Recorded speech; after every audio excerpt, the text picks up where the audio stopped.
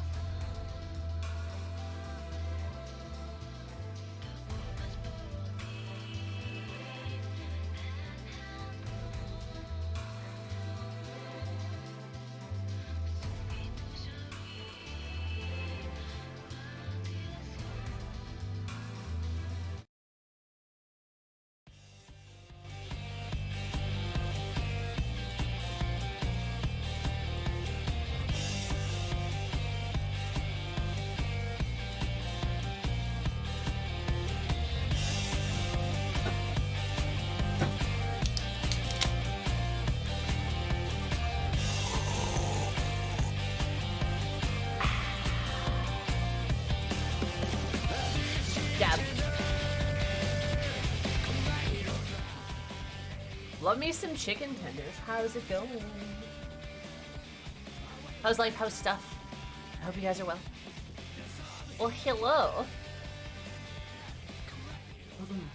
Correct, Proto. That is 2 Twitch babies. That's 18 months. What is our second child's name?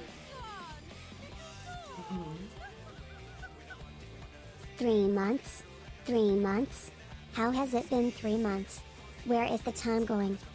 I like that it was said with the exact same cadence despite being in all caps. 3 months. 3 months. All right, buddy. That's great. Yeah, to be honest, I don't remember our first. We're bad parents. We're terrible parents. You're right. You're absolutely right. But thank you for the 18 months. Did you do that? 9 plus 9 equals 18, which is how many months you've been subscribed for, and that's kinda poggers. Thank you so much. And also, Paragon, thank you so much for the 3 months. That is crazy. Time is both oppressively long and frustratingly short. Where's there maintenance? Is there wait, is there maintenance tonight? Hold up, wait a minute.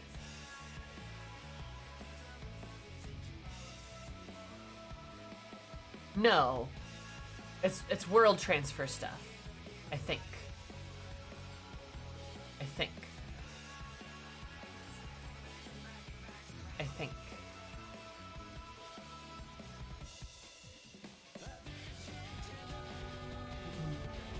so. Anyway, you're great, Paragon. Thank you for the 3 months. I appreciate it. And Zerum, thank you for the 22 months, I believe.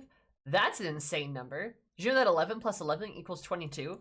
Which is how many months you've been subscribed for? That's kind of poggers. Yeah. I appreciate it. Anyway, oh, hey, you're not supposed to see that. There we go. Anyway, moving on. I think it's just like world transfer and server. I don't think it's actual maintenance.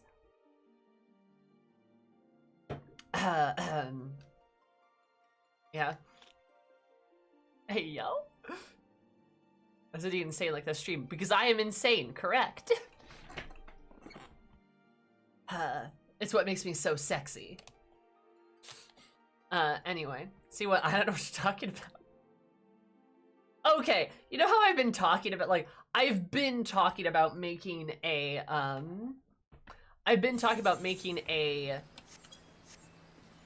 whatchamacallit, a Viera alt, right? I've been talking about making a bunny girl, right? Well, maybe I have, perhaps. Also, I'm still, where am I? I'm in Brunhilde, right.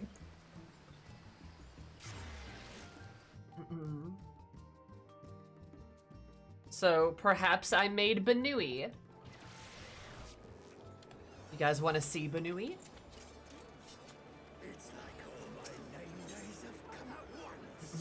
Woohoo! MSQ stream just 3 days after my birthday. Oh, happy birthday, Storm. That's amazing. Look at you go. Yeah. No, you're Pogger, Storm. Thank you so much.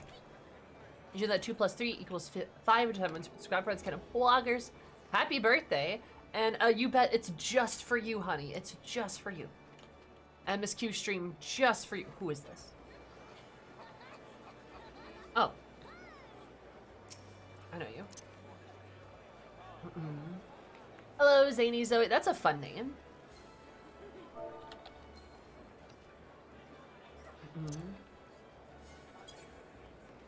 But, yeah. I like your name. How are you? How's it going? But we'll see you at LunarCon. Hope you're doing well. I am doing well. LunarCon wore me out, though. I did a lot of stuff.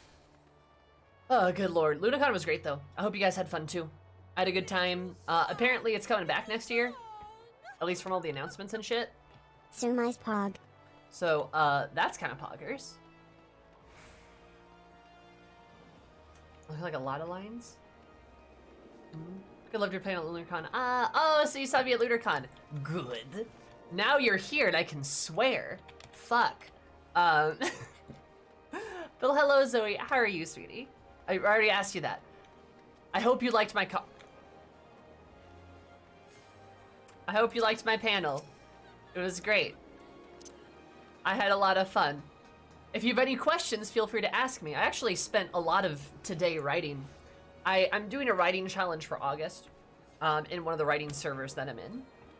And y'all, I've struck gold. I've struck absolute gold. It's amazing. If you recall like a while back, I was making jokes about a certain platonic pairing, very platonic.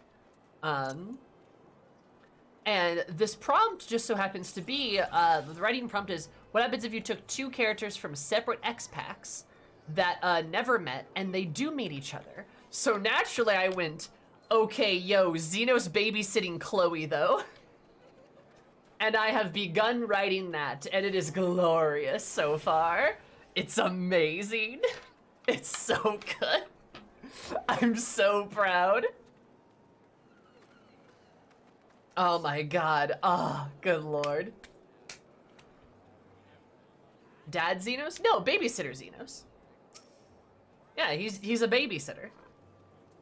Somebody has to make sure that Chloe's safe, operating her business, because she's gotten so it's gotten so popular with all the adventurers, you know? So somebody has to make sure that she's safe. So Xenos is her bodyguard. It's so I'm gonna probably finish it very soon because I made a lot of progress today. It's really good. If you want to read it, it will be on my AO3 like the rest of my stuff is. Okay, but Nomad kind of, yeah. No, like literally like that. Oh, also, Kabul, thank you so much for the 19 months. Did you know that 10 plus 9 equals 19 years? How many to subscribe for? That's kind of poggers. Thank you so much. Yeah, it's not really Dad Xenos as much as it is reformed Xenos. You know, trying, you know, doing something good in the world because, you know, like I said, Chloe just, you know, she just needs she just needs somebody to help operate her business.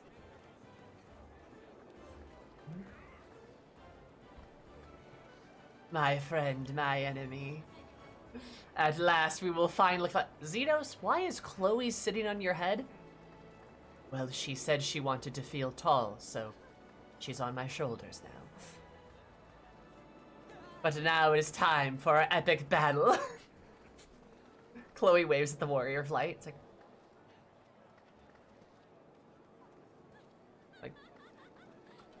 you gonna fight with her on your head? Well, no, that would be irresponsible. I was going to arrange for another, well, I need to set her down. Goes to set her down. Chloe looks very upset. He's like, okay, maybe not. You know, typical things. I don't know, I think it's funny. I think it's a good pair. I also worked on another fic that is so close to being done. And I also edited one I have finished. That is the one I finished in July that I haven't posted because it's, you know, so I might or may not post it. We'll see. That, of course, that puts Helen on top of Chloe's head, straps her down to his. A test of Chloe's reflexes. Ah! Good lord. Fucking Xenos just finished 4.0 yesterday. My juicy boy! God, I love Xenos. Holy shit. I held back a lot about my Xenos love in the panel. You guys probably noticed that. I mentioned him a little bit. But like, I held back a lot because remember when I did say that I liked Xenos and I had people like somebody literally tried to cancel me for it, like, which, I mean, I know that was a whole thing. That was a whole nother thing. There's like literally an instance of people trying to like make me look like a bad person because of it. That was really weird. That was a whole time. I didn't want to do that for the panel, but now that I'm here, I can say, God, I love Xenos. What a juicy boy. Love that shit.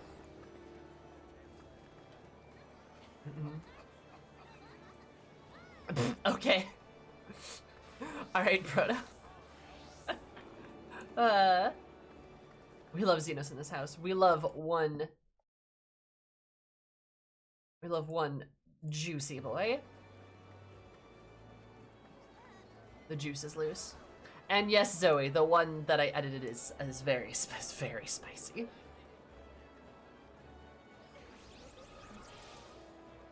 This is the video of the Reaper guide for Endwalker. Huh? To me as a superstar, I try my best. Hi, Dradis. He is an actual disaster. Yes. Correct. Yes.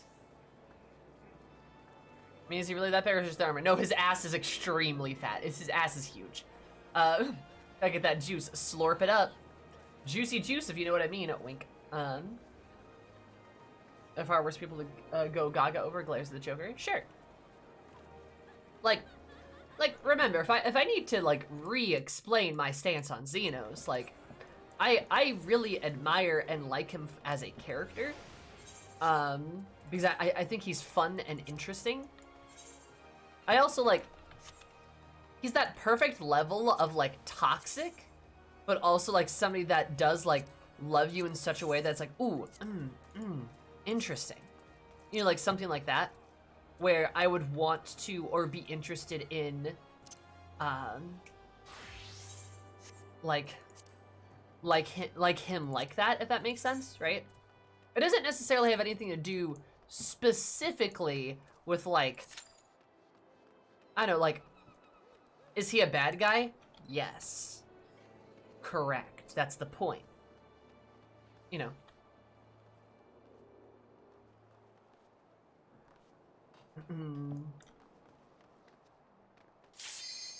I do like a villain that's straight up repulsive. I wouldn't even call him repulsive, but, like, yeah, he's a lovable bad guy, and I love him for that, for sure. Like, he's a very relatable guy. He's a very relatable villain with a lot of, like, sympathetic motivations behind him, which is really nice, and it's very fun to, like, I don't know, be in that space. And by sympathetic motivations, I'm more so referring to as, like, internal motivations rather than as external ones, by the way. Let me clarify that. I'm referring to the fact that Xenos... No, piss. I'm referring to the fact that Xenos is, extremely depressed and trying to feel something. That's what I mean, right?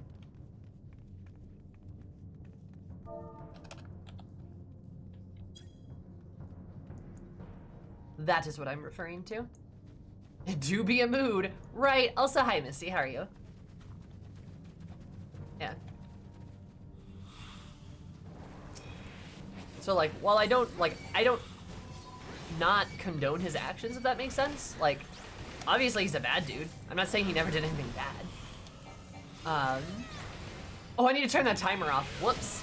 Yeah, I'm not, like, it's not that he never did anything bad, and that I don't acknowledge that. It's just, like, I like him because I think he's a really interesting character. Also, he's very pretty.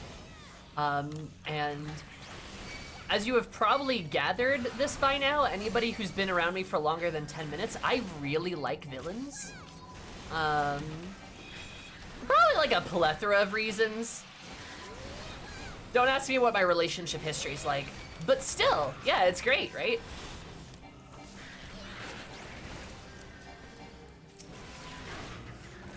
What's not to love? Same, though. A lot of people like villain characters. For good reason. They're very interesting, usually. There's a lot of media, a lot of things that do not make their heroes as interesting as their villains.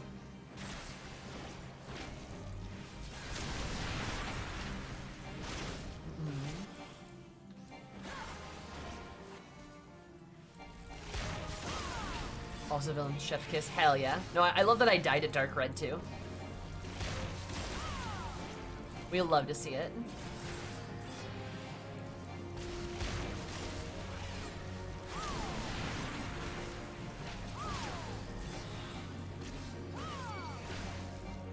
Oh wait, I'm covered in piss. There we go, that's better. I'm dying in piss. There's a bunch of FF14 antagonists that have similar motivations to Xenos, but Xenos is the most fleshed out and fun, I would say. Yeah, I would agree with you. Yep, absolutely. He's a very well fleshed out and like, well done character. I personally like to think that he's still alive out there somewhere too. Not sure we'll see him again though.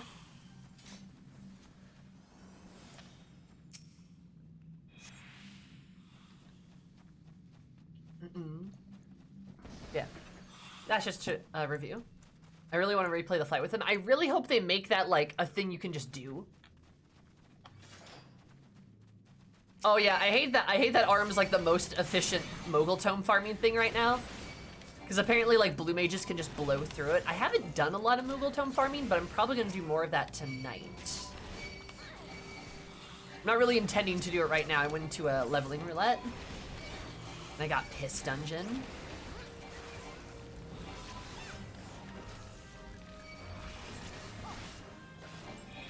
You can, but you have to like do like end singer and everything. You have to like push like all the way through. If that makes sense. Actually loving blue mage right now. Nice. How's that going? Oh, I never showed you guys the bunny. I forgot to do that. Good lord. I never showed you that. I should.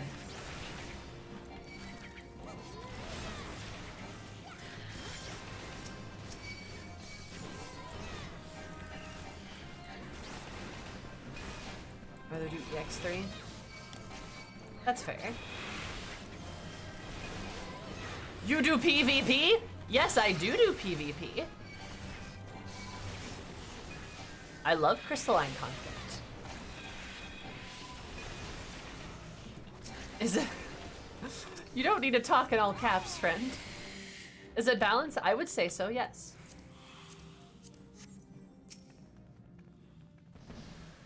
Or at least crystalline conflict is.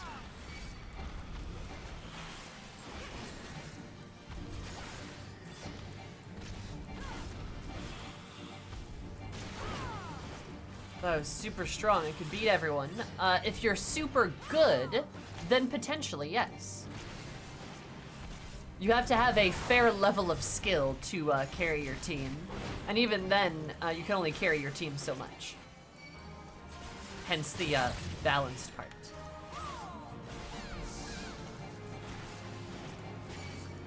Frontline is nice because you can play with friends, though Frontline is nothing but chaos.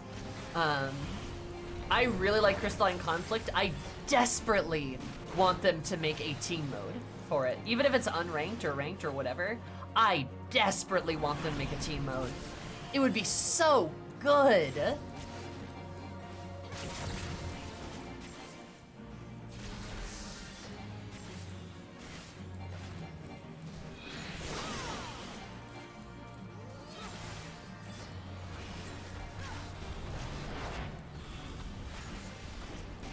It'd be a lot of fun. We'd also see like a lot more like teamwork, I think, get more prevalent too, which is like something I want as a black mage main. Like, oh mama. I want people to be able to actually peel for me and then scream for help when need be.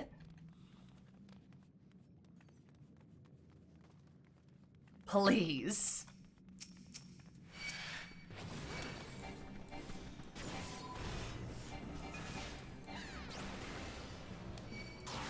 We saw some of that during the CC tournament over the weekend. Yeah, no, I mean, the CC tournament was really good. It was a lot of fun to watch because people were actually using teamwork and could communicate with each other. Like that's when I think, in my opinion, you're gonna get sort of the best version of PvP is when you allow for that teamwork aspect to flourish. And the way you do that is by letting teams be like pre-made and like stuff, right?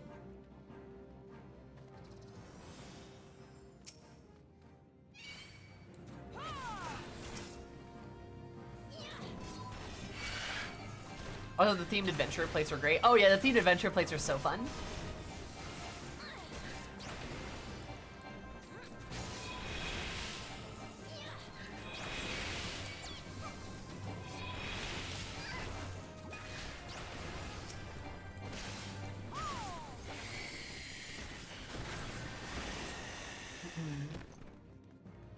It was a very good time. Yeah, like, I don't know, it would just be nice to have like a team queue because like we'd actually be able to see like the true potential.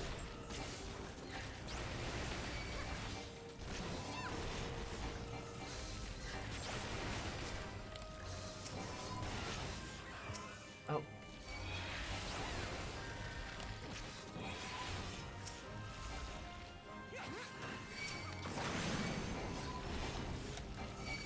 I'm gonna go make my Hotline Aorista cosplay for Halloween. Oh, you're making like a Miami Hotline cosplay or something?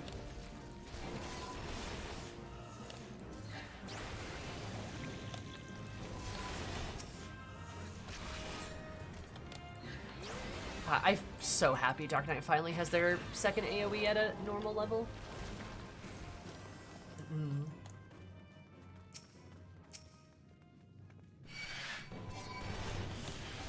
Is it Harbor? Lace side booty shorts?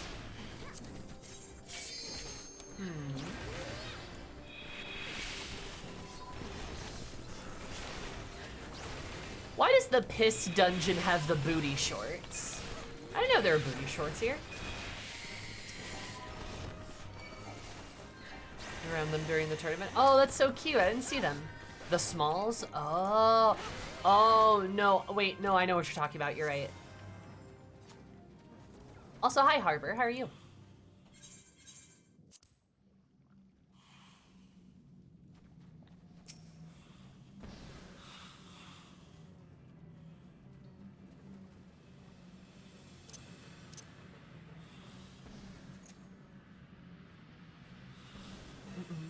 Excellent. I'm glad you're excellent. Good to hear.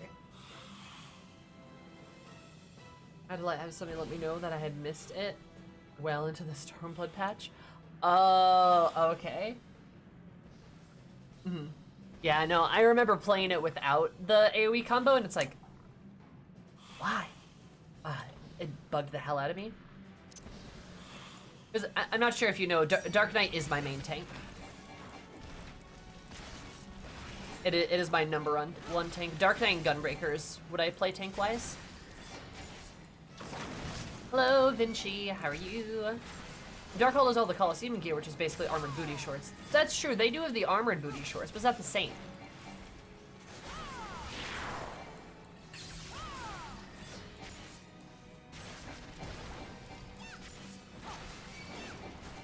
Oh god, that cat girl.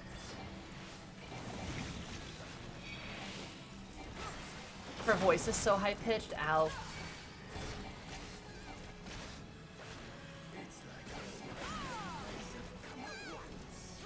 Still working, but 18 months, that's like a number.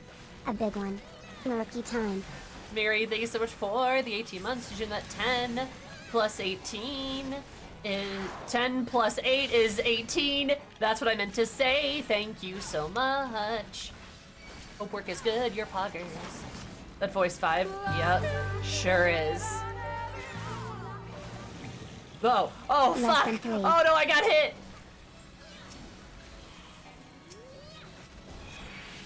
Haha! Fuck you! Cleansed! I got bad breath.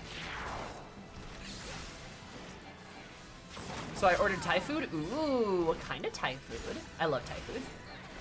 And Sarah, thank you so much for 14 months. That 7 plus 7 equals 14. Which time was subscribe for? That's kind of poggers. Hope you are well. Yay, we won.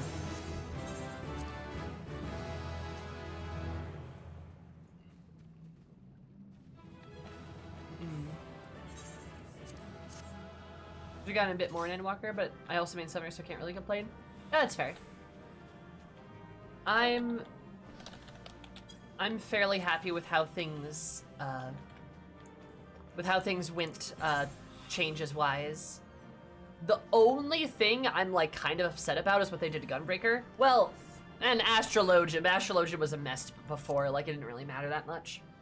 But point being, not super happy how they treated Gunbreaker. I feel like it's kind of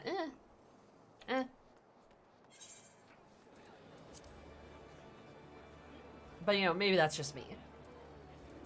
But we're at 89. I need to do the Reaper quests, the melee quests. Might try to tackle that next week. Oh, also, before I forget, opinion time. I need to ask y'all this. How would we feel about... How would we feel about maybe replaying through the MSQ? Because I have Pink Lux, and we did a little bit of that with her. But, you know, is that an interest people might have? Especially now that we've like finished Endwalker, like going back at the beginning and stuff.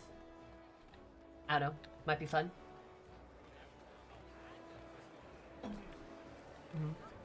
Like now that we've finished everything, we can go back and see everything again.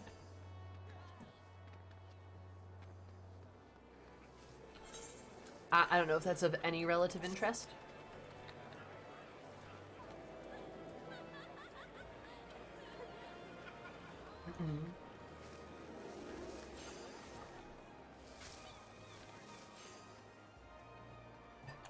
Is that an ooh-woo e-girl? Other way of the knowledge of Endwalker? Oh yeah? Because I think with Pink Locks, I'm like level 20 MSQ. Actually, here. I can check right now. No. Pink Locks started in Limsa, because she's a warrior that's going to be a gunbreaker / mechanist.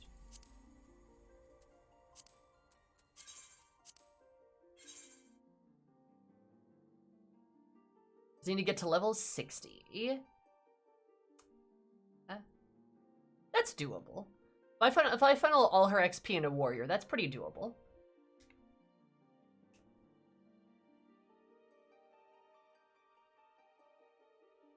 Because I think on my YouTube channel, I want to say I've got like 2 episodes of this.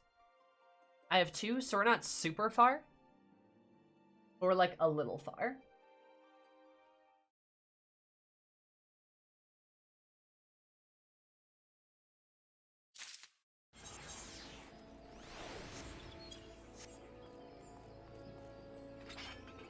Gob. Gobby. She's so cute, though. I will say this. I love Lalafels. Lalafels are so damn cute. They're just, like...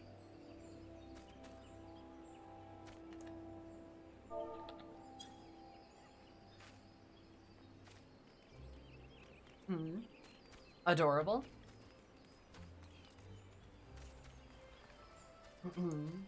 Yeah, I'm on... Okay, I'm on the Company You Keep quest. Oh, okay. Yeah. That makes sense.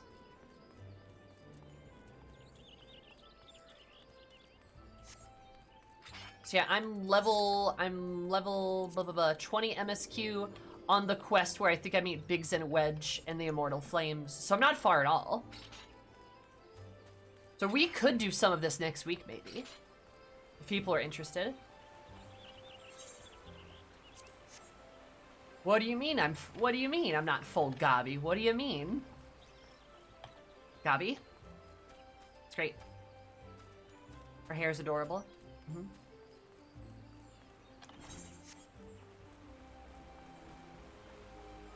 The doublet and the gloves and such. Oh yeah, like the Gob outfit, I don't have the materials for it. If anybody has an extra pair of that lying around, like let me know. Gobby mask, Gobby name, Gobby speaks, use a Gobby.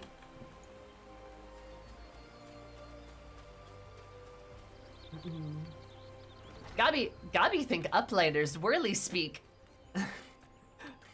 Whirly speak cause brain swirls.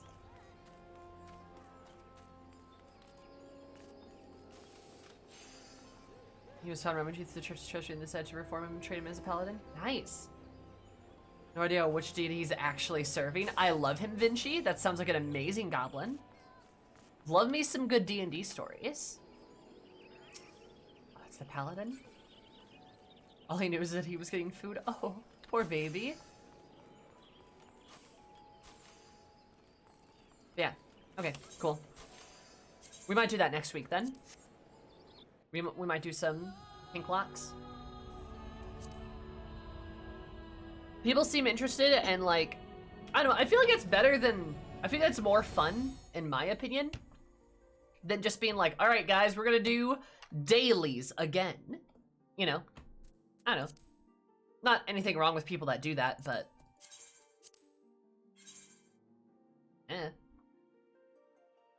just thought it might be fun. It's gonna be an Omnicrafter, very fun. Hell yeah. Hi, Harbor. Lawless-sized, brought in the walls, lower the ceiling, low furniture. That's amazing, Harbor. I want to see that. That's so cool. I should do that for pink locks.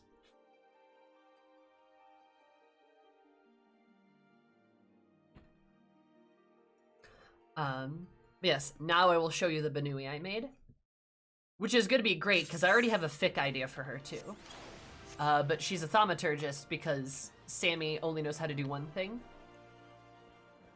in her life.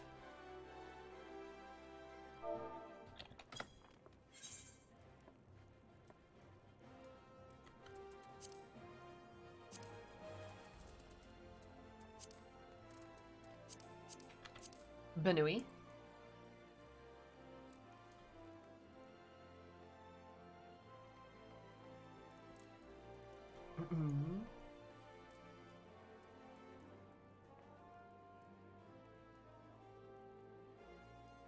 Banui. Yeah, I always wanted to make a Banui. So what's the Banui backstory? Do you want to hear her backstory? I already have stuff for her. Basically the reason why I made her is I've always wanted her, I've always wanted a Vera alt, because like I think Vera are pretty. Might drive me crazy to play as only just a Vera, but I think they're very pretty, and I never had a good idea for like a character, then I came up with a really good idea for a character.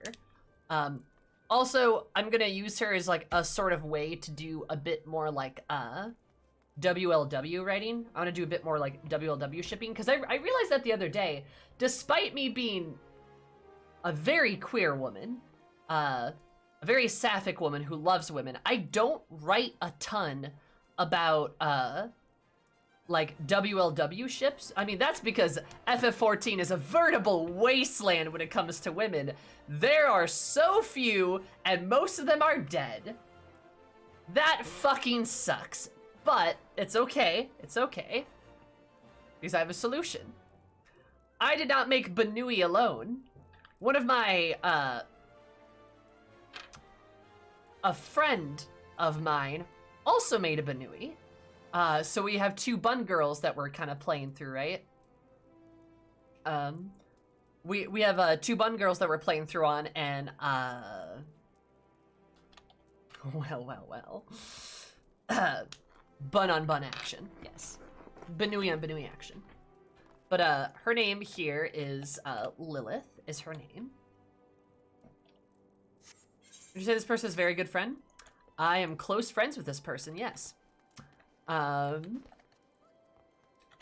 Lilith here, as her name might suggest, is actually a demon. She's not an adventurer. She is a void scent. She is straight up a void scent that has taken the guise of an adventurer because she wants to know what it's like.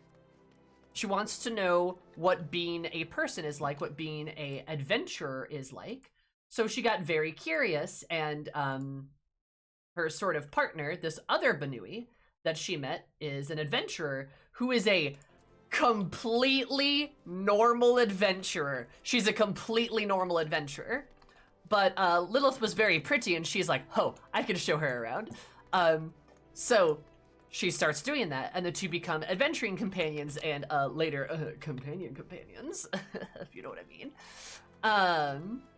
Yeah, her sort of like adventuring partner is literally just a normal ass adventurer who over time, I mean, and quickly learns Lilith is not a normal adventurer. She does not act normal. She does not know a lot of things. Like, they sit down to eat food. Like, I don't know. They, like, go to a restaurant or something. Yeah, something nice like that. Sit down to eat food, and then Lilith sits down, just kind of looks at the food. It's like, yes, food. I know how to eat food. Like, goes to, like, reach for a spoon. Her companion's like, no, spoon. She reaches for it, like, a knife. It's like, no. Reaches for a fork. Stabs, like, the steak on her plate and then, like, bites into it. It's like, delicious. And then again, her partner across the table is just like, yo, why is this hot, though? I don't understand. Yeah, so it's like cute, right? It's literally like a demon learning how to become a person. And it's gonna be like a really wholesome story because she's this emotionless demon who ends up loving several people, but especially someone, and learning that the world is, like, you know, worth living and stuff. It's really cute. I can already picture, like, you know, she goes all the way with the whole Endwalker story. She's at the end, right? And like she would have a very good answer to, like, why life is worth living, right? Like, very good answer. It'd be delicious. Also, yeah, she's definitely gonna fuck her girlfriend. That's absolutely gonna happen. That too. What job is Lilith gonna main? She's gonna be a Reaper main. I have her started on Thaumaturge because, like, yeah, right? But she's gonna end up becoming a Reaper main once they get to level 70. I do, in fact, actually have the Road to 80 buff. I do, in fact, have the Road to 80 buff on Lilith. So, I'm not very far at all, but I already have level 35. So we're gonna get to Reaper pretty quickly. And the way I'm gonna, like, flavor or explain how she does all her Reaper stuff, she didn't make a pact with a Void Scent. It's just her. It's just her doing all of this. Like, it's literally just her doing all of this. It's just her own magic. And she's just like, wait, there's other people that do that? Oh, they summon Void Scent. Ah, yes, I do that too. I summon a Void Scent to use for power. Yes, I do that.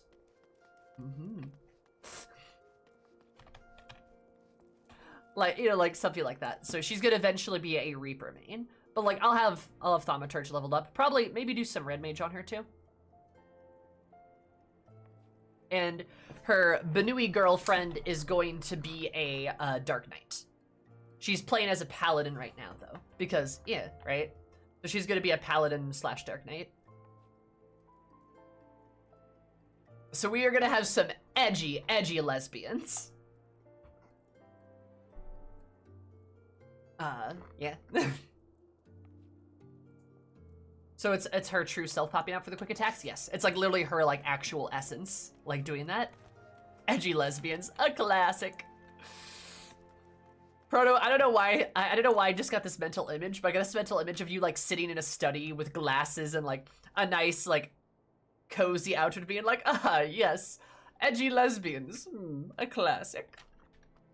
But, I mean, you are a person of taste. So I know that.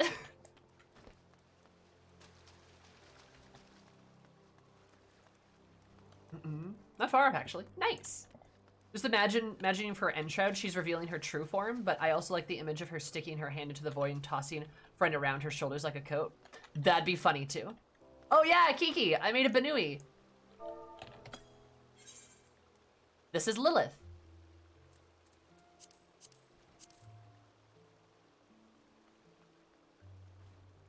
She's very pretty, yes. She's got black highlights too. Don't know if you can see them.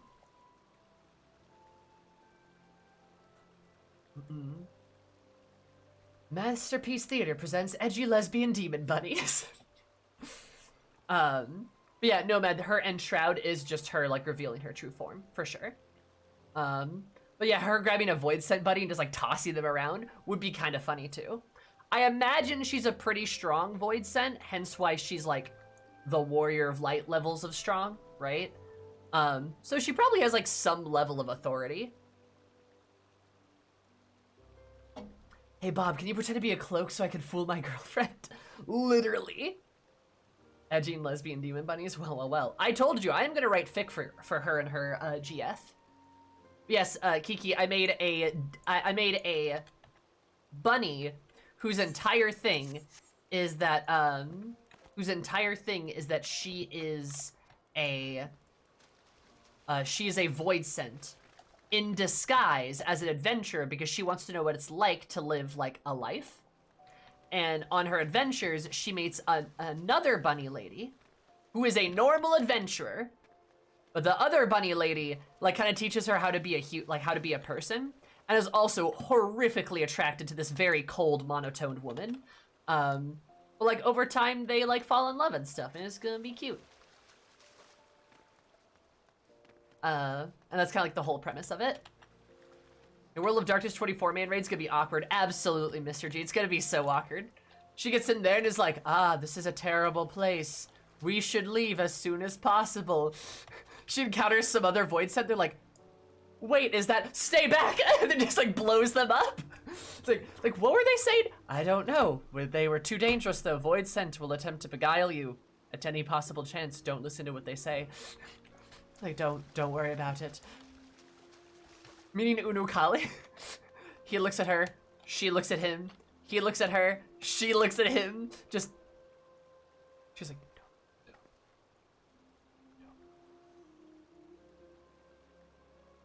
I honestly might make it so that, like, she's a void scent, right? And maybe she's one of the warriors of light that were on the 13th that became a void scent, which is why she's so strong. Like, I could see something like that, right? Also, Euphoria, or Euphoria? Thank you so much for the follow. I super appreciate it. Hope you're absolutely having a euphoric day, because you might even more euphoric. Love you so much. Welcome. How are you? Designate one of your minions as a void scent patron who you serve. RP with them. That'd be a lot of fun, actually. I love that. Also, I saw that Paragon. I hope it goes well. But that sounds like a pretty big cliffhanger, so...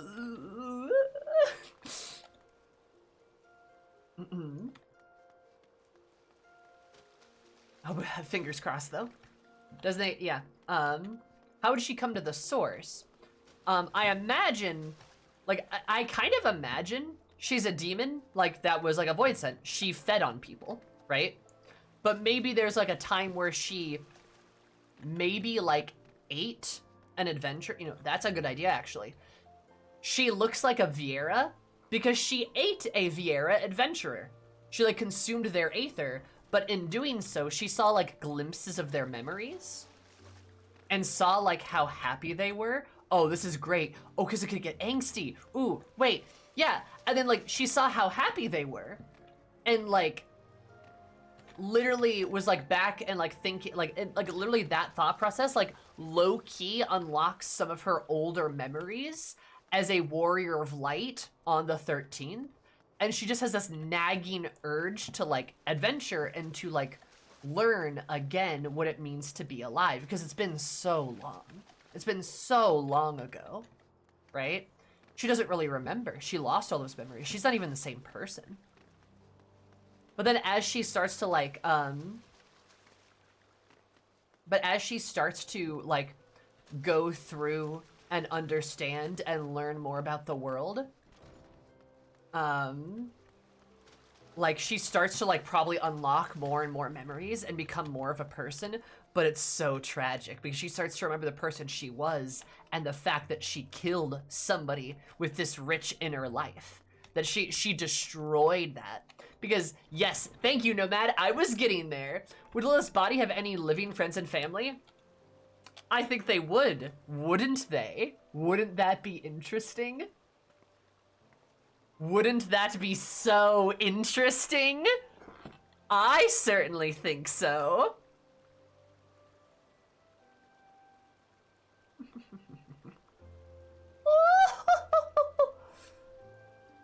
God, this is so powerful already, isn't it?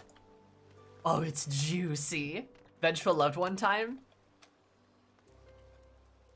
Baby? Did she kill a random person or her shard from the source? I think she killed her shard from the source. That'd make a lot of sense, right? I'm getting slight Cole vibes. A little bit, yeah. A little bit Cole vibes. But kind of like a bit more tragic. So like our chalet from The Wrath of the Righteous only without the purple butterfly goddess. I have no idea what that is, but sure. Oh, the delicious tragedy. Anything better than group brainstorming? Oh, absolutely. Yeah, I already got some juicy fic ideas for her. It's gonna be real good. Yeah. Because, like, she's gonna be very monotone. Like, the way Lilith talks is gonna be like... like, yes, hello. I'm here for my... adventurer contract. The piece of paper that I picked up at the guild. Yes. What do you mean? No. Why would I smile? What's that?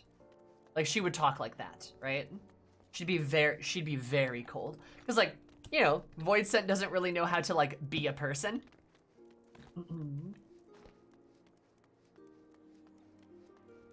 And, also makes her very palatably different than, like, my other Warriors of Light. She just nods, just...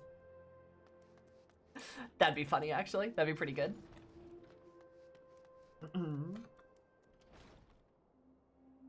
Main former antagonist, mage. Unhinged? Love being an unhinged person, Paragon. Hell yeah. That's great. I mean, hey, good luck. Best of luck. So inevitably when some of her memories unlock, she'll have a scene of crying, but still have a blank face. Oh, you know there's gonna be a scene where she starts crying and she, like, touches her face and is like, why is there water coming out of my face? Because she doesn't understand. This is a good This is a really good character. Oh my god, this is a great character. Yeah, like seeing her eventually start to emote more and more as she becomes more of a person.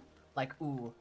A little bit like Pink Locks and her, like, coming to terms with the fact that she's not a goblin by species and becoming, like, a bit more of her own person, right? Love watching your brain, you brain this all out too, 12 out of 10. I got you, baby. I'm loving this character already. Yeah, oh no, yep, Lilith already in the top 3 OCs. Let's go, baby. So a bit far off, but would Emma be able to tell what you are? I feel like yes. Also, idea, plot twist. If she ate her shard equivalent, and she was a warrior of light, what if the vengeful loved one is Emmett? Ooh woo.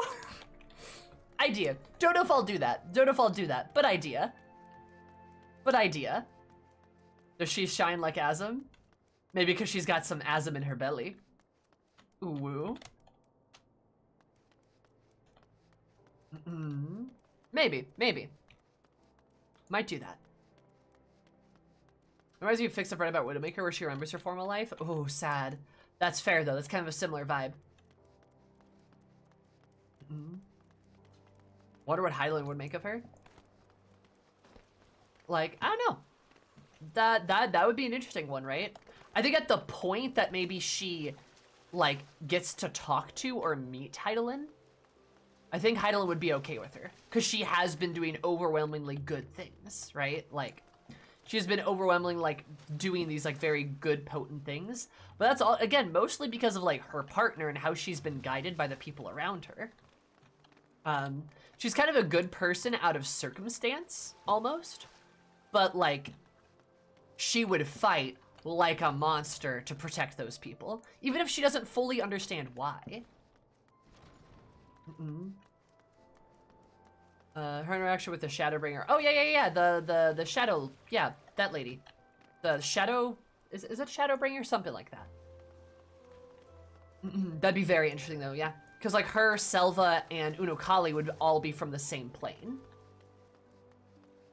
Shadowkeeper, yes, there we go. Yeah. She'd probably suffer a lot fighting Incinerators. Oh, I imagine they would, like, burn in a way. The light burns. Sloppy. Also, like, her being on the first with, like, the light above her head, I imagine she'd be really uncomfortable. Like, she has to wear, like, a hat because she's like, my skin is burning. Moody! Well, hello! I don't know why that didn't play. There we go. Oh, there it is. Moody, how are you? You're amazing. I will be MSQing this evening, Harbor. Yep. I'm just talking about, this alt I made right now. I'm just talking about an alt right now. How are you? I am fabulous. How are you, Moody? I am discussing a new alt I made. And y'all should check out Moody if you haven't. She's absolutely lovely, super gorgeous, and very poggers. So yeah, you should check her out if you haven't. I hope you were good. What were you doing today? Were you doing like dailies or something? Also, hi Tenoshi. And Azuni, how are you? How are you, beautiful faces? You're the most poggers. No, you're poggers. You're poggers. No, you. You got lost in AR sightseeing. Nice. Are you finishing your log? Tenoshi, thank you so much for the follow. I super appreciate it. I hope you're absolutely having a terrific day because it might have been more terrific. I love you so much. Welcome. And Izuni, thank you so much for the follow too. I super appreciate it. Hope you're having a super interesting day because it might have been more interesting. I love you so much. And Rose, thank you so much for the 16 months. You know that 8 plus 8 equals 16. Just haven't been subscribed for this kind of poggers. I'm going after the log. Yes, it's a lot, but I love it. Nice. That's awesome. Love to see it. Let me hop back on Eris.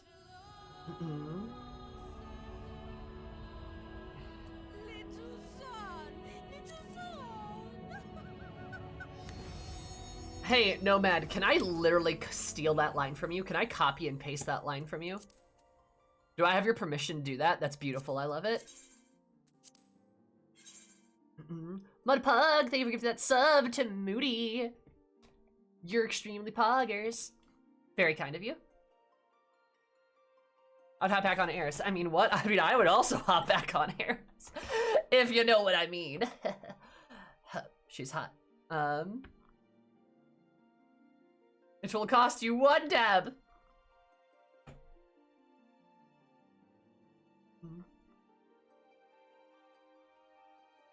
Mudpug, you're lovely. Thank you.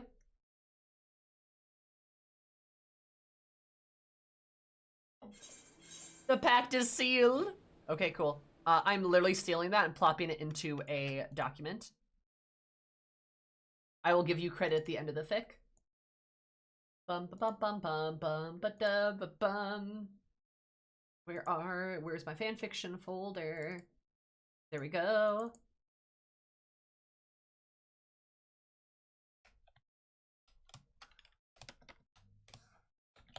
Lilith stuff. There we go. Perfect.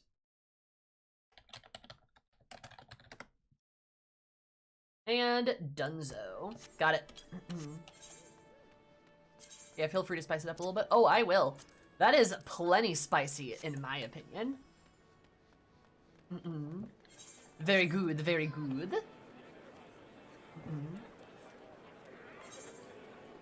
But, yeah.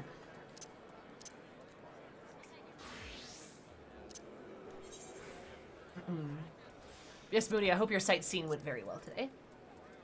That sounds lovely. I'm gonna hopefully finish 6.1 today. Did somebody say fic? Oh. Adia, I'm only a prolific fanfic writer. How are you, hun? We were literally just talking about like a fic that I will now be working on. If you want me to repeat it, I would love to talk about it more. Cause oh man, I got some ideas. And Izuni, thank you so much for the sub. I super duper appreciate it. You could give that to, you could have subbed to anybody, but you chose to sub me. I love you for it. Please enjoy our beautiful emotes, your cursed emotes, ad-free video, and of course more of my love and affection. Illy. Yeah, I have an AO3 too. I mean, I got a bunch of stuff on there. Don't have my everything on there. Is this an FF14 fic? Yes, absolutely. I write a lot of FF14 fanfiction.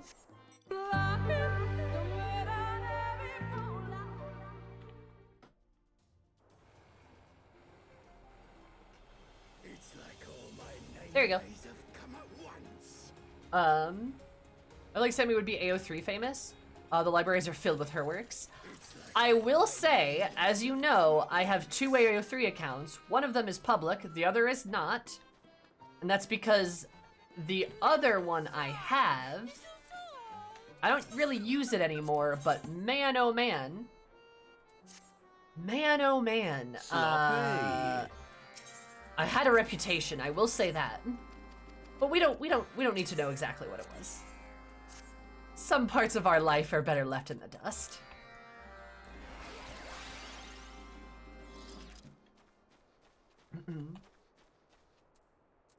But Xavier, thank you so much for the 5 subs. That's extremely poggers of you. I super duper appreciate it. Very kind of you. I appreciate any and all help. Every sub really does help a lot. It's very, very nice of you. Thank you so much. You're lovely. Illy.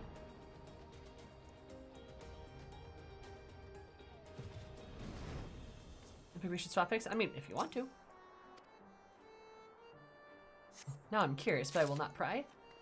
Oh yeah, I mean, I'm not gonna tell anybody. Like I said, some things should be left behind. But there's a reason why my one account, like my one public account now, is only like a year or so old. I've only been posting on it for like a little bit. I have a lot of other works, but I just don't want those to be public.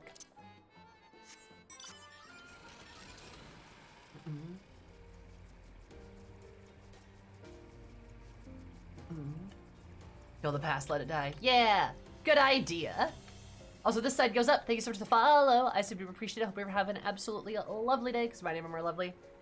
Thank you so much. How are you?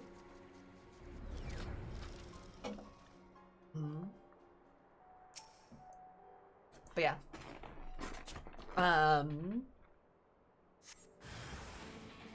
Yeah, I very much want to write Lilith stuff now. Very much want to, and probably will. I just gotta finish all the other things I'm working on all at once.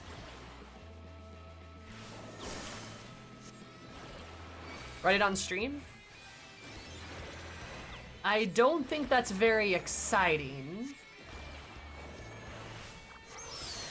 I don't think people would want to watch that.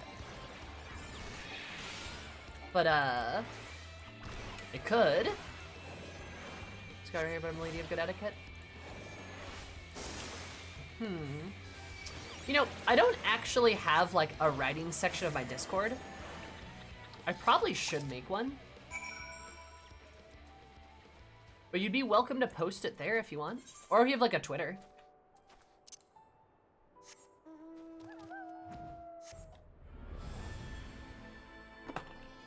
Having a fic channel might be good.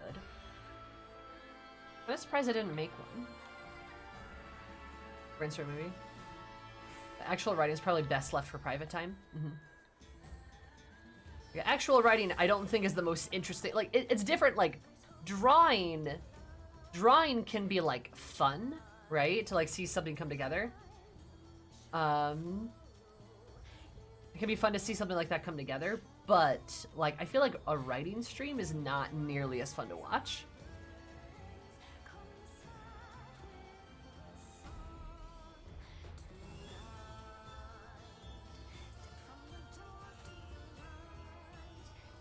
But you know, I don't know. If you have a dissenting opinion, you're free to give it. I'm just not sure that's something that, Oh.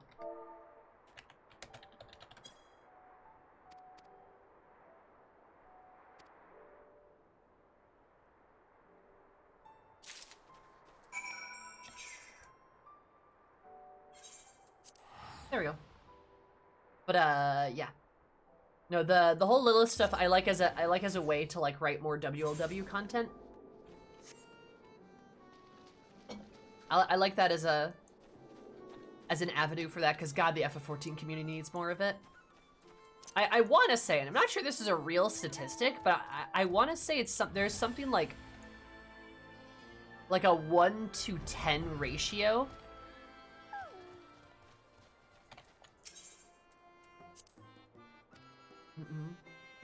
Of another OC discussion? Yes, you did, Rose. I made another alt.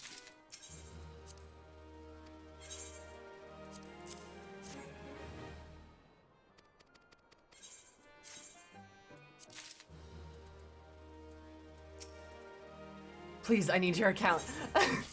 I will tell you right now. I will tell you right now, I will be. I have not written much. Like, that's what we were talking about. That's sort of the thick we were discussing. Help, only one thing for me to do. See, but again, that's people's reaction to it because there's so little of it, it drives me insane. So yes, okay. In fairness, I definitely do feed us starving sapphics. Yeah, it's pretty bad, isn't it?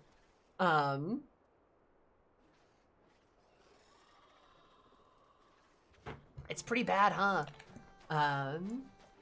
But like, yeah, I made an OC here. I'll just show you her. We'll just go back. It'll be fine. I think introducing Graha and Emmett might have skewed the ratio, but yeah, a little bit. Like, okay, to clarify, I'm a sapphic woman. I'm bisexual. I love women, right? I love me some women. But in FF14, I mostly ship my girl here, Eris, with men, and that's because, well, I really like Graha, I really like Emmett, etc., etc. I did ship her with Mombrita, but like, you know, Mombrita's dead. Though I still will write a fanfic of her being alive. Mark my goddamn words. And even amongst my friend OCs, she has a male ship too.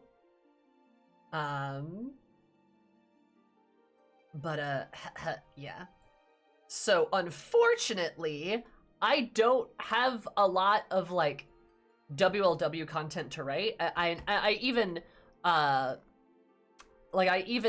in recency for Fix, I did I did do like a Kane and Nier one. That's also male and female. Well, other than the Kaisa Ezreal one I wrote was also, yeah. Oh damn, I'm failing the Sapphics, guys. I'm so sorry. I'm doing a bad job. I apologize. But I also made this character here. Her name's Lilith. And the whole premise behind her, well, not the whole premise, but she is going to be part of my avenue for writing more WLW stuff, because my friend and I have both made bunny girls that we're taking through the MSQ side by side. So I'm probably going to write a lot of content of those two. I'll probably write content with Lilith and probably Yotseyu too, because I think they'd be a great match. Just saying. Might. Yeah, that probably would be very good. Yeah.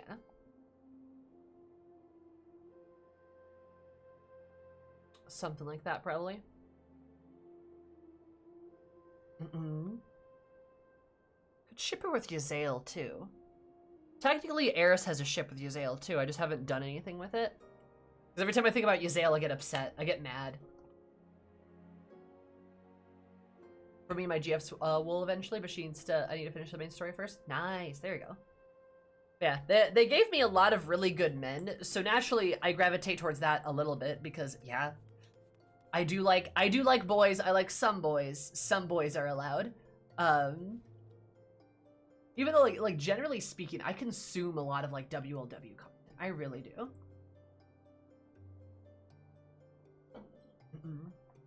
Yeah, you know what, Raven? You know what, Raven?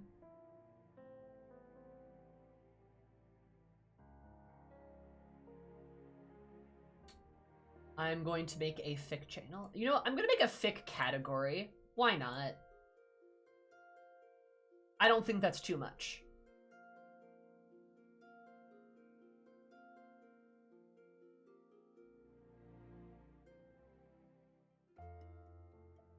I don't think that's too much.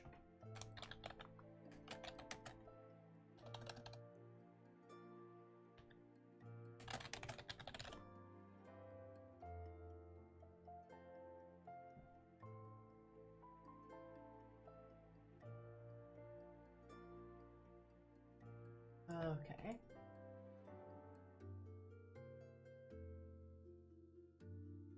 Alright. Where? Oh no, where did I put my category? Maybe come back.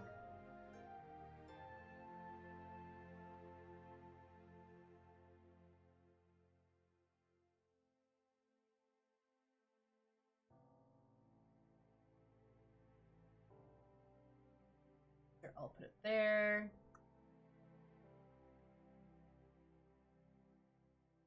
Actually,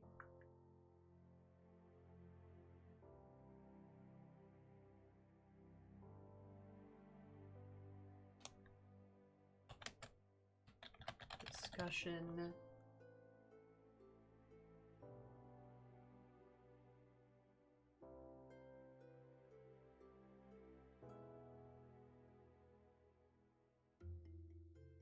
So, I'll have to work on it later. Quick posting.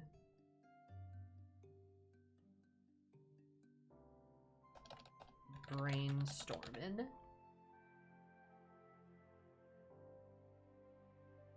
There we go. If you have other ideas for rooms, I can always make those too. And I will work on them as well. Men are eh. I mean, most men are eh. As a man, we are mostly eh. Was it important finally cover the scramble to ask you all kinds of questions you respond with? I don't know. I don't know. How many times can I say I don't know? That is unfortunate. I'm sorry. Are you almost done with work at least?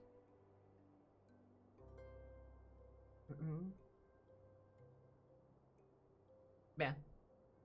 I made a category. I will probably throw stuff in it. I'll probably organize it a bit better later. I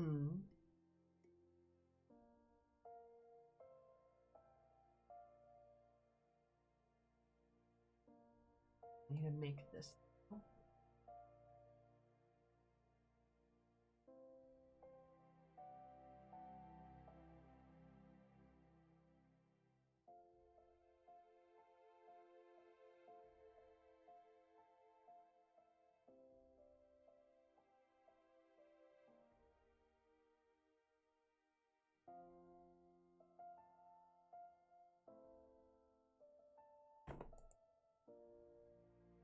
There, that should cancel it out. Okay. Dope. A couple hours, lol. I'm sorry. That's all out of sight, out of mind. Yup.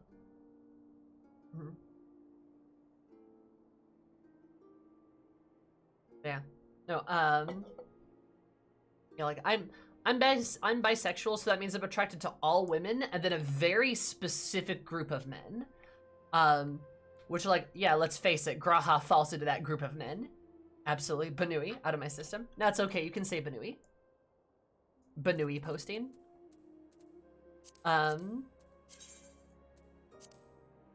Which is ironic in fairness, too, because, like...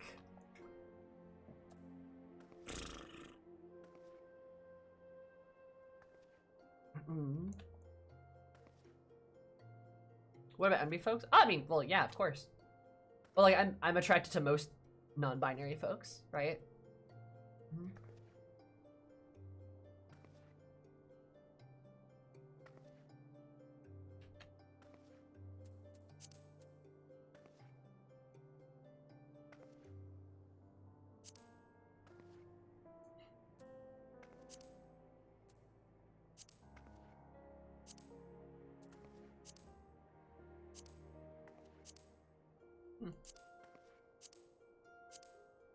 I like her facial expressions, they're great. Oh yeah, I love Graha.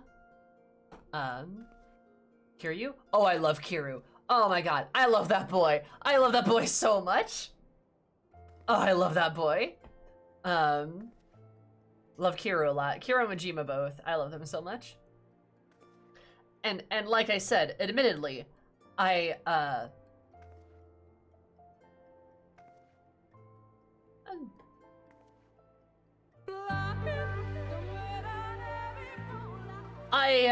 you know,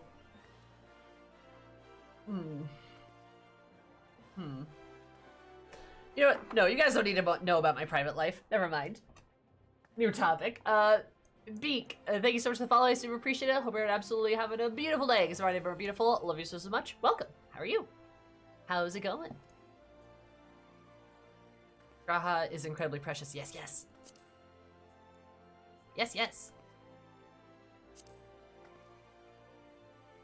But our parasocial relationship. Well, you know, look. Well, we want to. It's understandable that you may not want to share that. No, I was trying to give an example. A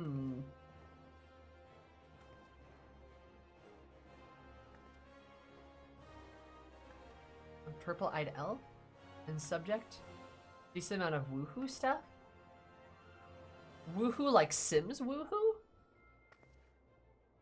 What do you mean by that? Been doing the Namazu quest lately? Yes, yes.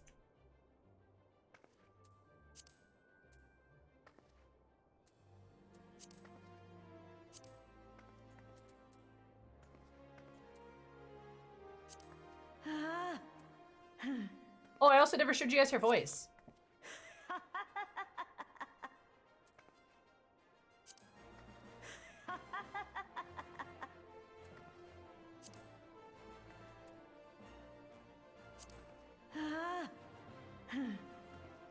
Oh yeah. Oh yeah.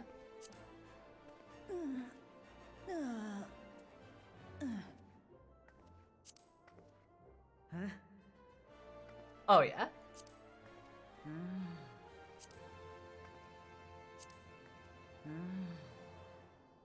Mm-hmm.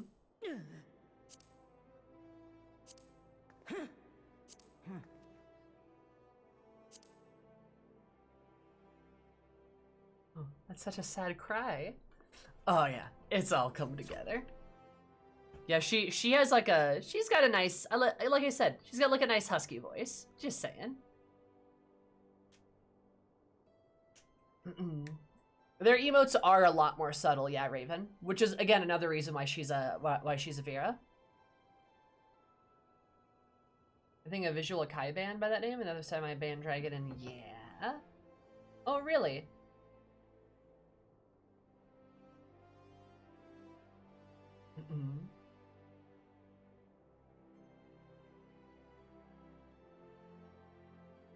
God, it's so hot today. Holy shit.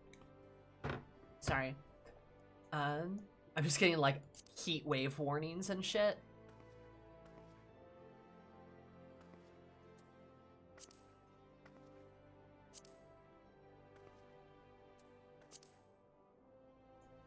Yeah. Anyway, that's a deep dark chocolate voice. My fiance has one just like it. It makes me melt. You have a fiance? Aw. Adorable.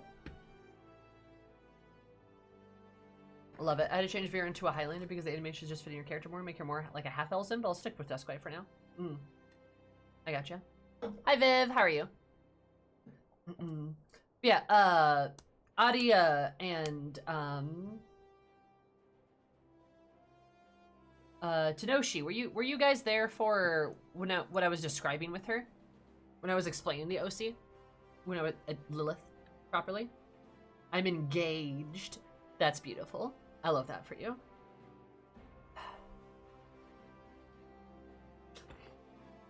That's very, very good. Makes me feel a bit more lonely. Though, to be fair, I guess I haven't been feeling that way recently, so that's a good thing. Just saying, the lads of Kira are very pretty men, and I'm quite a straight dude, and still, damn. Oh. You think they're pretty, but you're very straight, I see. Interesting. Tired but I'm feeling good. I'm glad you're feeling good. That's great, Viv. That's lovely.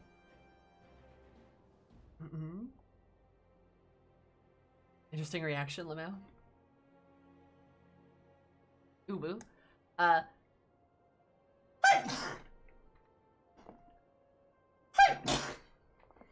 Excuse me.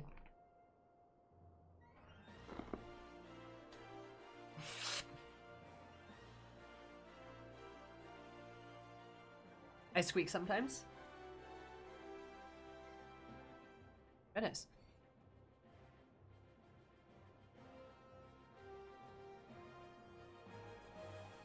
My dragon project roll. Nice. Oh, are you a furry, Adia? Nice. That's poggers. The double sneeze, it always gets you.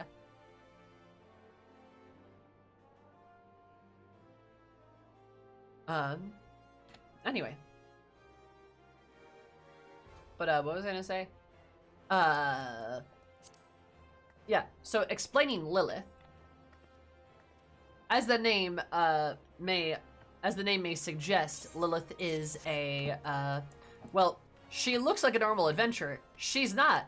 She's a demon. She's a void scent. She's literally a void scent. Her whole thing is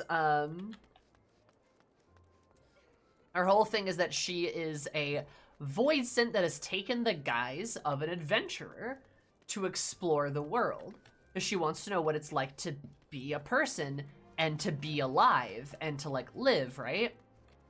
On her journeys, she meets another adventurer, another Banui woman, the character that my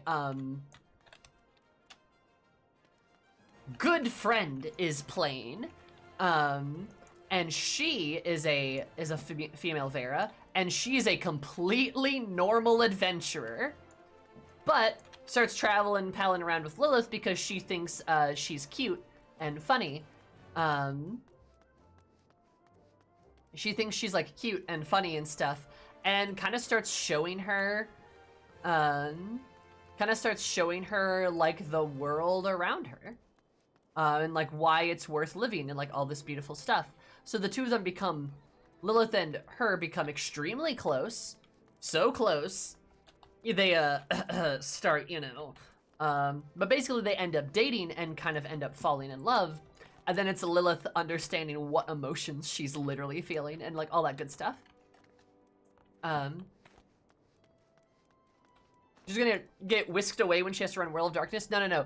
They're gonna get into World of Darkness. They're gonna get into World of Darkness, and she's gonna encounter a void scent. And they're gonna be like, Lilith, is that? Lilith, that's totally you. What are you doing here? And she blows them up like, I don't know what they were talking about. You have to be careful with void scent after all. They'll beguile you. They'll tell you strange, weird machinations that are completely untrue. Avoid them at all costs. And it's literally her just silencing the other void scent she knows. The other void scent she knows, so that they don't blow her cover. But like, to be fair, her girlfriend, her fellow adventurer, like her fellow adventurer is gonna figure out that she is not normal extremely quickly. And we're talking, these two bitches are gonna sit down for a nice dinner together, and Lilith's gonna sit down and be like, yes, I like eating with my mouth. Looks at like the steak on her plate. Love you, Storm. Looks at the steak on her plate, goes, right, I eat food. Looks at her partner across the table who's like using utensils. She goes to grab the spoon. Her partner shakes her head. She goes to grab the knife. Partner shakes her head. She goes to grab the fork. She nods. She grabs the fork, stabs the steak, and just bites the steak whole. It's like, delicious. And her partner's just like, why do I find her so attractive? It's so weird, but so hot at the same time. It's gonna be great. So like their dynamic is like really fun.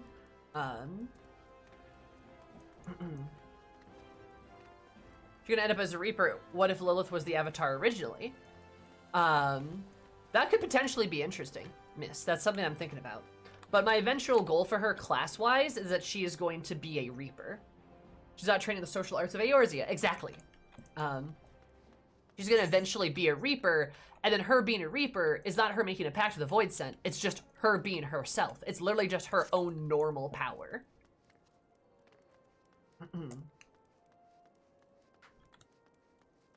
I could maybe see that happening, miss. Because another thing we talked about too, so do we eat the chocobos? She probably would say that. At first, people laugh because they're like, oh, Lilith, you're so silly. But then she says it a couple times and they're like, we don't eat chocobos. And she's like, we're not supposed to? No, we never. What do you mean by not supposed to? Don't worry about it.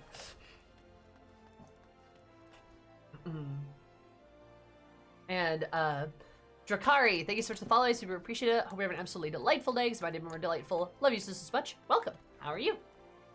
But we talked about her, what she's probably going to end up doing is, the reason she embarks on this adventure is because, like, I kind of like the idea that she's one of the Warriors of Light from the 13th that turns into a Void Scent because of, like, all the shit that happens, right?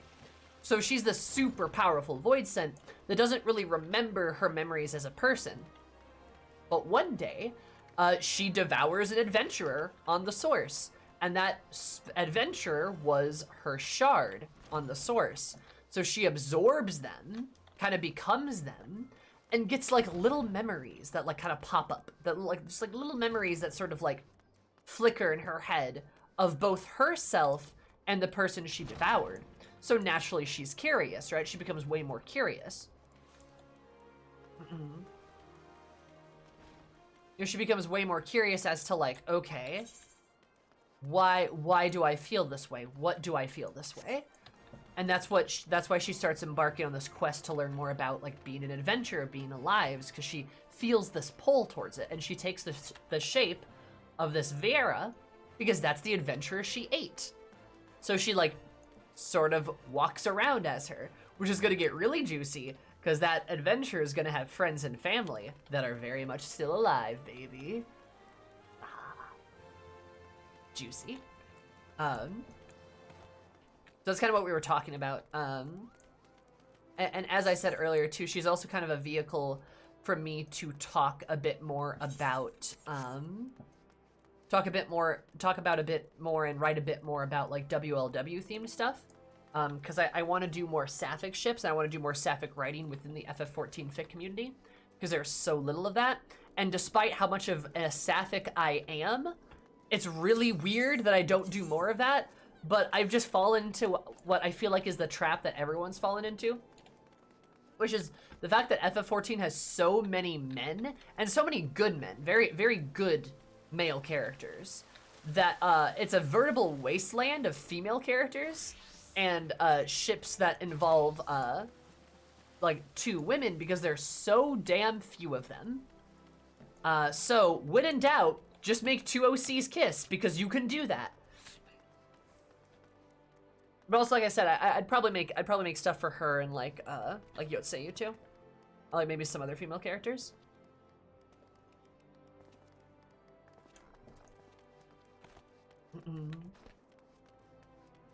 Would be very poggers.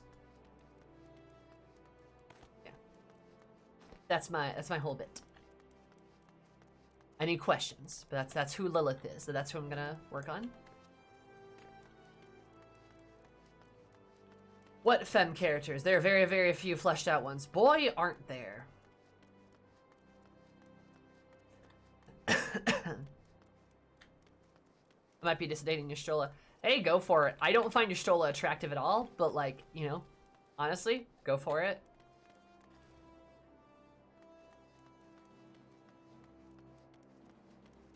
Yeah.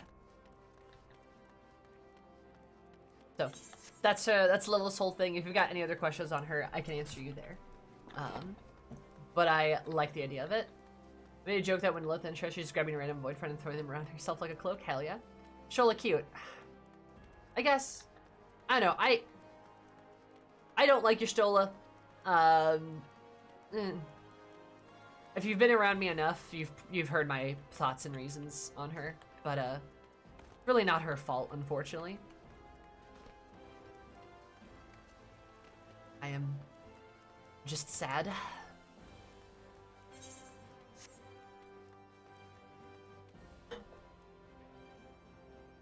So that's why you can't have 2 black mages in the party? True. Yeah. Nothing against anyone liking or not liking her, though. I thought it was funny that she turned into a goth jock, but I can see where you're coming from. Yeah. I don't, my beef with your Stola is just that, like,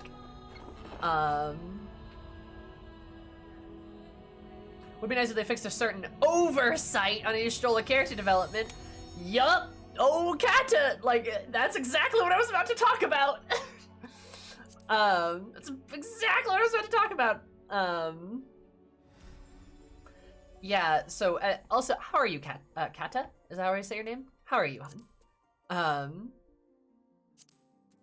My beef with your Y'shtola kind of goes down into 2 categories. The first being, it'd be cool if, like, her disability wasn't just a weird thing that was there sometimes and didn't really matter. And, like, we actually got some level of, like, real disability rep with Y'shtola, but instead they don't do that at all. And they only, you know, add it when it's plot convenient. Also, they keep making her whiter, which is weird. Why are they doing that? I don't understand. And then 3, they, like, also just don't develop her, which is really frustrating in my opinion. Like, it is really frustrating how, like, you've had characters like Thancred and Urianger who've been around just as long as she has, and they have, like, 10 times the development that she does. Pre-Endwalker, Y'shtola's probably most notable note, like her most notable moment, in my opinion, was probably the little sun comment. And that is awful, because it was a joke. Like her most notable moment in the game until Endwalker was pretty much her making a joke. And that was it. Like, I love the little sun comment though. I mean, it's great, it's hilarious, right? But if Y'shtola got to make more jokes or have more moments, it wouldn't be as bad. But it's the fact that her and, like, that is like her biggest character moment until Endwalker is a slight joke she makes. Like one. She makes one, right? It'd be different if Y'shtola was constantly cracking jokes, but again, she doesn't really do that until, like with Endwalker, she kind of gets a bit more, like, jokey. She kind of gets a bit more snarky, but even still, she's not, like, funny enough to be, like, the funny character. So that doesn't really work. So then they try to make her the smart character, but she's not, because Graha is the smart character. And then, like, Urianger too sometimes. So then she's, like, just kind of there all the time. You know. Like, and that's the problem. Now her seriousness is used at her expense. Exactly. Like, exactly. Like, that's the problem. You know, like, it's just like, anything? That's not true. She saved everyone in the tunnels leading from Heavensward. Can you remember a piece of dialogue from that? She also only saved Thancred. I'm on Malboro, Macross. Alright, we'll talk later. Maybe melt into the floor. Nice. Cause like, the thing is, like, that's not what I'm talking about. She has character moments, sure, but they're not very memorable, and they're not very impactful, and they're not very important. That's why, like, the little sun comment is, like, her biggest moment pre-Endwalker. I'd argue, in Endwalker, her biggest moment is talking to the Aya?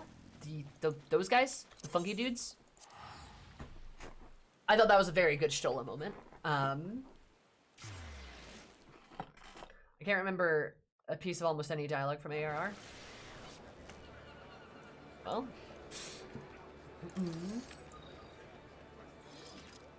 Yeah. Like, her talking to the Ia and Endwalker, I thought was pretty good. Like, that she actually got, like, a bit of spotlight there. And I think it worked pretty well. Which is a shame, because it's clear that, like, she's she could be an interesting character. I did not know that, but I have 6.1 in the title for a reason. Sorry, and I hate that I didn't really see that. Yeah, like, they literally proved in that scene, she's actually kind of cool, but it's a shame you just never see that happen, which is the problem, right? Like, it's not that she doesn't do anything, it's just that she doesn't do anything of note, or she doesn't do things that other people can't do. Or that she doesn't do something and then it's immediately covered up by another character. Or like another character's development, and that's the problem. Like, I'm not saying like I hate her or that she's bad, but I'm just saying like the writing team failed her, in my opinion. And I'm hoping things are better. I've been doing this 6.1 MSQ, and I will say, it's better, in my opinion, right? Like she has gotten more stuff, which is nice, right? But that still doesn't necessarily change the fact that, like, you know, she's a character that is still horribly underutilized, in my opinion. And the fact that it's been 4 X-Packs with anything serious with her is honestly a shame. Is a shame and, like, an injustice to her.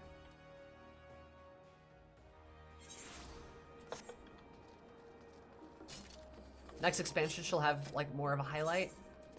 I hope so. I honestly don't know, though.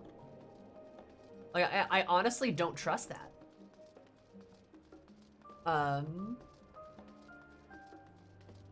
Like, I kind of just don't, like...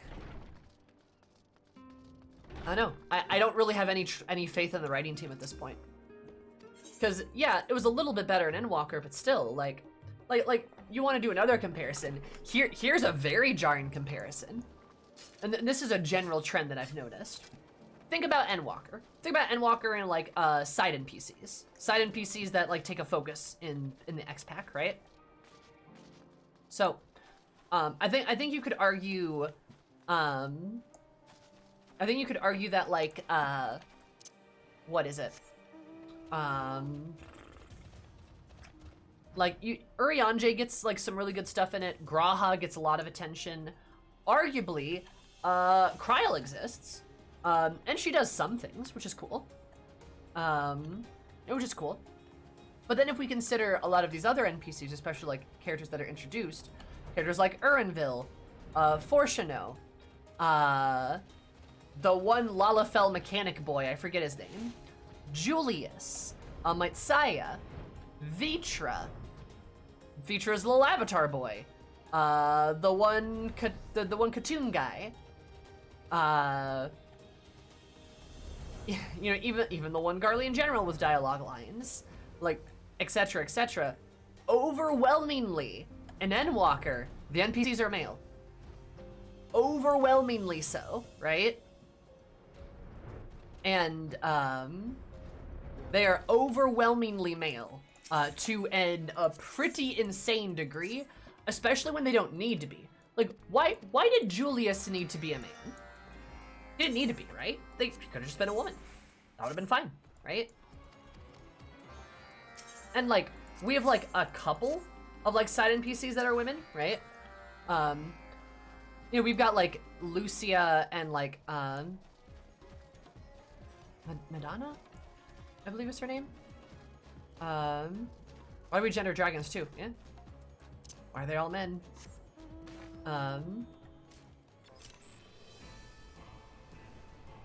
Like, you know, there's like a couple. And there's Alpha Toad and Alley Toad. True, very good.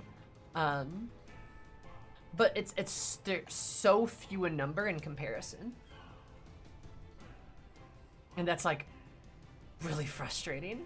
Especially, like, think about like Emanuelen, Sicard, most of the NPCs involved in the Garlemald quest, with the exception of Sadu and Serena, pretty much, right? Like Sadu and Serena actually got dialogue lines. Holy shit. Yeah, and then like a lot of the new characters they introduced were mostly men. I think the only... Oh boy, actually, let me think of this.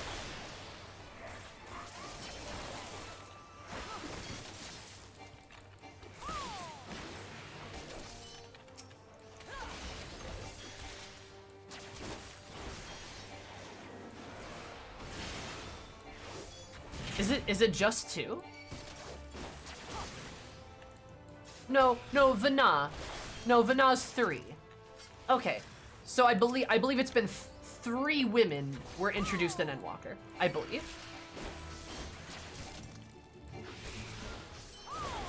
I think that's correct. I believe that's correct. So, I mean...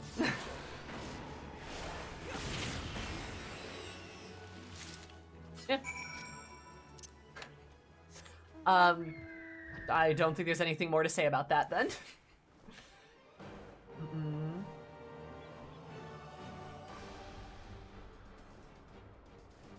That's perfection, though. Sure, but that doesn't mean anything. One good character does not change anything. I mean, it's better than nothing, but that doesn't excuse everything else, right?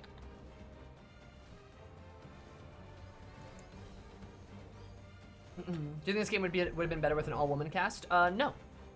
That's not even close to what I'm arguing. That's not even close. Not even in the ballpark. I do not think it would be better with an all-female cast. I think it'd be better with like an actual 50-50 split, though.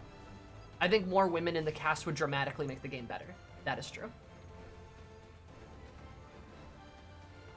Gendering an entire cast is generally speaking a mistake. You should only do it on very intentional and particular stories.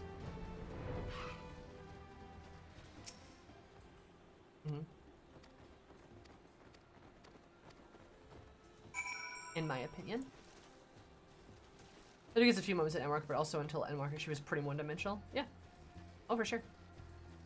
It's still good to see her, but like, not much. Oh, hello. Oh, you're gonna kick my ass. Leave me alone.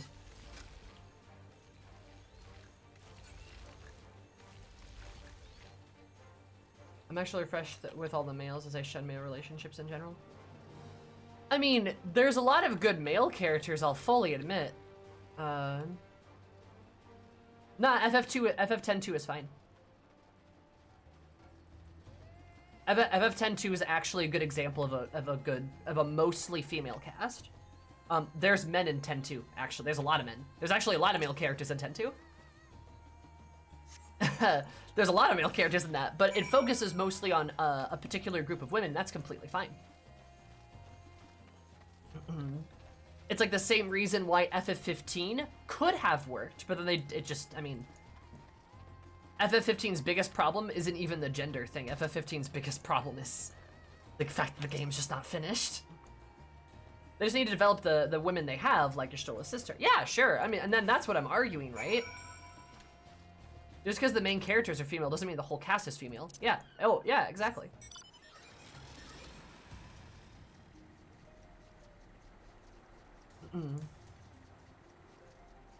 Like, you loved FF15? I mean, it's a good game for the first third, but do you really think past Leviathan it's like flawless? I'm scared to play FF15. Honestly, you can if you want to. I wouldn't pay a lot of money for it though. It's a horribly unfinished game. It's horrifically unfinished. It's funny how like you play it and it's like fun boy band road trip, and then it just stops once you go to this one nice city. Like once you go to like this nice city and it's a completely different game.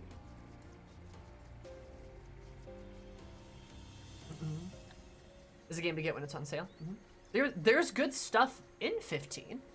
I liked the first third of it. It was really good. And 15 could have worked again as like a game that focused mostly on this cast of men if it was finished. That's the main problem with it, because it's a game about brotherhood, and like, yeah, that makes sense. Versus like FF10-2, which is a game about sisterhood, and like, yeah, that makes sense. But 10-2 is finished. Even if 10-2 is its own flavor of wild, right? Final Fantasy Missouri Edition. Greetings from Missouri, hell yeah. Also, hello, Matt. How are you? Best part about 15 is getting yelled at by Gladio. Don't even. Fucking hate that part. Also, hi, Poetic. How are you?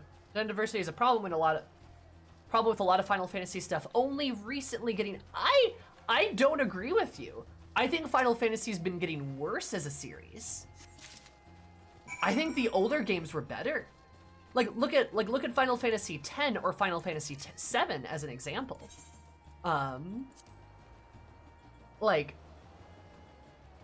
Oh, I mean fantasy in general. Okay, I apologize. With that, I completely agree. Completely agree.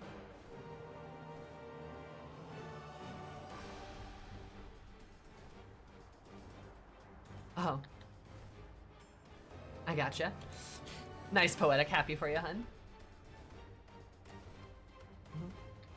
So, like, the point I'm trying to make about women in FF14 is, like, we have a lot of we have very few female characters compared to male characters, and the women we do have are generally horribly underdeveloped and have way less screen time and speaking lines than the men do. I say generally because I can already hear people saying, but Alizé! Generally. That's what I mean. Alizé is a well-developed character. She's great. Vana is a well-developed character. She's great. But the fact that for every one Vana or one Alizé, there's 5 male characters. And that's the problem. Especially since a lot of them don't have to be men. You can just gender characters however you like, right? There's no reason why there has to be that skew. And even in previous X packs, there were differences, right? Like, remember when Yaguri was a character? Remember when she existed as a character? Remember Stormblood with like Ferdola, Yotseyu, Yaguri, and Lise? Sadu and Serena? Like, there was a female cast in Stormblood. Do you remember that? I do. And like, they just stopped? Like, they just stopped doing that. Which is, like, why? You know? It's annoying.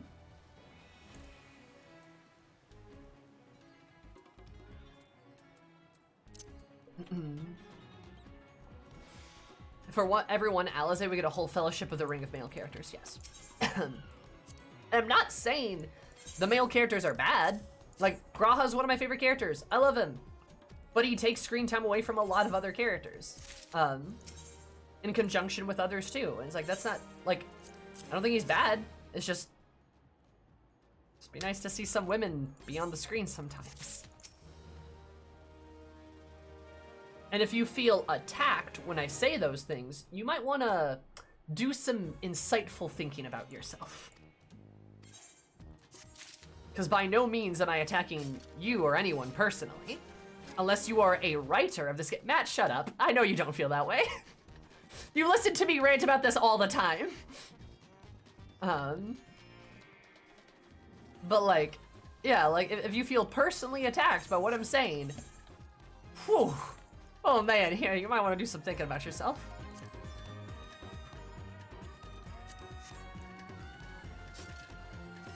Speaking of Stormblood, at least had a lot of development though. See, why did you add the though? Why do you act like that somehow makes up for everything else? Because it doesn't. Like, she did, and she doesn't appear anymore.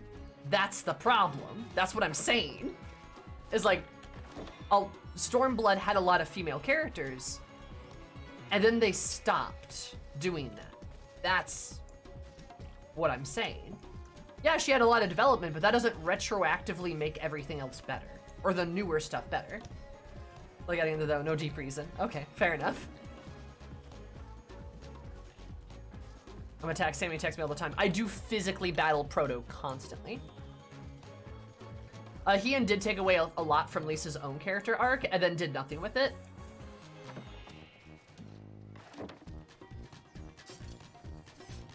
Anyway, I just like to think of a real life scenario when I see a group of friends walking down a sidewalk together.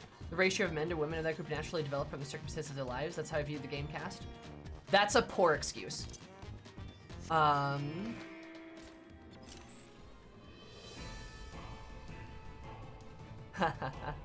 Okay. I'll get to one comment first and then the other. Like, Kata, I'm sorry, this is gonna sound a little aggressive, but that is a bad excuse. Because this is a work of fiction. No. Logic does not apply. This is a work of fiction. And in works of fiction, we can do whatever we want with them. It's fantasy, right? The sky, this game has giant purple rocks jutting out of the ground because we can make it so. There's no logic behind this. There's no logic behind why I can fly in the air with a little robot holding me above my head. It's a piece of fiction. It's a complete piece of fiction. We can make anything true. And I think you need to consider the impact of that representation has on people in games, in media, in things in general. I'm not trying to say this out of like a bad place, but you really need to understand how important it is for people to be able to see themselves in games, especially when there's no reason for the cast to be gendered a certain way. Logic does not apply in these scenarios because there's no logic to imply because it's a piece of fiction that we make up and choose ourselves. People made conscious decisions to gender certain characters. And because of those conscious decisions, we're seeing an impact of what happens when you don't have those characters exist in particular media and people are not able to see themselves on a screen. And that's a bad thing. All I'm asking is to be able to see a little bit of myself on the screen, and that's not a bad thing. That's not even a big ask.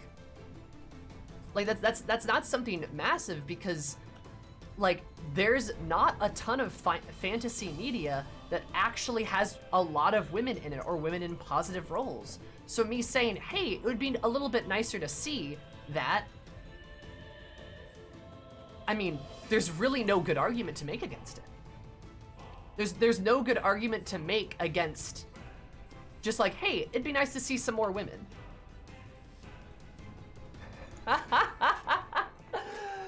Yes, it's so sexist of me to request to see women in media. Holy shit, no. Oh my god, no. Look, okay, I'm really trying hard to be nice here, but why is it sexist? Why is it sexist to want to see women in a video game? Explain that. Explain that. Why is it sexist to see female characters? Explain that.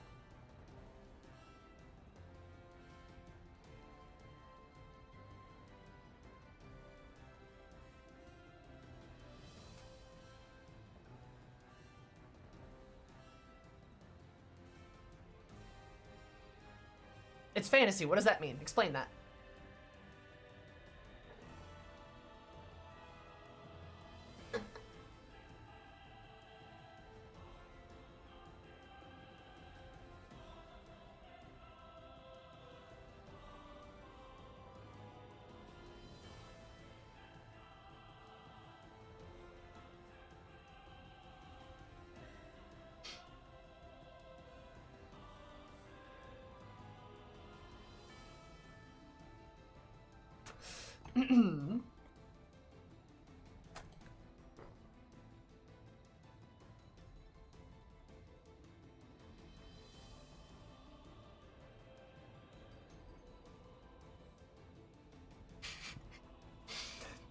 There's no explanation.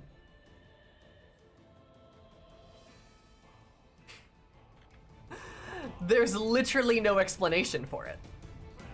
So, if you can't even explain why it's sexist, then... then, like...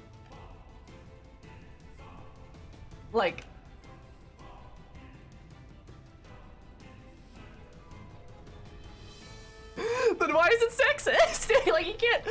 Oh, man. Like, if you can't explain why, then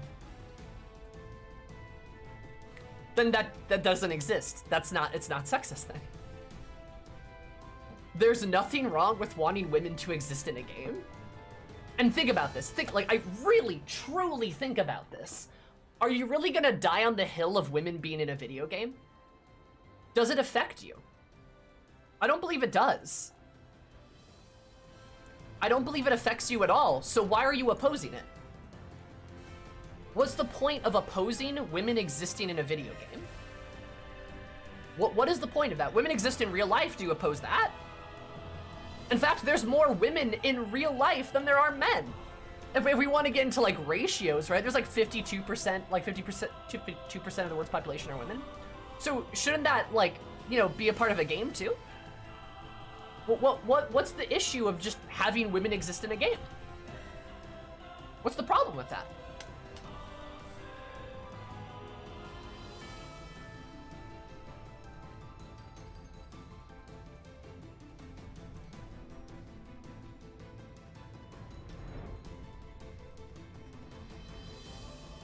Like, there's no point in arguing about this because there's no good way to argue about it. You either just let women exist or you try to shove them out of spaces because you don't want them there.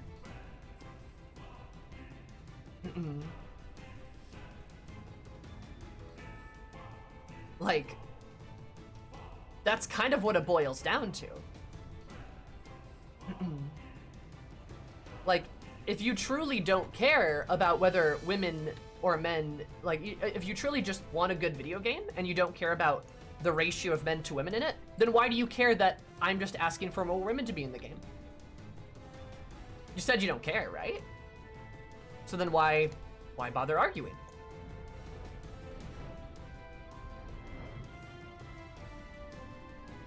Also, Doshi, thank you for the 100 biddies. I super duper appreciate it. Diversity and representation is incredibly important in all types of media. And that includes diversity and reputation in things like, you know, ethnicity, cultural backgrounds, gender, sexuality, and just types of characters, just like personality, right? Being able to relate to a character is kind of a wonderful, magical thing, and being able to see yourself represented on the screen is wonderful and magical and great. Is like its own sort of special greatness, right? And there's really no actual good faith reason you should oppose diversity in any way. There's quite literally no good reason to be against any kind of diversity. It's always going to stem from a bad place of negativity and exclusion. That is always where that opposition comes from.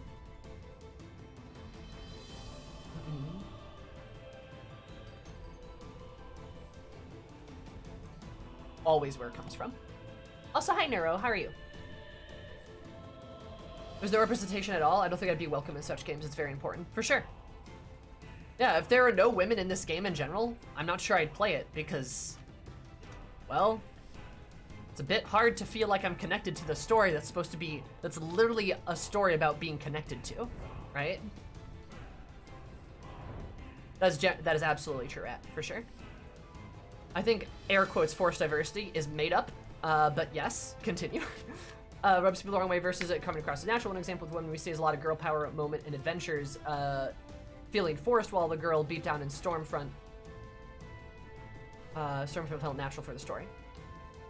For sure. I mean, forced diversity doesn't exist, but like, I see what you're saying where people do like weird girl power moments. But like, those are like, in my opinion, just really bad tropes. And that's because, yeah, people don't know how to write women somehow. And it baffles me immensely. And it's absolutely people trying to be like, all right, we're gonna try to like include some stuff. I prefer cynical diversity as a term. That's good. Yeah, that's a good way to put it actually. Like, okay, we gotta go check mark this box. So we're gonna like not put any effort into the writing. We're not gonna put any effort into the writing. And it's just gonna be this like weird, poorly written scene. And it just comes down to bad writing.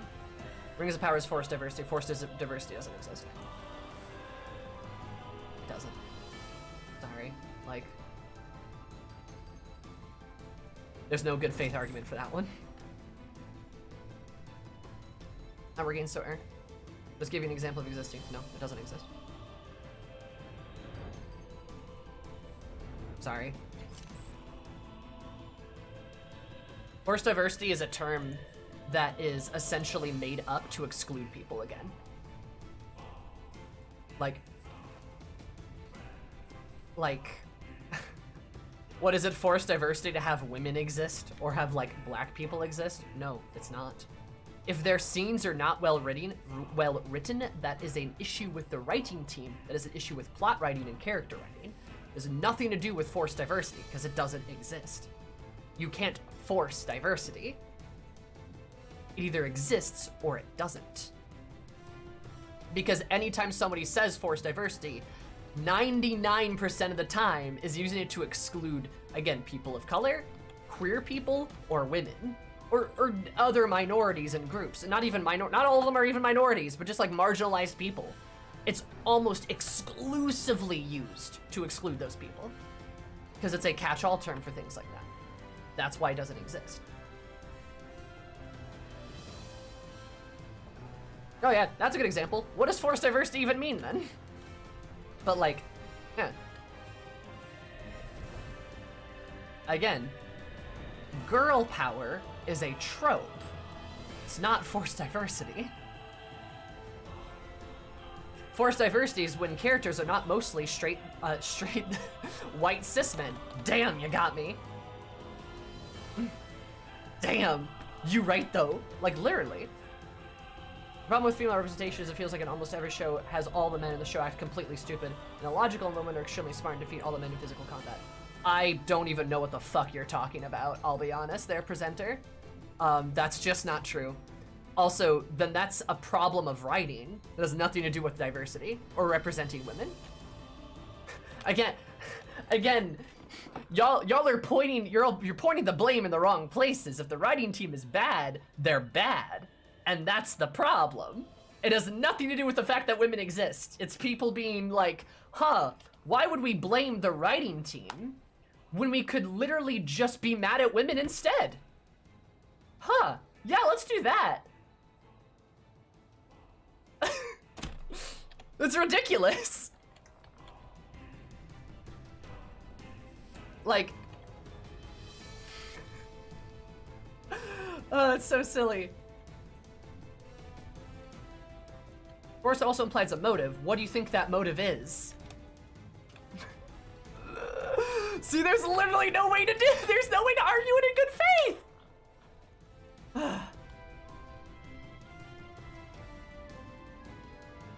The only diff I can find is for forced diversity is about race and ethnicity, but it's what we've been saying. Yeah. Also, yes, writers can be blamed and should be blamed. That's the whole point. To be honest, I would have banned the people and been done with it. I mean, maybe I should have. Maybe I should just ban people and move on, but I do like to actually talk about these topics sometimes because they are important. They're important to discuss as a community and learn about together as a community. And honestly, if I can potentially like help somebody understand, if I can potentially help somebody understand why it's important, then like, hey, that's just a good day, right? Then I'm just having a good day. I don't, generally speaking, mind people being ignorant on certain things. I do mind bad faith arguments, and I will say my patience is growing more thin. But I try my best to like explain things, right? Because I like to think I can articulate very well. So, yeah. I think my point's been made though.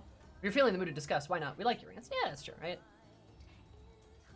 What exactly is the writing team at fault for? Do I really need to answer that question? Poor writing. Like...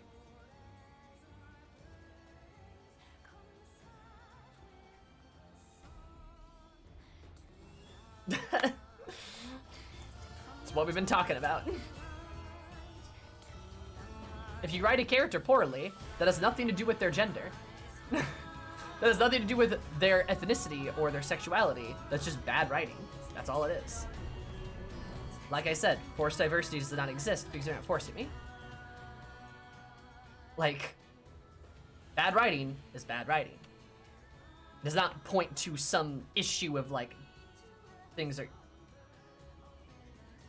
Does it seem like the same topic as forced diversity? Look, hun, I'm gonna be honest. I've done a very good job of explaining all these things. And I know you're just trying to run in circles now, because you've got no way to actually back any of this up, alright? I've made my point, and I don't think you have anywhere else to go. And I'm not gonna just talk in circles with you. So, you can stay if you want, but if you keep running around in circles, I'm just gonna ban you. Because no point has been made. There's nothing to talk about.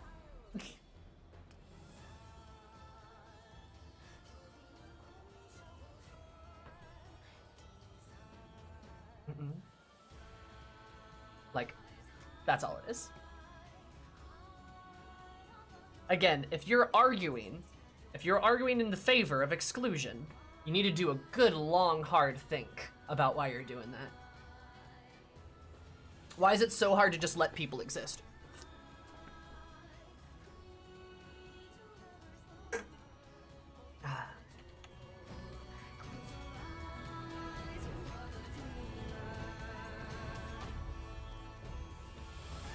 So most of them not knowing how to write a good female character. Yeah, for sure. Yeah. Yep. Correct. Yes, Izuni, you're 100% correct. Yep. That's what I've been saying for, I think, 30 minutes straight. Yeah, you absolutely summarized what I was saying, for sure. Well done. I agree. Like, you can just write things poorly, and then problems come up, but it has nothing to do with, say, the gender of a character, or their ethnicity, or their sexuality. That is not what's making them mad, it's people blaming that somehow. Oh, did I spell with a cactuar this entire time it's been a trip? Hell yeah, Tech, that's awesome. But I enjoyed your LunarCon panel, Sammy. I'm glad you did, Nero. What did you like about it? Do you have any questions?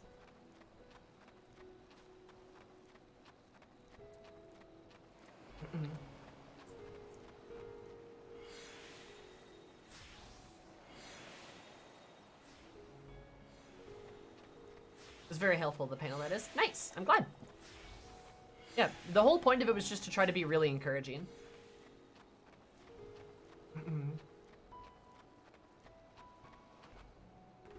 Like, whole point of it was just to, like, be able to, like, positively encourage folks and stuff, because I think that's, like, really important, especially within, like, fanfic spaces. Because a lot of people get really, like, discouraged. Which I saw a lot of that. A lot of people were talking about that. Got a lot of questions for it. Trying to be very motivational.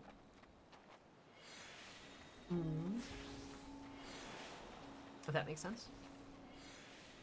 Oh, a lot of melding happening over there. The melder.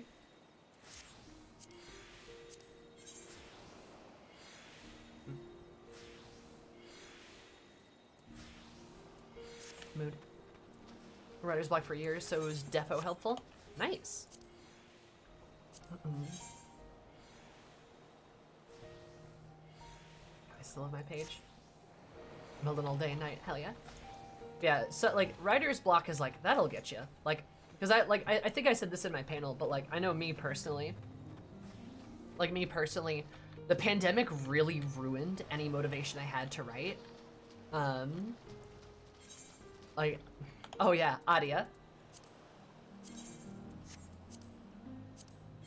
I showed you my adventuring plate, please answer me.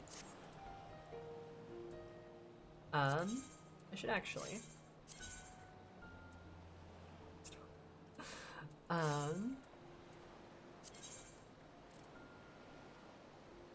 Oh no, because that's just my, it's my thingy up here, isn't it?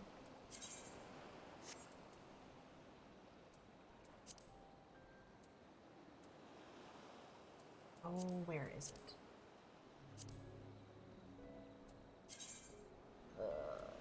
Can't find it. Oh well. But, yeah. Like, because I know like the pandemic really destroyed any motivation I had for writing, and it's taken me like a year of recovery of just motivating myself just to get back into it. And God, I've been, it like, I can feel like the mental health boon it's given me. Like, I can like literally feel the like positive serotonin mental health like juice that I've been getting from being able to regularly write. And I say regularly write, I'm trying to write every day. I don't. But like, I definitely I probably write like every other day. And that's pretty good. Like, that's pretty good. It's better than nothing. And it's taken me like a year to get to that point, which like, damn, right? Like it takes a while to break that shit. It takes a while to break bad habits, and it takes a while to set up good habits. And that's okay. And that was like a big thing in my panel, was saying it's okay. It takes time. Writing one word every day is better than no words, right? Like it's better than nothing. And it just takes time to get there. And that's okay, right? It's taken me a really long time. And that's why like my new AO3 profile doesn't have as much writing on it as I would like to. I get self-conscious about that sometimes, but that's not gonna stop me, you know? I've got a lot of stuff that I'm doing pretty well, right? Also, any button to start. Thank you so much for the follow. I love your username. Hope you're having an absolutely lovely day, because you're ready to be more lovely. Love you so much. Welcome. How are you? Your toll. Oh, Eris? Yeah, she's great. Really get the vibe from Portia's Eris is a casket, waking up, looking down, and realizing where she's at, simultaneously confused and horrified that she was hours away from being buried. Shit. Hi, Loving. How are you? Love your pink hair. I'm new in your channel. I can tell. I'm glad you like the hair, though. I love my hair, too. Motivating myself to prepare D&D GM stuff feels the same. Yes, yes. And I would argue, hey, look, I'm not gonna read that. Bye. I told you to stop. I told you to stop. I told you to stop and you didn't, so bye. I'm not gonna read that, though, Lamau. Anyway. Moving on.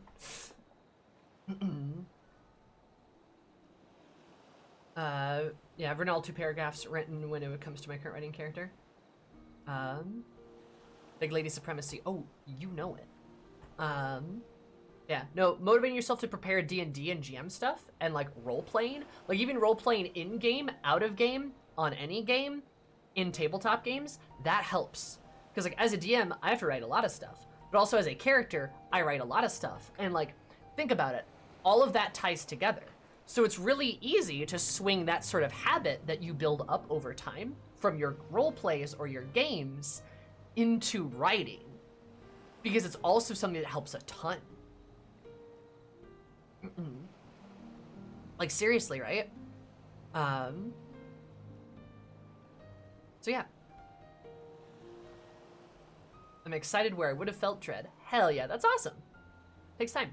And you asked me what I write, right? Any button? What do you like to write usually? What do I like to write usually? I like to write romance. That's one of my favorites. But I like fantasy, adventure, stuff like that. I write a lot of fan fiction. I write non-fan fiction too. And I write a lot of good stuff like that. But yeah, like romance. I'm a big fan of romance. I really am. But I like to write like adventure and fantasy in general as well. Honestly, all of them combined, pretty good. Pretty good. And I've been reading Fearin', the manga. I don't know if you're familiar with Fearin', but it's a little bit like that, where it's like this general fantasy adventure novel, and I really like its vibe. It's so good. That's inspired me a lot too. Kind of similar vibes of things I like to write. I mean, I write like I guess part of the fantasy adventure stuff. I write some like action sequences and stuff too. I also write things that are inappropriate. So do with what you will on that one. And I have an AO3 where I post a lot of my stuff. Where the hell was the other one?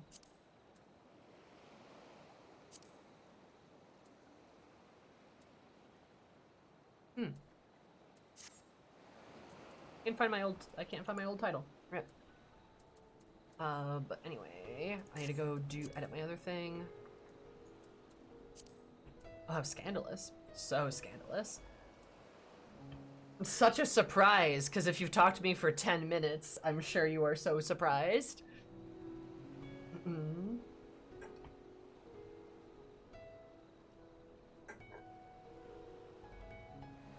Also, thank you. I appreciate the compliment, any button. And I promise you that you can look as good as well. Makeup, appearance, fashion, all that stuff is practice. It takes practice, it takes time, like any skill. Gotta work at it, and you will get there.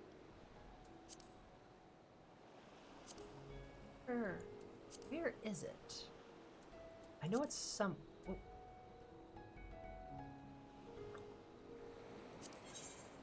No, not there.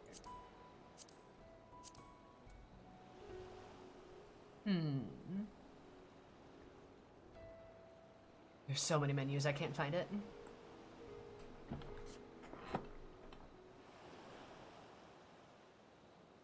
It's encouraging to hear. Thank you. Yeah, of course. If you have any questions, feel free to ask. Like, if you need, like, any tips or anything, let me know. Or if you just need somebody to hype you up, let me know. I will help you. Promise. But it's a skill, like I said. Like anything. It just takes time. The other what? The thingy to edit my status. How do I edit my status? I know it's here somewhere. I just can't remember where. Like in my status down here. Like I know, it's not under titles. It's like, search info. Yes! Yes! Search info. What's that?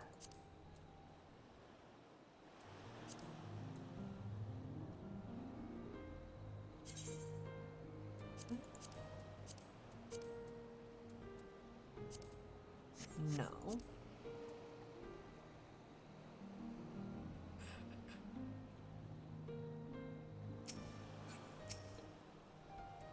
Aha! Ah! There we go! Got it! Got it!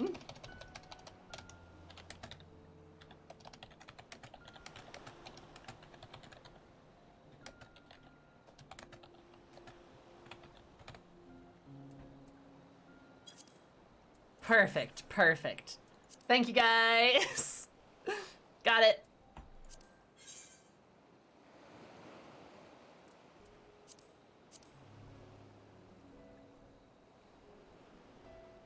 Blammo. For 20 minutes to find that same. Do I have a methodology behind having dark be your main with BLM and lore, like transferring between them or something to that effect? I can explain the question more if you needed. No, you, do I have a methodology behind why Eris, like, mains dark and black mage? Is that what you're asking, Tech? Because I do. I absolutely do. That needs to be where you're so bad, for sure. We don't mention controller here. It is forbidden. True. Oh, where do you get different style of adventuring plates? You can redeem them, I think wolf tokens you can buy them from, and getting certain achievements will give you more too.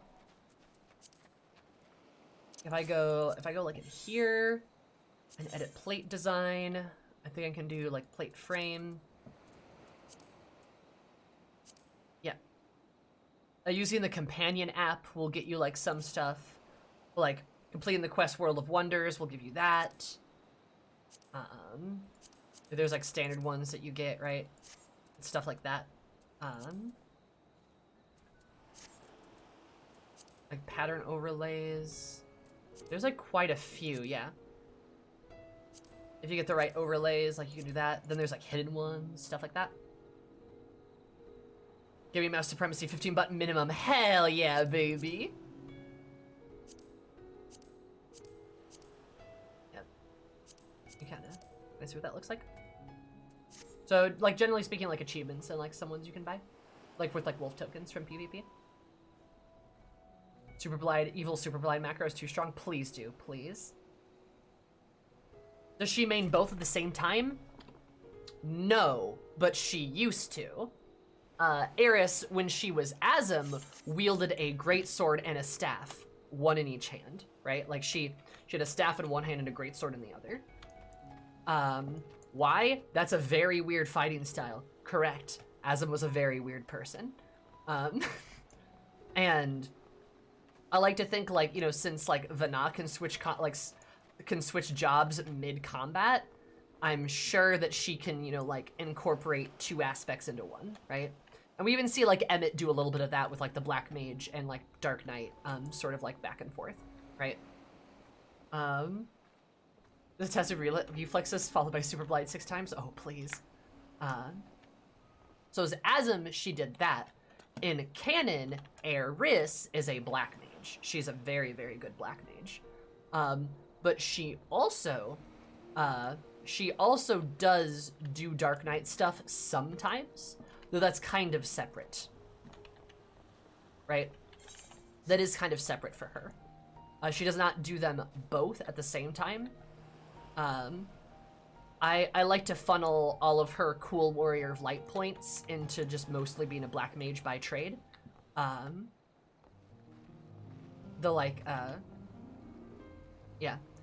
Though, like, for her, I will also add, she is, as was described in one of the panels at LunarCon, significantly stronger than displayed in game. Like, Eris would whack you with her staff and break your bones.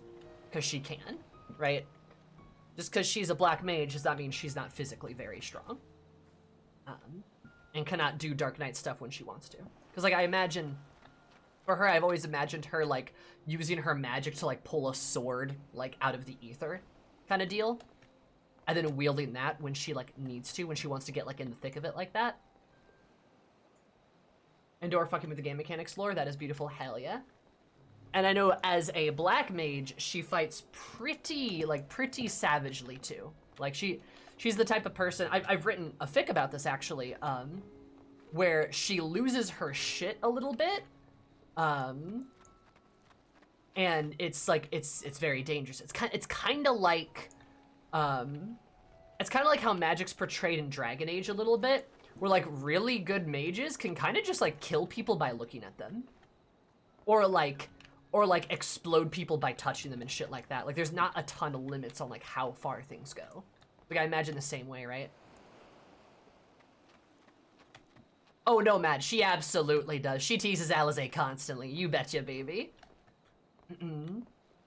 Lord, you're my meanest summoner, great sword out of a book of ether. I'm just curious, how different look to it. Yeah, thank you. Yeah. No, she definitely pulls like a sword out of the void or some shit like that for sure.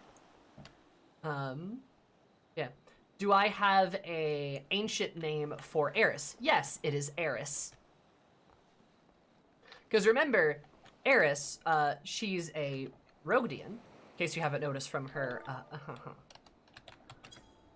case you haven't noticed, this is Eris. She's a Rogdian. She's a Seawolf Rogdian. She has a Seawolf name. You do not know it, though. She, like, I don't know, she's got, like, this name that's, like, dead to her for some reason. What could that mean? Anyway, but she's this name that she sort of abandoned, and instead incorporated her name that she chose and the title that she received at sea. Because Say Hammer is a title. Lama, why would she have a dead name? Oh!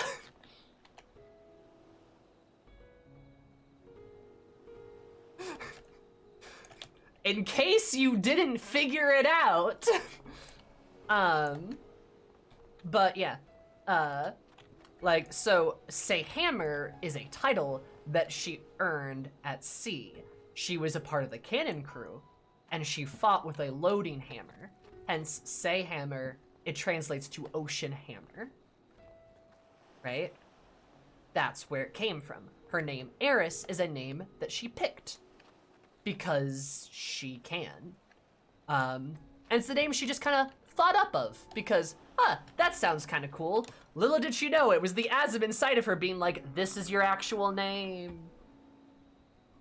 Choose this one. Kind of like that, right? Also, all the more juicy, delicious angst when Emmett meets Eris, as she is here, right? Warrior of Light Eris, and is like, what's your name? And she's like, it's Eris. And he's like, is it? Cool. Cool. Like, all just, Delicious angst. So, yeah. Your faces. I'm very expressive. But, yeah. When a 6.1 started, it was supposed to start like 50 minutes ago, I'm gonna be honest. As you can tell, I'm, right here. I'm right here. I got very distracted though talking about my warrior flight, as you can imagine. First time, enjoy your estate. We'll do some, I promise. Yeah, like I like the idea of like she has a subconscious draw to this true name of hers, because her true name, oh yeah, any button. Feel free to join my Discord, and if you friend me, you can DM me anything too if you're not comfortable asking that in like Twitch chat. I'm happy to help, as long as we have good, respectful boundaries. But yeah, I mean, you can follow me anywhere, but Twitter, Discord, YouTube. Like I said, I have an AO3 account too. But yeah, as long as we have good, healthy, respectful boundaries, then that's okay with me. Please don't get really parasocial at me, but I'm very happy to give advice if you would prefer not to message it in, like, you know, the public domain. That's cool with me. This is my kind of stream. Damn right it is, because I'm so cool and sexy. Yeah. Anyway, but yeah. You say parasocial, I say symbiotic. You provide nothing for me, Nomad. If it was symbiotic, it'd be give and take, but you don't give me anything, you worm. I'm kidding. I love you, Nomad. But yeah, Zara, thank you for gifting that sub to Adia. Very, very kind of you. Extremely poggers of you, Illy. Yeah, anyway, I like to think it's very cool and sexy to have like a true name that's not a name that is, so to speak, dead to Eris. Like, no, she has another one that's even older than that is accurate and does work for her. And that's really cool because her true self is not what that was. Is not what that other name was. It's always been, like, it's always been the right name, right? That true self, that true name, it's always been right. It's always been right. I don't know, wholesome. I literally just gave you a line for your fic. Not enough. says a guy who's been subscribed to me for 3 months. Nah, it's all good, Nomad. You know I love you. You're like one of the funniest people I know, dude. You make me laugh constantly.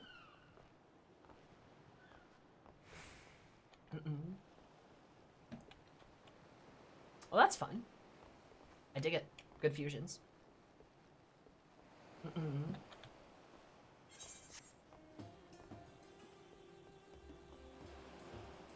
If anything, like, if we're talking like straight up class fusions, like, I really do think Eris, like, is a hardcore black mage.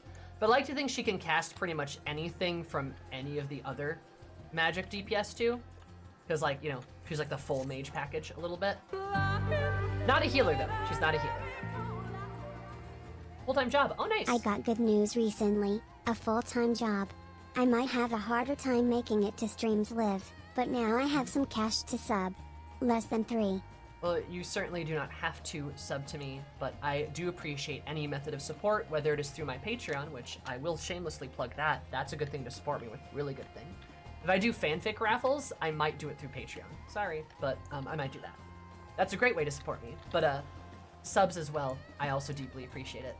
You don't have to do that, Raven, but I do appreciate it. And also, kind of poggers. I'm happy you got a job. That's great. I'm assuming you're happy about it, right? Like, I'm assuming you're very happy about it, right? I have done the normal raids. I've not done the Alliance raid.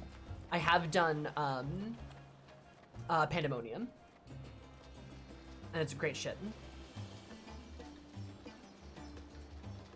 Yeah. What are you doing, if you don't mind me asking, Raven? Also, thank you so much for the 7 months. Did you know that 3 + 4 equals 7 7 million subscribers? That's kind of bloggers. I always am keen to see how people work their MSQ into their Warrior of Light. Ignoring the MSQ is the RP fashion over on Mateus, I am told. Oh yeah, for sure. A lot of role players in FF14 that kind of ignore MSQ, which is fine. Completely fine. I hear the new Alliance raid absolutely fucks. I need to do it, but I want to get a full party for it. So it's not been extremely high on my priority list, but it probably will be once I finish 6.1. But like I said, next week, I think we are gonna do, we are gonna be replaying through ARR a little bit on Pink Locks, which I hope you guys are ready for my Pink Locks lore, because she is a great, I love her so much. I'd be down for that. Yeah, I was thinking about getting the party together. I figured I'd just ask you guys if you want to come and join. So yeah. Also, Mateus, very fun. Mateus is very interesting. But yeah. So I think next week we're going to take a crack at some of the ARR stuff. But I do want to get that aligned stuff ready. I might start working on it next week, so that means maybe the week after is when we actually do it, right? Oh yeah, you can get really good shit from all of that. Absolutely. I would data center visit to help with the raid. Hell yeah, because we can do that now. That's another reason I've kind of been waiting was for data center stuff, but like that's so good. Well, they'll pay much more. Hell yeah. You're gonna be working in a library. Oh my god, Raven. That's fucking amazing. That is very, very cool of you. Very, very, very extremely cool. If you need to take him down to help, I will likely need a tank, you betcha. I'll be organizing it in my Discord, so if you want to be a part of it, you're gonna want to be in the Discord, and I will ping. How we've done it in the past is I've pinged the raid channel, and then just kind of had people like become aware and like be interested in stuff, right?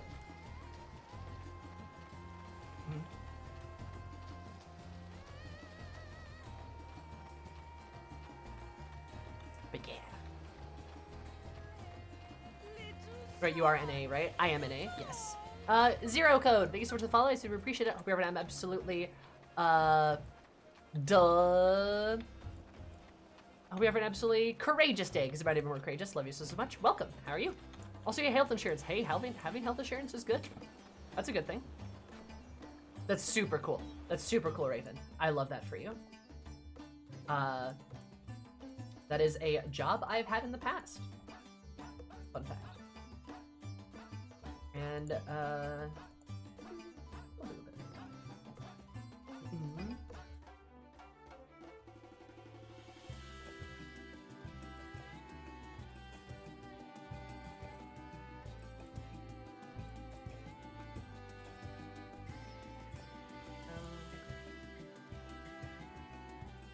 perfect. Cool. I'm on dance therapy practice out of lavender bed, so I'm down for a white mage and dancer. Hell yeah. Awesome. For me, well, I will support mentally in chat. Yeah, just give us your energy. That'll work. Yeah, Code, thank you so much for the sub. I really appreciate it. Enjoy the beautiful emotes, the cursed emotes, Appy Boon, and of course, more of my love and affection. New spears for the height difference? Hell yeah, Garaka. Eris and RP is literally just a pirate turned black mage because she wanted bigger booms. Pretty simple, but like kind of turned to adventuring a bit after a life of piracy. She's not a great person. Big boom. No, big booms. Big boom. But I mean, she's got some honkers though. I mean, oh, well, with my Tifa glam. If you guys were at LunarCon, well, you probably saw my Tifa glam, though I had the black hair for it.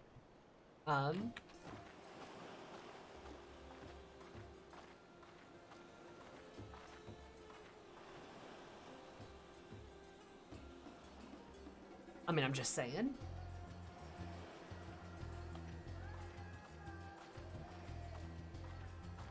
Just saying. During his RP, avoid Hunter. A bit of a cold shoulder. But RP sometime. Oh god, no. That'll go terribly.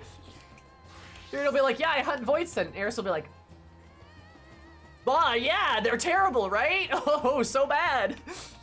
Ignoring the fact that she siphons like void energy out of the void to fight. Like, ha ha ha ha. Oh yeah, do you want my macro? I can just send you my macro.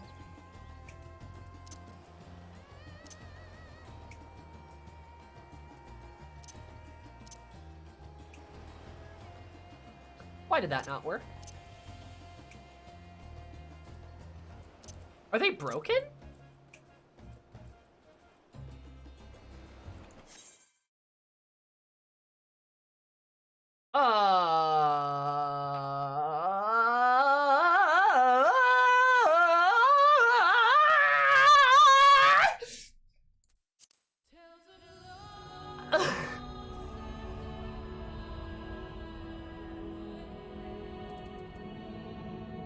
What did you do? Era snapped. Era snapped and the entire servers went whoosh. She Thanos snapped.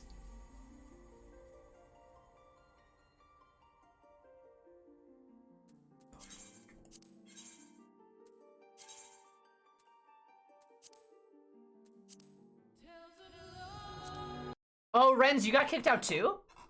The Forbidden Fire 5! Tim, that was you too? Tim, have you been playing more Final Fantasy? Also, hi Tim, how are you, buddy?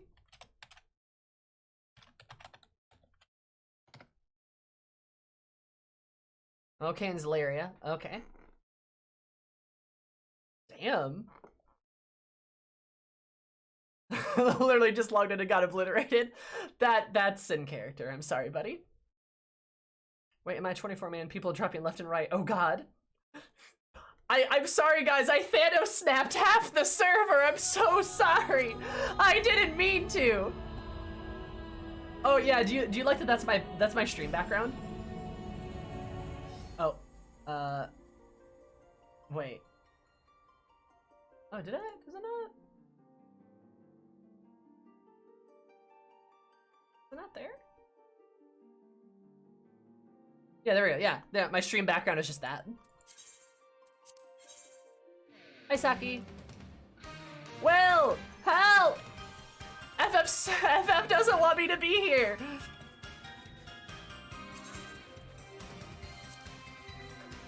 Help! Oh wait, you guys can't see this, right? Help! Button. There's no Will here? Oh no, there's no Will? What did you do to him, Nova? How did I survive the snap? There's I don't know.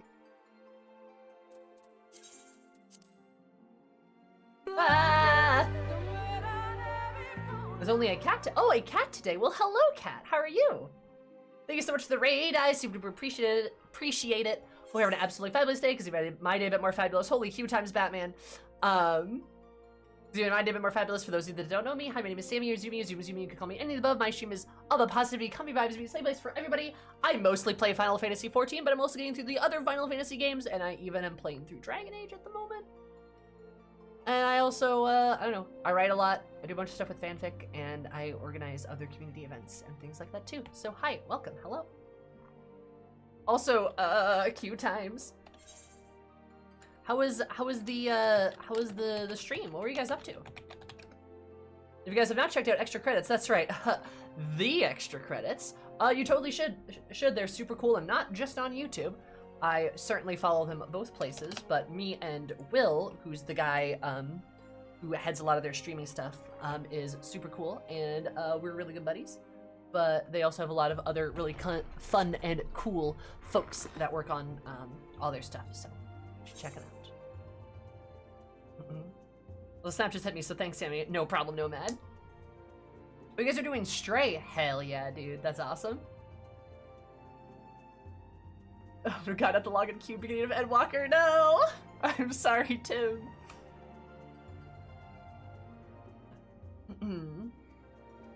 But, yeah. Also, Jaya, thank you so much for the 15 months. Did you know that 5 + 5 + 5 = 15 years? How much to subscribe for? That's kind of bloggers. You know, Nova, 24 months. That's 2 years, Nova. Holy shit. Thank you so much. That's crazy. I can't believe it's been 2 years. We've known each other for 2 years, Nova. Ah, that's wild. But thank you so much. You do that 12 + 12 is 24. 7 subscribe for that's kind of bloggers. Thank you so much. And new guy, 18 months. You do that 9 + 9 = 18 or 7 subscribe for that's kind of bloggers. You're great.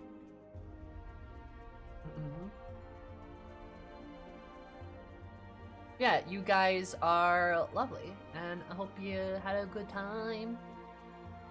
I can't believe we got all kicked out because I snapped too hard. I think that 6.0 login queue. Oh man, I remember that. I remember like logging in, like going to work, logging in prior, and then like getting back off of work, and then I was like able to play. I remember that.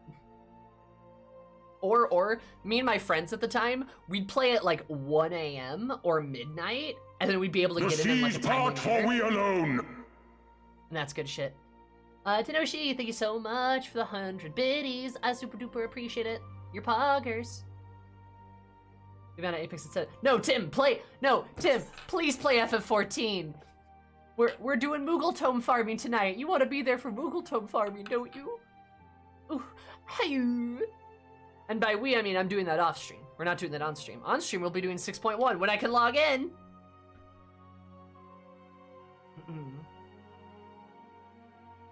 But Tim, please. Please, Tim. Played at 8 a.m. EST every day, no queues. Nice. Yeah, I'd play at like 1 a.m. and be able to get in. No one told me Moogle Tome is back. Tim. Wow, wow. It is back, yeah. Me and Matt, we're gonna do that tonight. Just around the last time I played. Somehow find a loophole around the big server queues at launch, being in the EU time zone. Oh, nice. Oh, I bet Asmira logged in when everyone was asleep. It was good. Hell yeah. Oh, no farming on stream. I mean, I could farm on stream. I think you guys would probably rather see 6.1 MSQ, right? I mean, correct me if I'm wrong. We can just farm instead of doing 6.1 MSQ. DM screen inserts, nice. Table list, oh god. Let me know how that works. I hate QR codes, but let me know how that works. I am ever the EU crypto and US servers, hell yeah.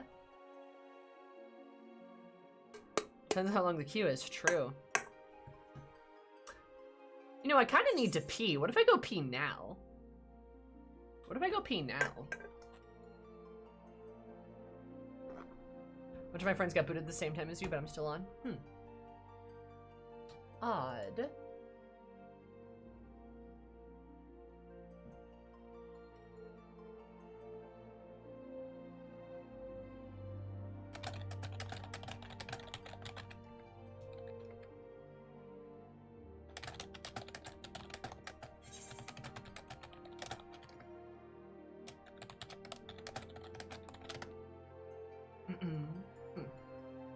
Neurotic, so of course I need to separate tables for humans.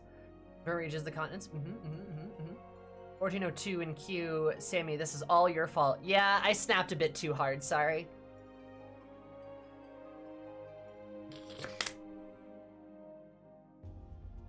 I'm actually, you know, I'm gonna tweet that.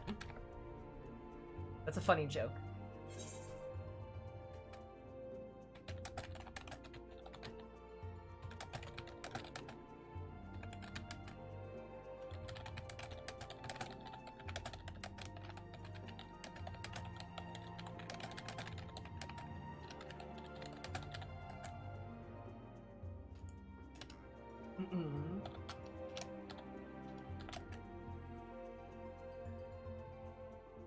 That is a funny joke, and I have to make funny jokes on Twitter, because then otherwise, I don't have serotonin.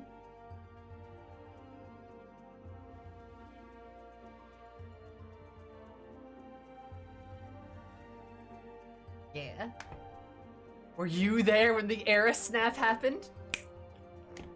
Big beefy ladies, they snap and just break servers sometimes, you know? I must have the unfair PS5 advantage. Maybe. No, Spider, I'm so sorry. I'm so sorry. You can sell t-shirts? Oh, I should. I was there when the spell was written. Well, now.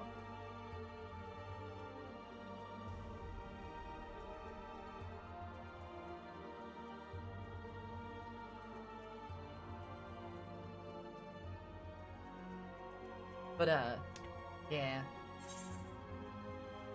Hi, Alex. Alex Trazia. I just lost 3/4 of a tower run to server issues a moment ago. I'm so sorry. I am so sorry. I snapped. But hello, how are you? How's it going?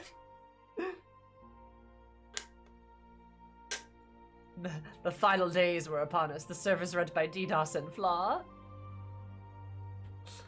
Like sometimes a beefy lady snaps and then the servers explode.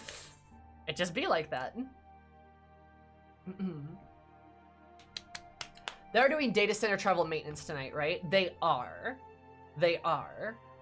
I don't believe it's gonna shut the servers down, but they are doing maintenance. Or like it's just like data center travel stuff will be unavailable. I believe. I think, right? Is that right?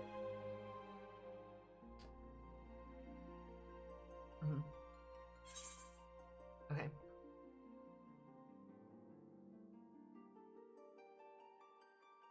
Excuse me. Something like that, Tech? Actually, you know, hold that thoughts. Talk amongst yourselves. I do have to go pee. I feel like this is a good time to do it, so I'm gonna be right back because your girl has bodily functions.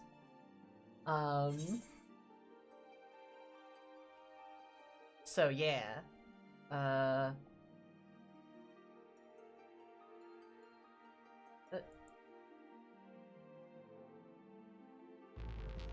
1, 2, 3. BRP.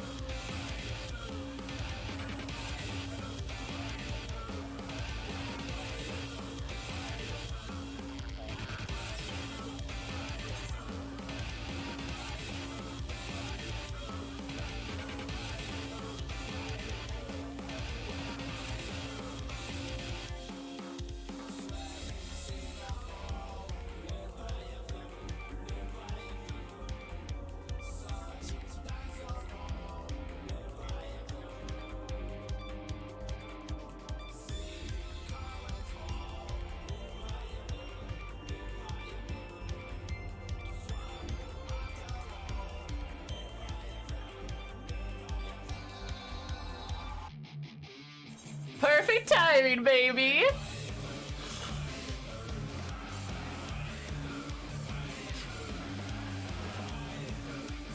Ah.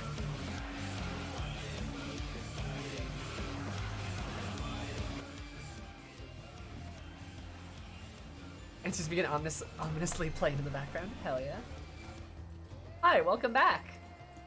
Are you guys back in? Alright, let's test this. Let's test this. There we go. Okay, good. Good. Yes, I'm a Malboro girl. I am a Mal pal, if you will.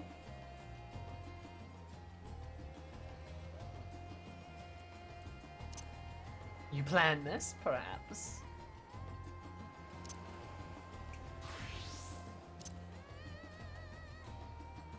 Don't tempt fate.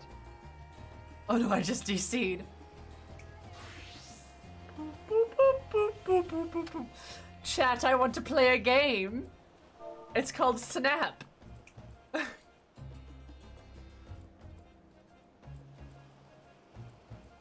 Nice to meet another. Hell yeah. Love me, my fellow friends.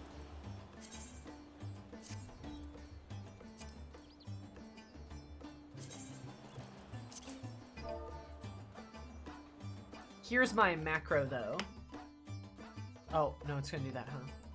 Okay, ignore the slash in the beginning. Ignore the dash in the beginning. That's my macro.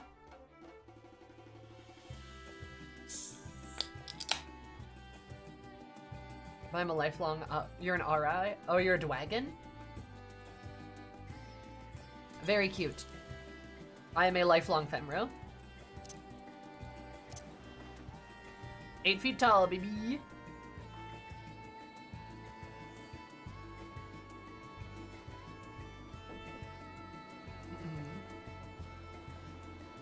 I love her glam too, it looks so good. But yeah. What was I gonna say? Yeah, no, I got back here at a perfect time. It's great. And I got some juice, and I also have some chalky milk, if you will. Because,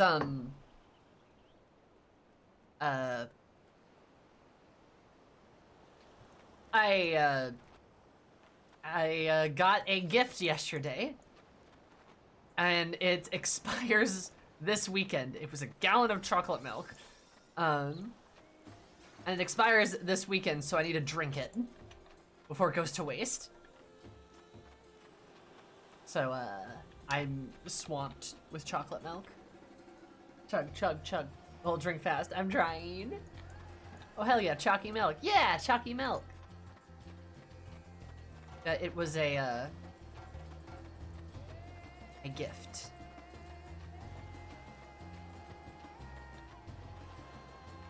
Oh.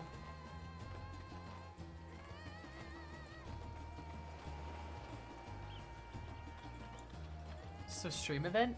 Me chugging a gallon of chocolate milk? No, that'll kill me. I'll die.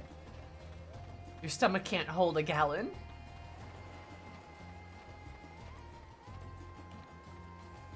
I'll explode.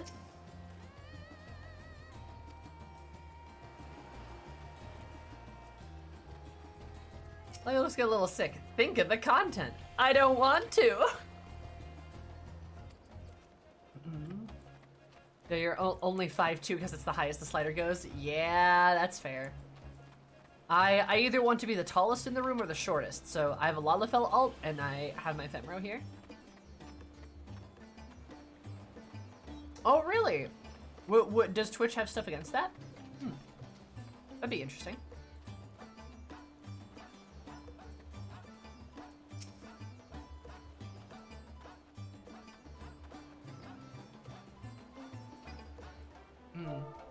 I gotcha.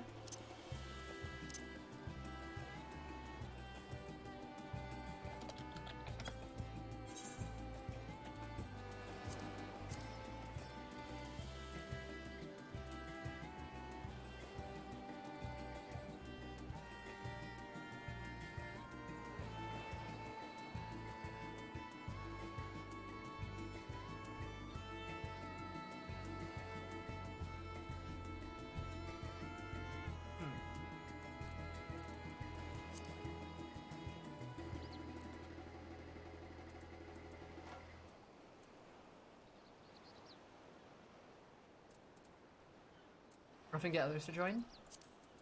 Oh, no, you're fine. I might stop in.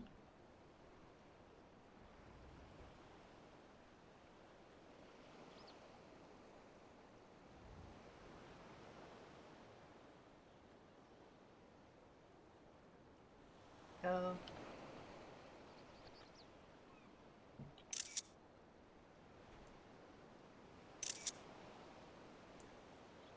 So I want to get some pictures with my cat boy. And I guess like the scions too and stuff, you know?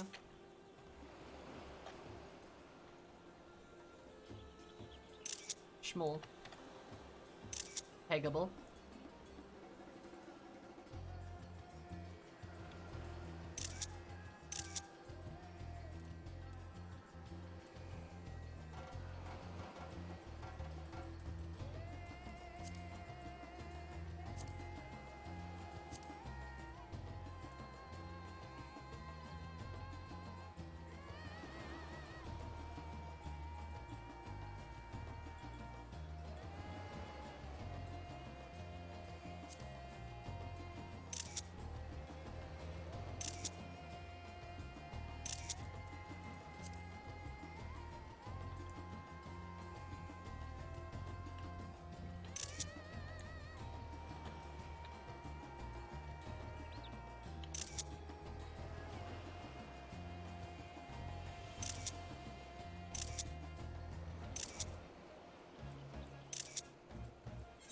There we go. We're next to the ceiling over and over again. Nice. Now, if you guys want to see the height difference on this, he doesn't even come up to Eris's, he doesn't even come up to her chest. He comes up to her ribs.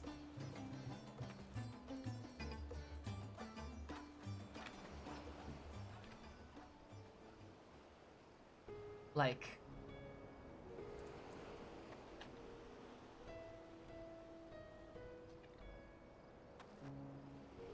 He's a bit of a small boy.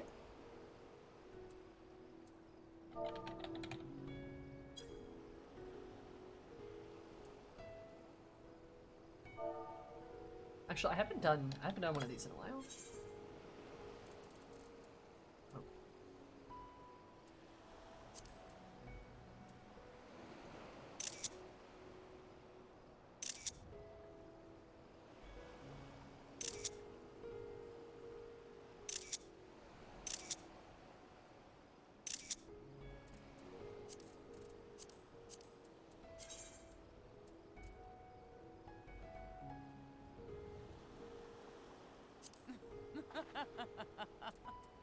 I know, stop having that weird expression.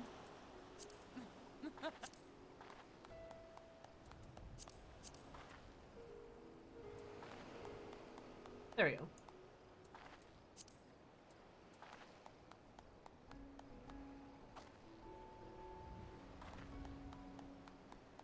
What is it?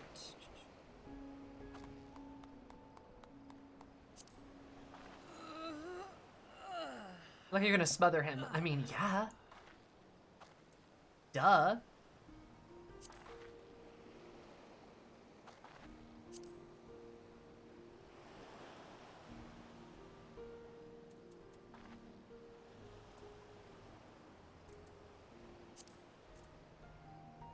Yes. Yep, we all got I snapped right as we all got disconnected.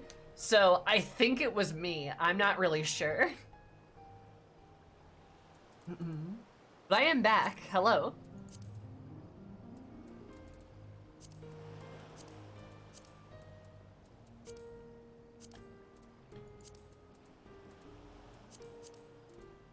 Now I'm being a little fruity.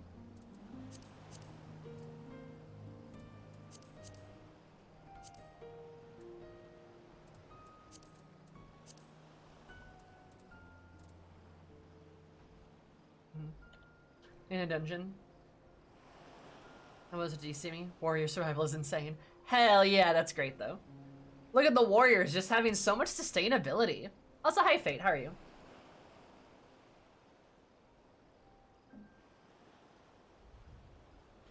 Sammy may be a little fruity as a treat.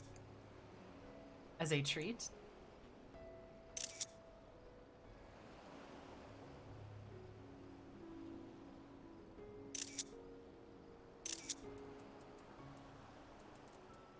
actually.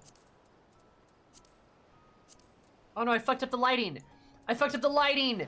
No! Fuck me. Press the wrong button.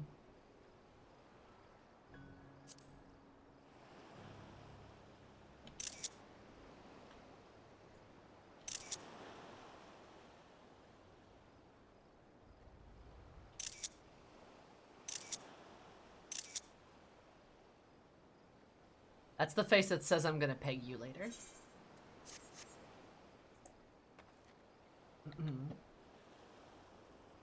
Trust me. Just waiting to log back in, checking if games are back on. Yep. I've been back in for like 10 minutes or so, so like I think we're fine now. And down to your knees of talking to a child. Look, I feel like Eris, with a lot of people, would literally have to like stand a distance away from them so that she can make eye contact with them. Otherwise, it's like really, it's like she's making people crane their necks to speak with her. It's like, this is a normal talking distance, and he still has to look up at her.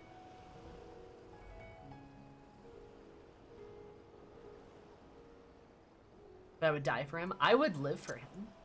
But yes, I love Raha. He's great.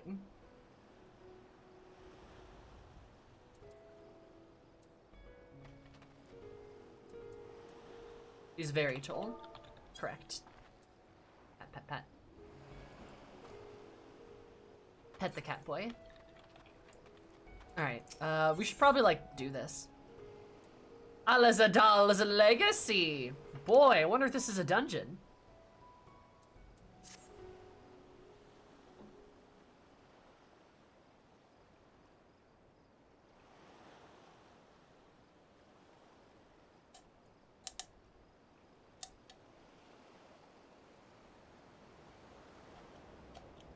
Lazar the Third, I confess I'm somewhat embarrassed by the tale of his journey to another world.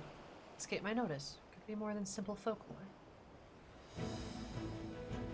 And what the treasure is supposedly brought back? The undersea vault that holds relics from another reflection? Friends, we should temper our expectations. This map doth promise ruins. Beyond that, we do not know what we will find. Until we find it. Aye, yar. I was in suspense with the conjecture and set sail for the vault. I'm like, hell yeah, dude.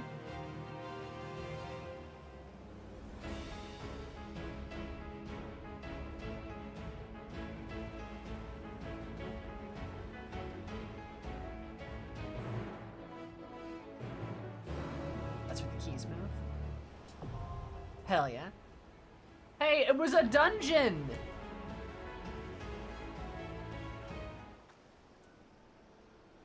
But how could I have guessed that? Whoa! What a surprise. No wonder these runes come out alive. Well, we shall see about that.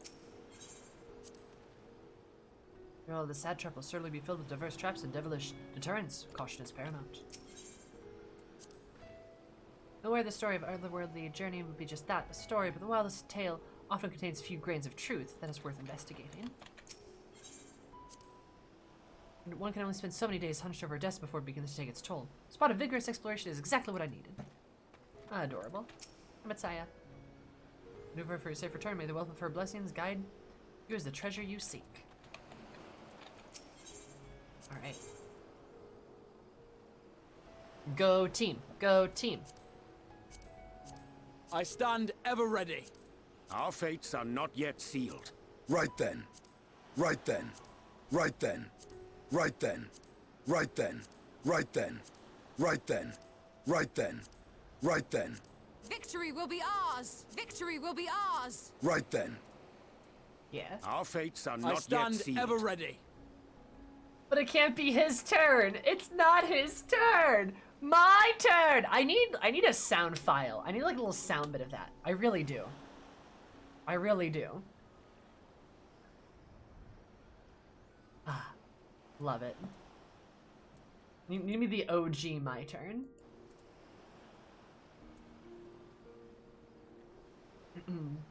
Alright. So this is our dungeon party because I love Estinian. I need to take my boyfriend. And Arianje's gay, so he should be there too. Sorry, Y'shtola.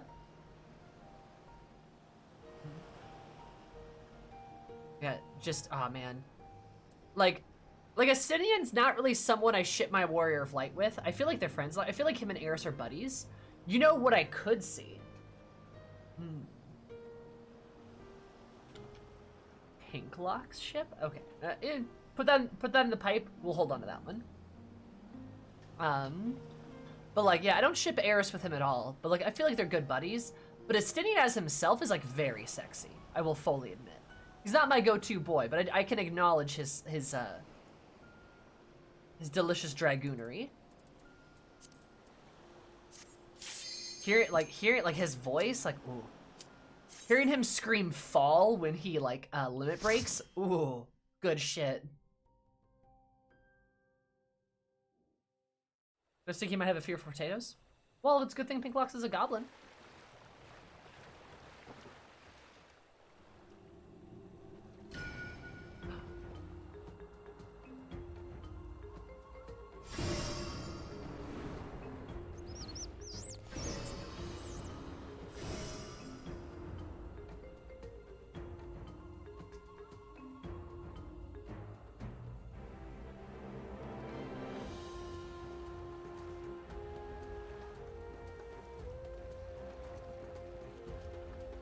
Monkey. Return to monkey.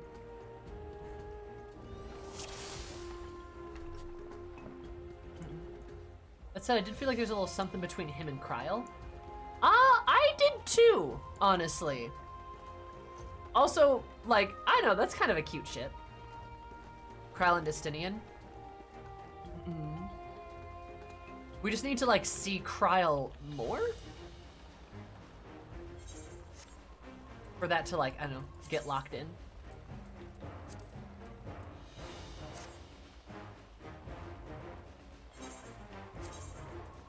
I like the music. Our adventure begins. Cute. Trying to learn how authentic this map truly is.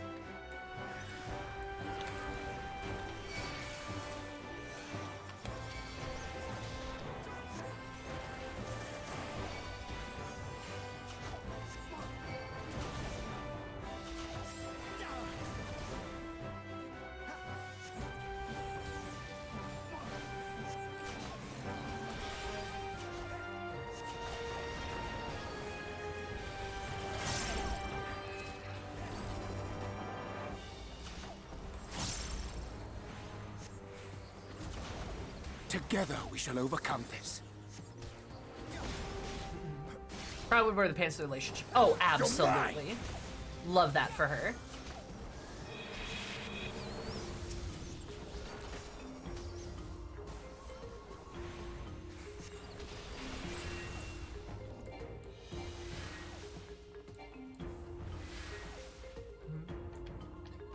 We're matching blue outfits when we took to meet his parents for dinner.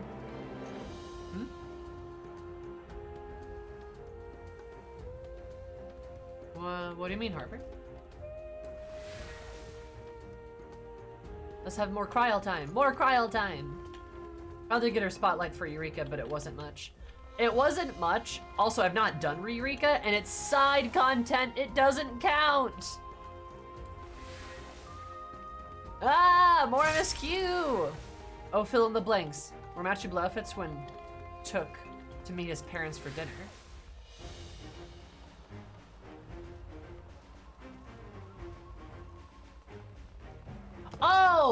Oh, no, I know who you're talking about. I don't ship them. I know some people do, I don't. I would agree. Oh, what the fuck is that? What the hell? Hi. Yeah, like, I do see it much more brotherly, in my opinion, but Hold like, still. I don't know.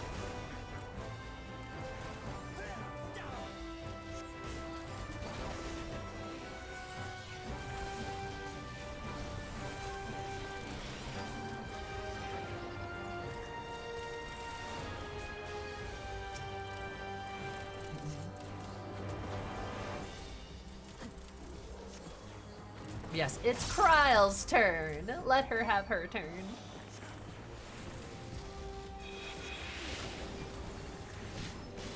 Oh, that's gonna hurt.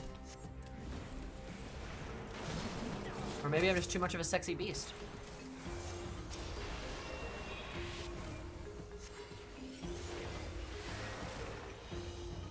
It's cryoline time. Oh, that's cool. This is an interesting place. This game creates so many ships for us, but yet cock blocks us at every opportunity. Yes. No, you're not wrong. It does. This game's like, oh, I heard you wanted to ship. Well, here's a bunch of them, but don't do anything with them. That's illegal. Like, Mr. Game, why is it illegal? It's like, because we can't have shipping, because then that, I don't know. It would be nice to see an actual romantic couple in the game. Like a single one. Like one couple. Hold still. That'd be very cool.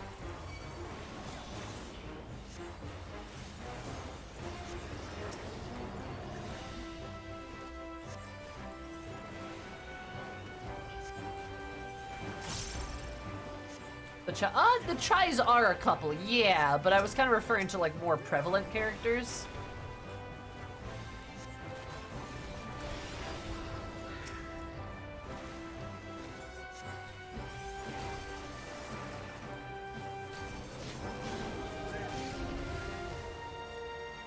Is Black Mage related to science? No, not at all.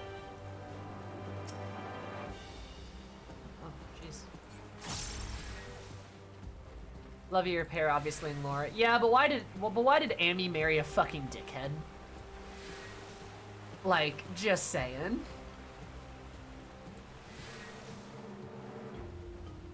Yeah. Oh no, I agree.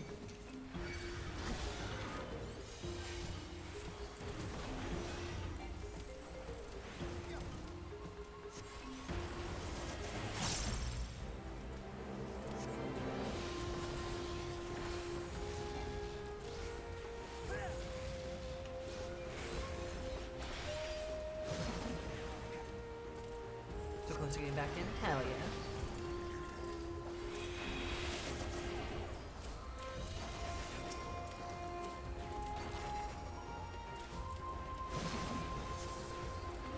Classic, he was such a good man trope. Eye roll.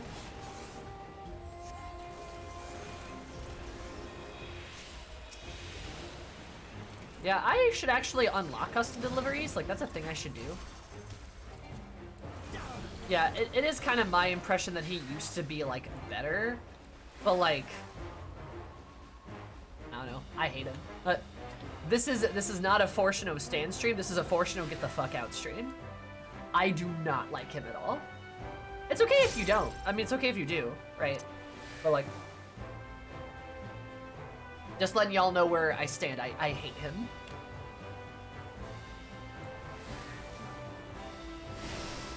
I guess I'll leave them. Ah, we're just losing Nomad. That's not a big deal.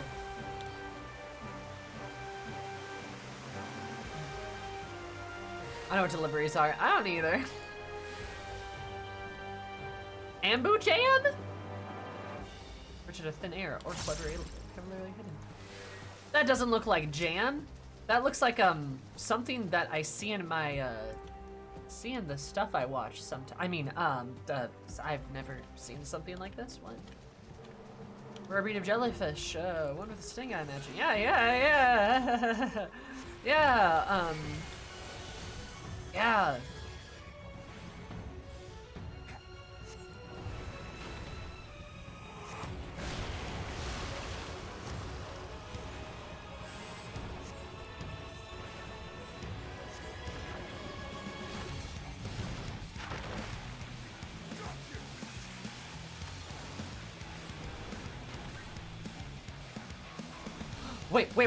Wait, don't do that. Don't do that.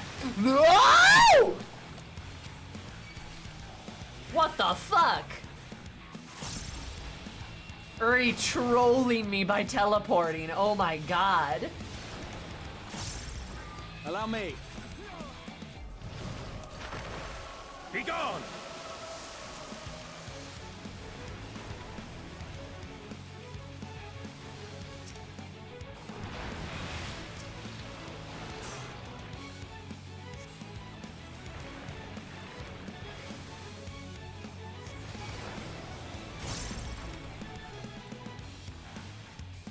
Gee, why?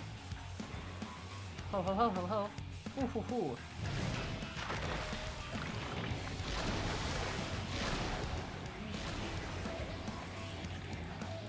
Something special for you.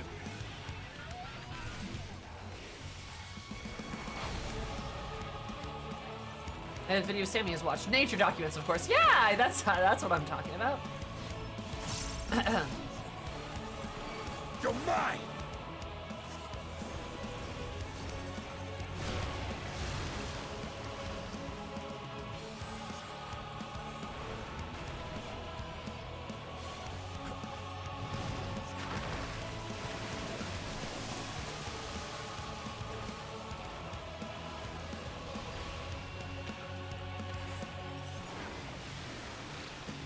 God, Astinia jumped to it. What a sexy beast. Damn.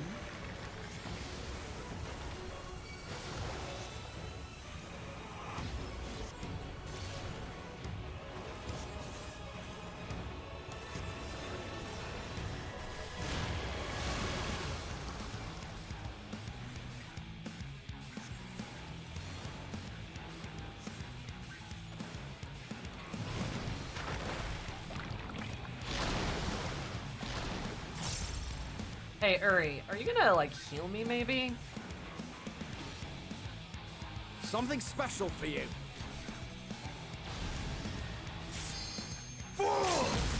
Yeah! Oh, God, I love that line.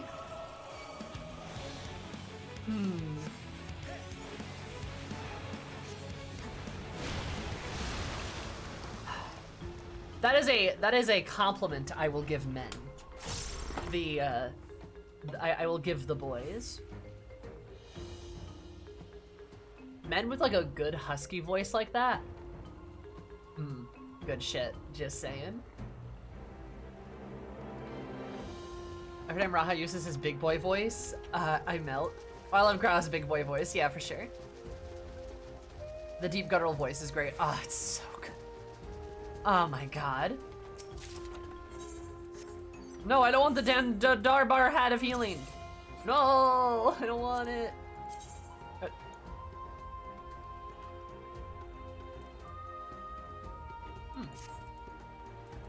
Kinda silly looking. Salt encrusted teleporter? Oh boyos. If only it had been a squid. Imagine all the dried rash. Wait, Astidian! He just said that. Imagine if it had been a squid. Imagine all the dried rations. Oh my god. Oh, we're down here now.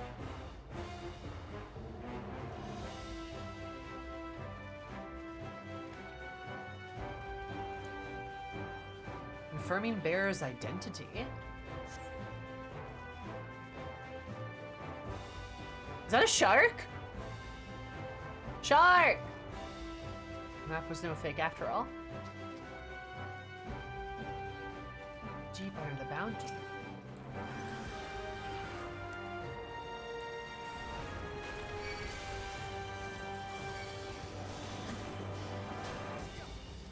Love me some sharks.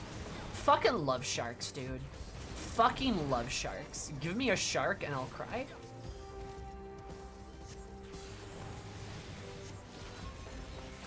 He really said, I am a stinky boy. He really did say that, yeah. Crazy, right? Shunk. I love sharks. Hold still. Yeah, like Graha right there saying hold still. Ooh. There's a shark. Hello. Guys, I fucking love sharks. Oh my god. One of my friends found like one of those like kid holographic shark bookmarks, and they gave it to me, and I was like, ugh, You know me so well. So now it's what keeps my place in my manga. Fucking love sharks. Hi, Enoch. Blahoush? I do not have a Blahoush, but I have several shark plushies on my bed. You can kind of... it's a little... You can kind of see him. I do not have a Blahoush because I am nowhere near an IKEA, unfortunately. I want a Blahoush so bad. I legit might... I low-key want to do a road trip with like my friends of just being like, hey guys, this is mission get Sammy a shark. Get Sammy a Blahoush. We're gonna go to IKEA. Brazen thief. You will proceed no further. Reinforcements?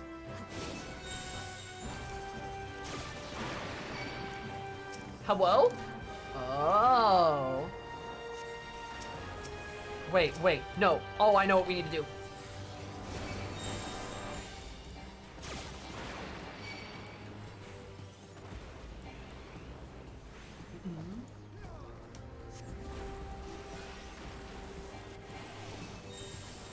Okay, wait.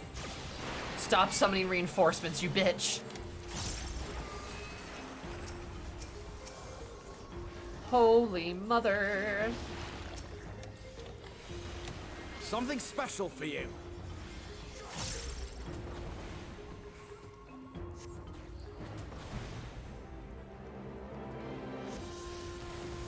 Hold still.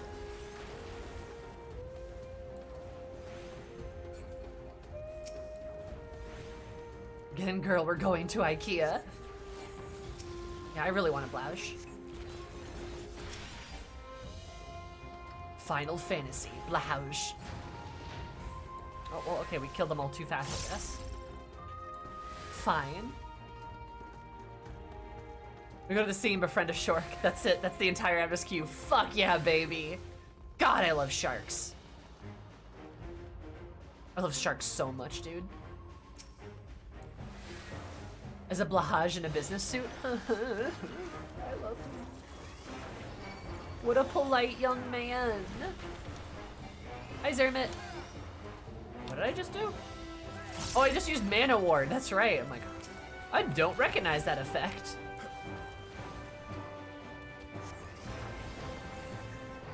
Majestic's flat flaps. Ah, yes, sea pancakes.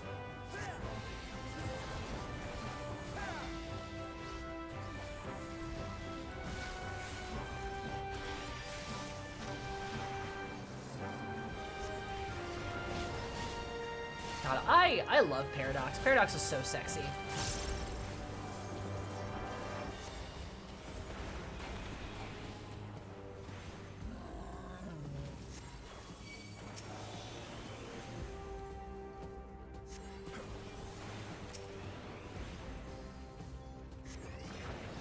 And I love that you fucking like jump up in the air and you're like, woo!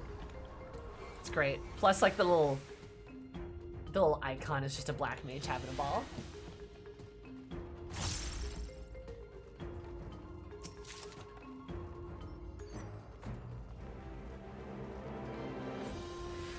What's this fucking thing again? No! Stop that!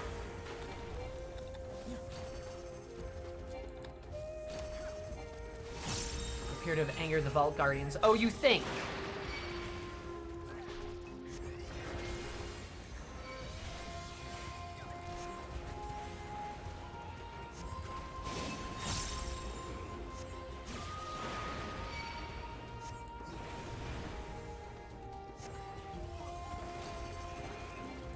Come on. Haha, get fucked. Something special for you. BM players are crazy. Yes, we are insane. I can confirm you have to be insane to play Black Mage. You in your right mind cannot be playing this class for fun. Promise.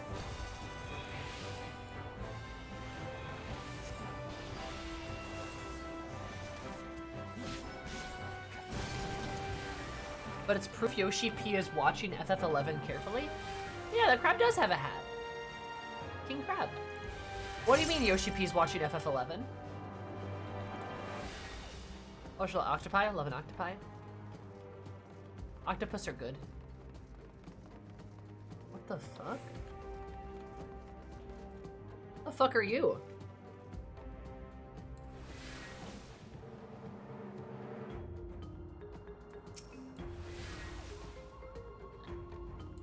The key guardians appear mechanical in nature. Please remember to heal whilst you take notes.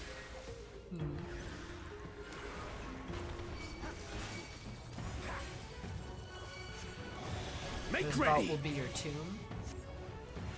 Nah, I don't plan on dying, thank you.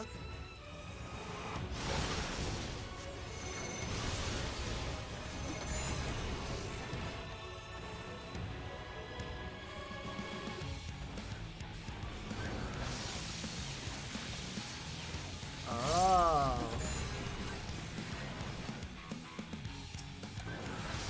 Oh shit, okay. Good lord, okay. Not a lot of wind up.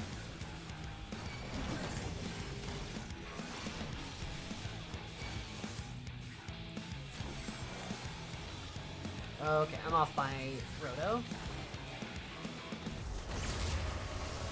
Ow.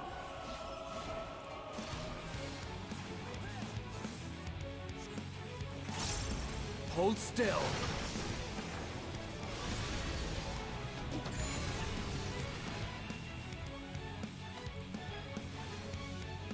Be gone. Oh, what the fuck?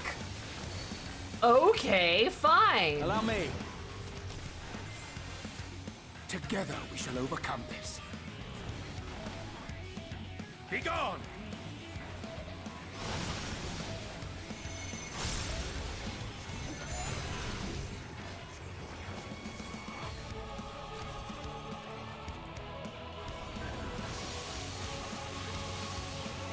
Okay, wait, I see. Oh, no, no, no, no, no, no, no, no, no, no, no, no, no, no. Ah, god damn it! That's gonna kill me. Oh, Uri, sexy. Okay, I need to play all the way zoomed out, apparently.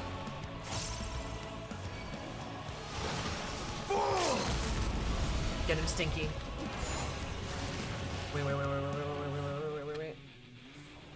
I think this is safe? Be gone. How? Where? Is it the shields? That must be the shields. Okay. You're mine. So you gotta stand very particularly. Ow. At least there's no Vuln stacks.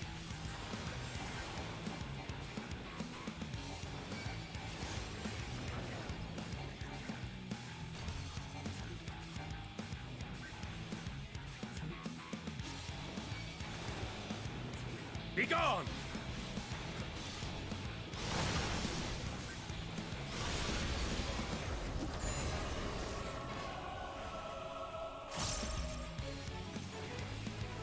Be gone.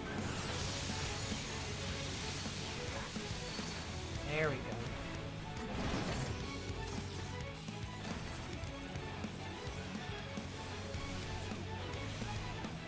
Be gone. Or you just keep saying be gone. I don't think it's gonna listen to you there, buddy. Together we shall overcome this. Your greed will prove your undoing. Behavioral patterns, there's so much to report. I wonder if developers do not misinterpret the data. Oh no.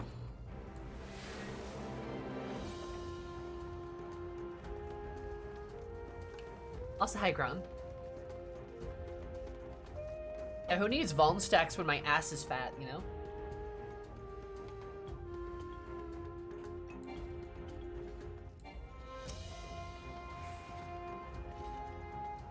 What the Aren't those... Weren't those abominations? Weren't those blasphemies?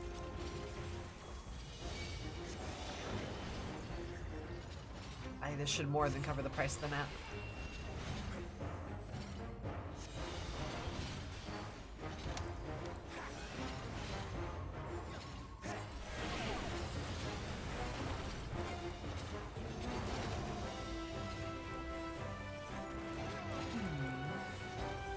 They're not reskin. That's not a reskin.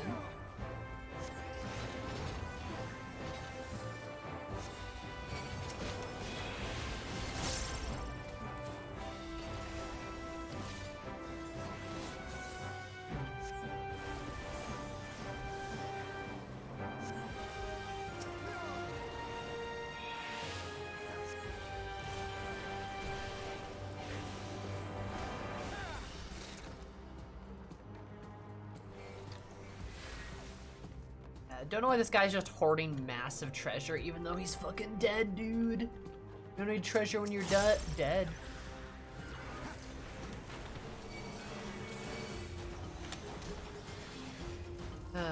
Frickin' greedy bitches.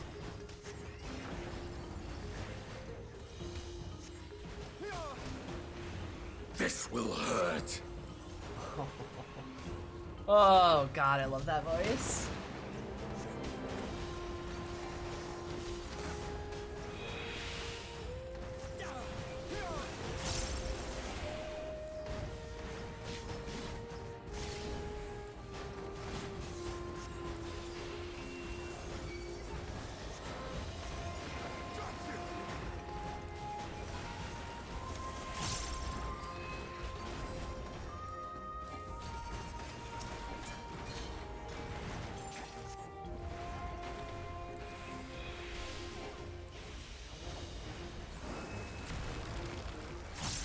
Doors hidden past more.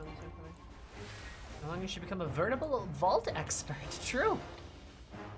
All right, Anjay, you definitely gonna learn more about vaults, baby.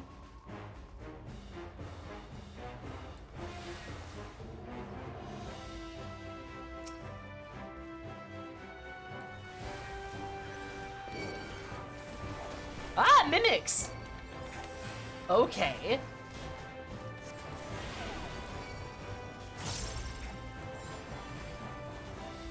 Rude. This will hurt.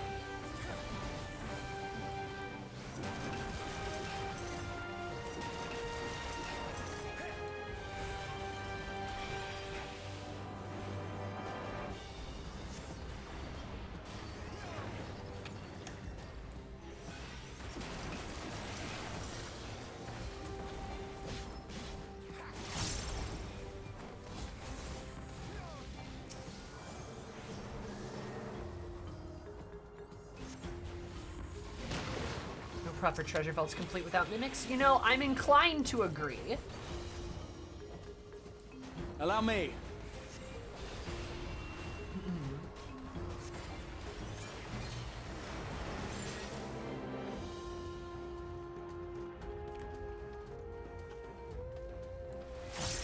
It's their natural habitat. True. Together we shall overcome this.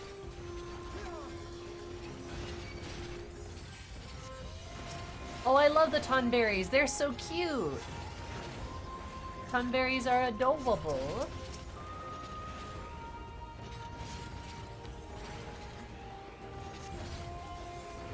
Probably masochistic, but I do wish they were kind of more unique, horrible blasphemies. Yeah, I kind of do too. Cause like, you guys are right. These guys definitely were reused, and they were in Shadowbringers too. But like, that's kind of like a bummer because like it trips my like, these are blasphemies. These enemies mean something. Because even though assets get reused, they should still probably. You underestimate me.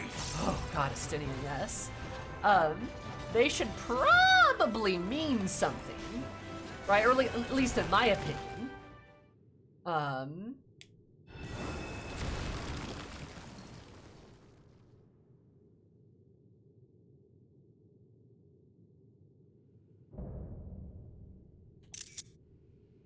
Epiculu? That's is that something in Hindu mythology? I feel like I recognize that name. Epiculu.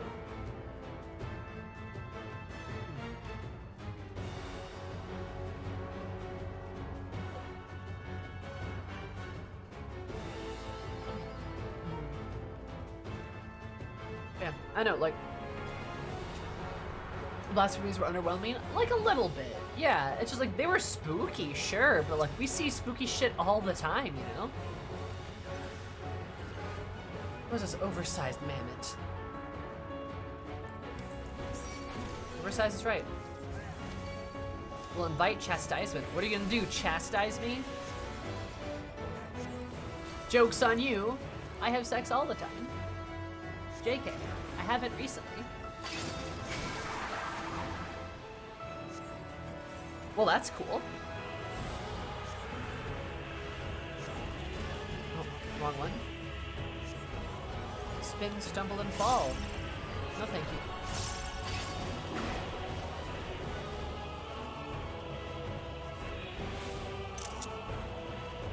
Oh, that's so fun. Oh, that's so fun. Oh, that's so fun. What foolishness is this? Those skills fashioned by alchemy, I suspect. We regroup and counterattack. Oh, that's cute. Oh, that's fun. I like that. That's a good dungeon mechanic. That's a good dungeon mechanic. I like that a lot.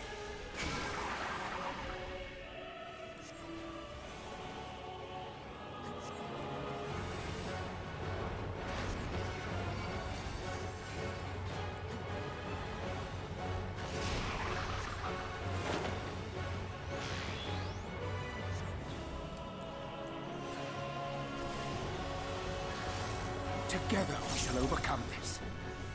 Oh, it's the yellow ones, right? Okay.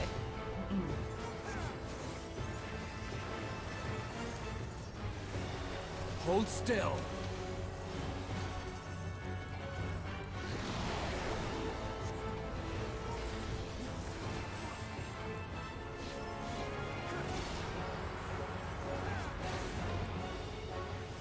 So you have chosen death.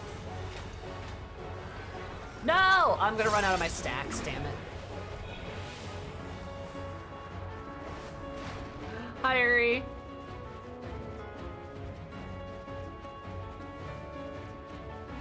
Oh fuck. Oh god, I'm dying. I'm dying.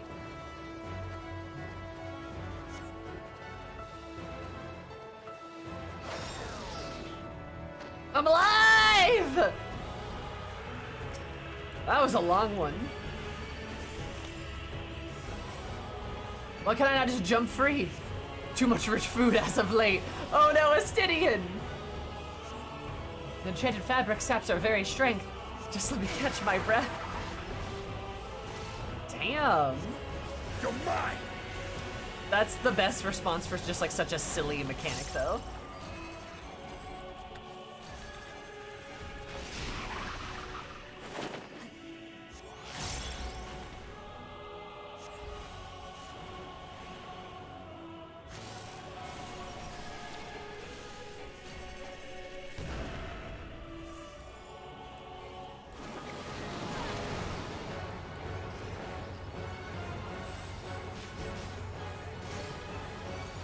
We're getting to see the science spin like tops. Hell yeah.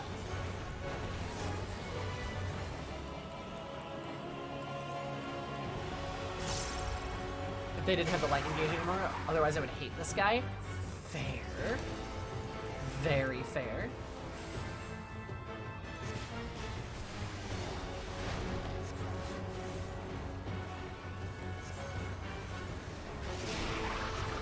It's annoying enough to get my my astral stacks reset every time.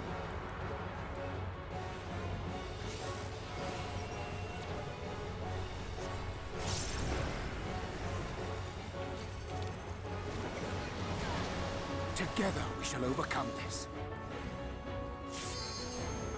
Get him, Astinian. Ah, damn. We killed him too fast. If that hadn't changed Noki, I'd hate it more than I already do. Oh yeah, if they hadn't changed Noki, it'd be even worse. Well, bye.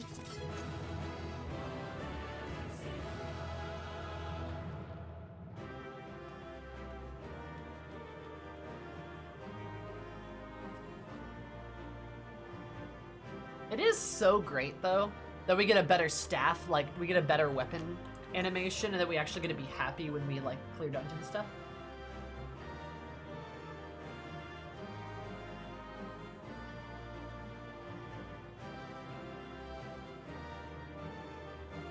What is this place? What is this place indeed? You're within a hidden vault. Found the treasure then. Ori, why are you by yourself, dude? Go hang out with your friends. A fitting sentinel. Why is he lonely over there? Uri. Jacket of Mamie. Kind of a fun little jacket. Well, welcome back, Paragon. Huh.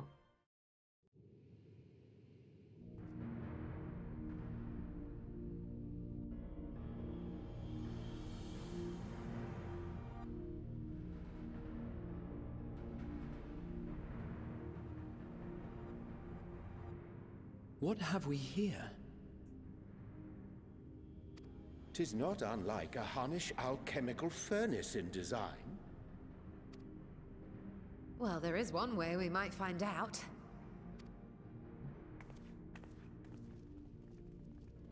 Stop! You mustn't touch it.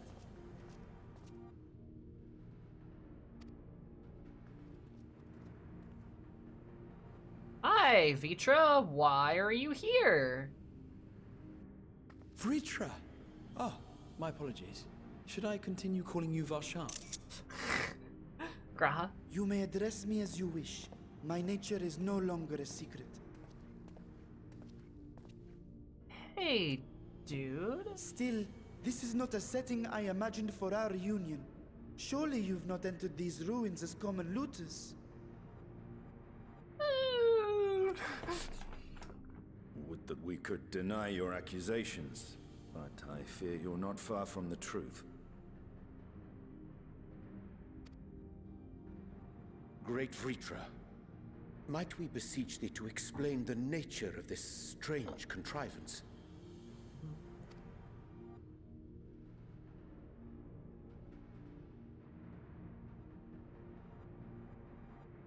It was crafted by our alchemists at my behest, for the purpose of sealing something away. Okay. I wasn't gonna touch it, but you know Y'shtola. I like that you can just throw Y'shtola under the bus. Actually, that's what Eris would do, though. Not actually throw Y'shtola under the bus, but she'd do it just to tease Y'shtola. So that... I was gonna touch it, but Y'shtola, on the other hand, like, I wasn't gonna do it, what do you mean?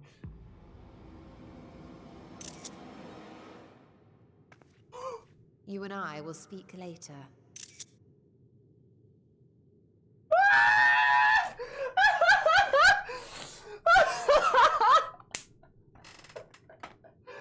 Oh my god! Holy shit! Just the slow head turn. You and I will speak later.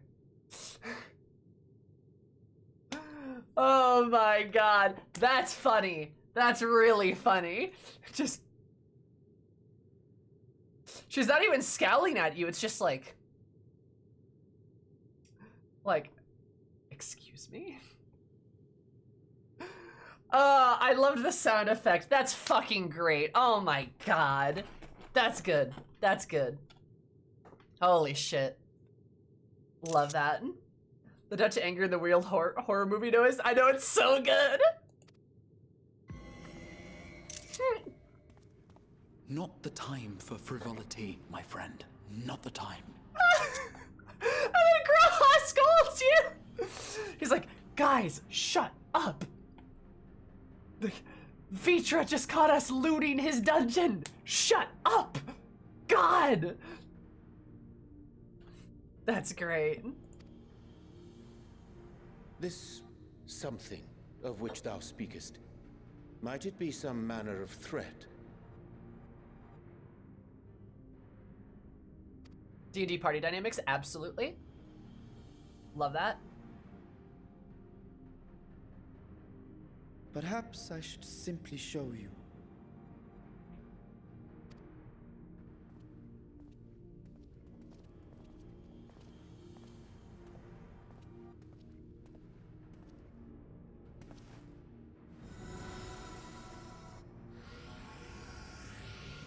What if this is like a portal or something?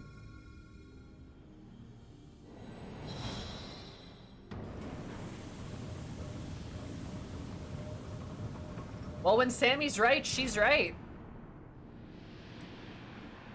Son of a bitch, it's the Void. I was right. I was so right when I said he went to the 13th. I fucking knew it.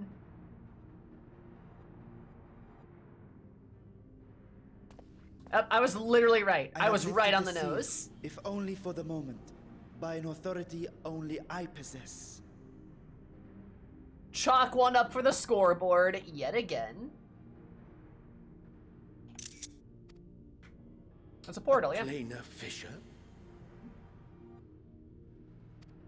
No, my friend. Small though it may be, this is a functioning gate into the void. Yep. Looks kind of similar to the one the Crystal Tower made.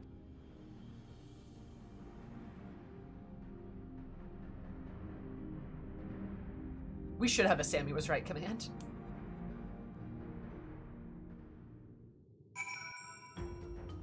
For those of you that missed the last stream, when they were talking about how this guy,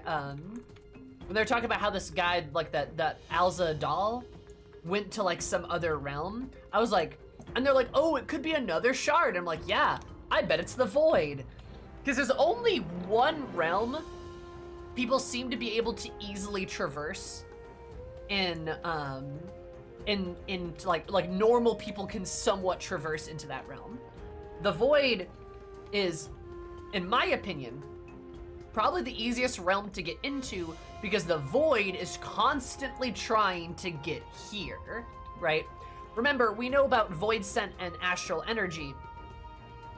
It's active, it's very productive, which is why Void Scent have their wits about them. You know, Sin Eaters are kind of just mindless zombie-like monsters. Some of them have some sense behind them, but not much.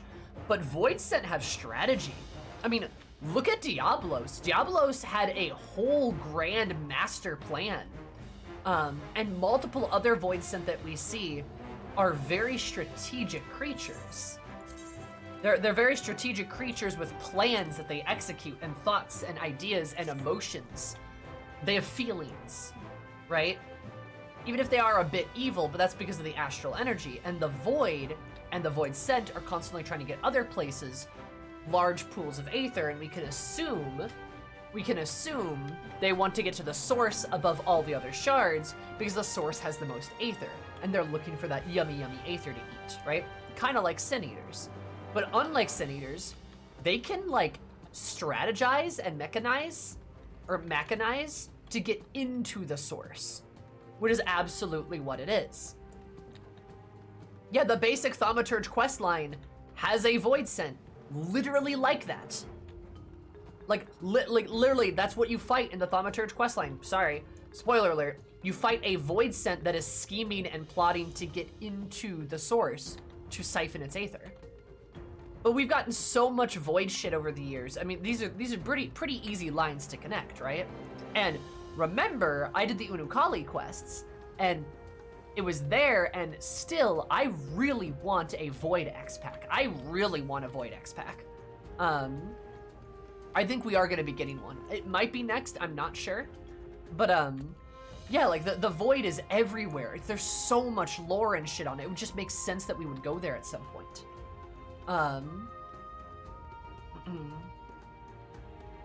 Yes, I did. Yeah, I did Paragon. I did the Shadowkeeper quests. That's what I mean by the Unukali quests. We're certainly getting a Void story. Oh yeah. Like, and this is now steering us in that direction, which makes perfect sense. It also makes perfect sense that, like, the Void and Void Scent would try to open up portals here. All the more interesting for me to have an OC that's a Void Scent, just saying. Like, yeah, like, I've thought that for a long time, so when this guy was like, when the stories of this guy going to another dimension were a thing, I'm like, oh, cool, he went to the Void. Because that's the only thing that makes the most sense, right? That's the thing that makes the most sense. And I can't wait to go to the Void and for us to meet friendly Void Scent. Because I would bet you cash money there's friendly Void Scent. Why wouldn't there be? Why wouldn't there be friendly Void Scent? They're just not the ones trying to get into the source. And like, I can't wait for our perception to be like, wait, not all Void Scent are evil? It's like, well, yes, a lot, like all of them were just people that were corrupted by like the dark energy of the 13th. And then, you know, maybe we can help them out or something. But it'd be even cooler if we go to the 13th in an X-Pack to fix it. We get there and there's like people living there. There's like civilizations of people that are living there. And our way of fixing it is going to be obliterating them. And they're like, no, you can't do that. We don't want to die. And then it becomes a moral dilemma of like, do we let this shard stay ruined? Or do we like let these people continue to exist as they are? Because there's still a lot of dangerous Void Scent that are trying to do dangerous things. But like, is it justifiable to pull an Ascians and obliterate a world for our gain? And our perceived gain for them? I would love that. I would love if it became a thing in an X-Pack where it's like, we have to debate the morality of doing something like that, because then are we just no better than the Ascians were? Are we just no better than they are? I would love that shit. 100% think that's what Emmett said by some of the civilizations on the shards may surprise you. Yes. I completely agree with you. I completely agree. 100%. See, I imagine a lot of them are just incredibly hungry for Aether. Yes. Yep. We've already met 2 friendly NPCs from the Void 13th. Yeah, but I mean friendly Void Scent. I mean friendly demons, is like what I mean. Not people who are sort of rescued from the Void, but like friendly demons. I'm absolutely sure we could see them. We just give them a little Void stack and they're like, okay, we're cool. Also, Violet, thank you so much for the 15 months. Did you do that 5 + 5 + 5 equals 15 months I've been subscribed for? That's kind of poggers. How are you? Do we get put in the Ascians position? No, I mean, that'd be the cool thing, right? That'd be the really, like, cool dynamic part of that. It's like, then we have to decide, is like, are we really gonna go gallivanting to other worlds, fixing their problems for them without knowing anything about them? Isn't that kind of wrong? Yeah. No, absolutely. Also, I very much want a sexy Void Scent lady.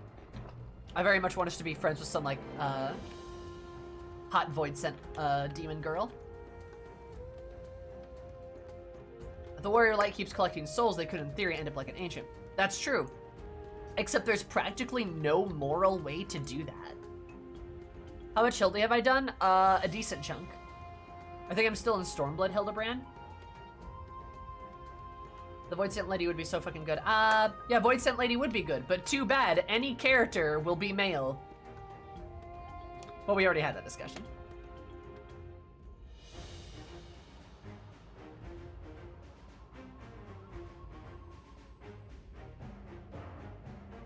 No moral way, but it depends on the circumstance. Like, if it's a thing like Ardbert, where they, like, willingly choose and, like, don't have a physical body anymore or something, sure. But if we go into realms and there's people that are just living their lives and we're just like, give us your energy, like, yo, that's fucked up. Will Ultros count as a friendly Void Scent? No. No, he would not. He's creepy. He's extremely creepy. I would not want to be in the same room with him, so no. Is he even a Void Scent? I think he is.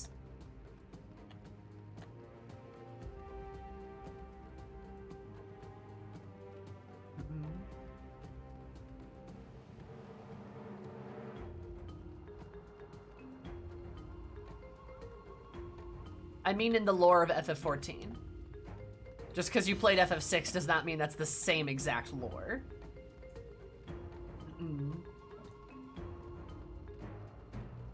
But yeah. Unless, I don't know, it is, but... I mean, Hildebrand questline isn't exactly the overflowing fountain of extremely correct specific lore.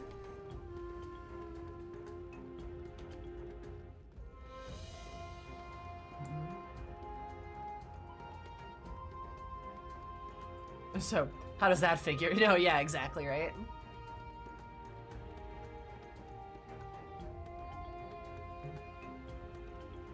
He antagonizes you all over the place, so I wouldn't say friendly. Of course not.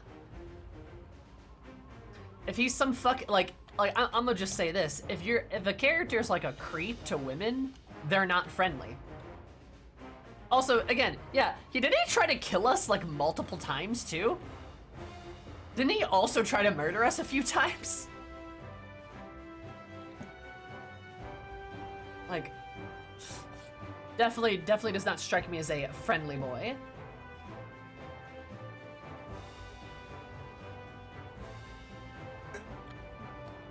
Yes, but so is Xenos. Yeah, but he's been sexy about it.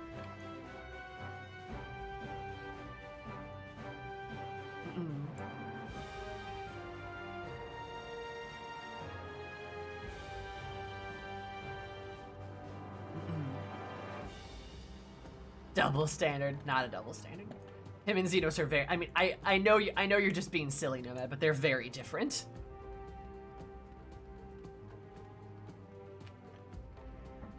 What's not sexy about tentacles?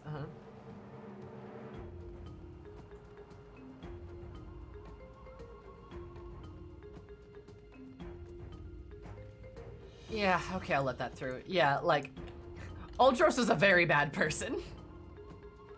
Let's establish that. But like, yeah. Anyway,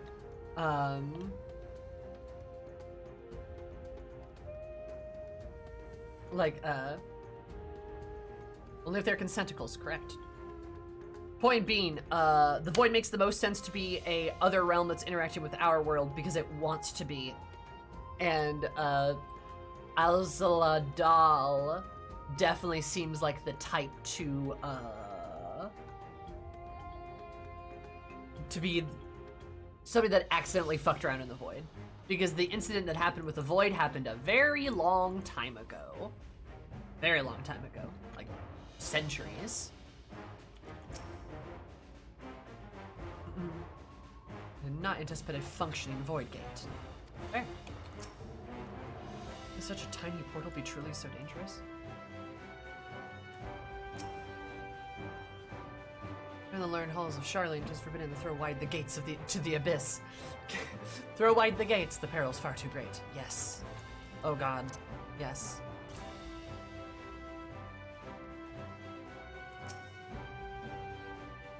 Much of the thing of the practice in the sense that both allow passage of the source and the 13th. The difference in the terminology is the circumstances of their creation. Fissure is an accidental tear in the fabric between worlds, whereas a void gate is the product of deliberate action. Like this is the latter, judging by the elaborate mechanism put in place to control it. Think of our search for material riches would lead to this priceless discovery. The swirling emptiness puts my mind of old friends, not to mention new foes. Or old foes. Yeah.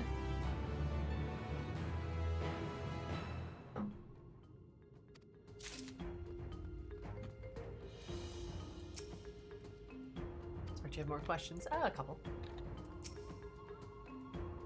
Might linger a touch longer.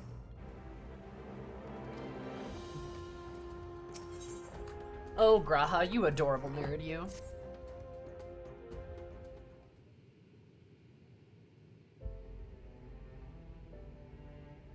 Heavensward? Heavensward? What's Stinky gonna do? I must admit, I am deathly curious to know how a void gate came to be hidden in the depths of these ruins.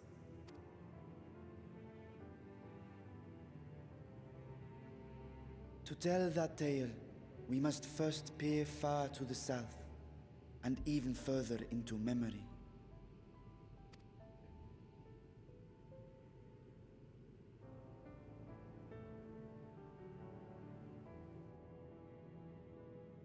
An age 5 millennia passed when the Algan Empire sent an invading force to the shores of Mericidia. 5,000 years ago. Holy shit. Okay, so I was wrong. The void is not several centuries, it's thousands and thousands and thousands of years ago. The southern people rallied around the commanding figures of Bahamut and Tiamat and fought fiercely to repel the would-be conquerors.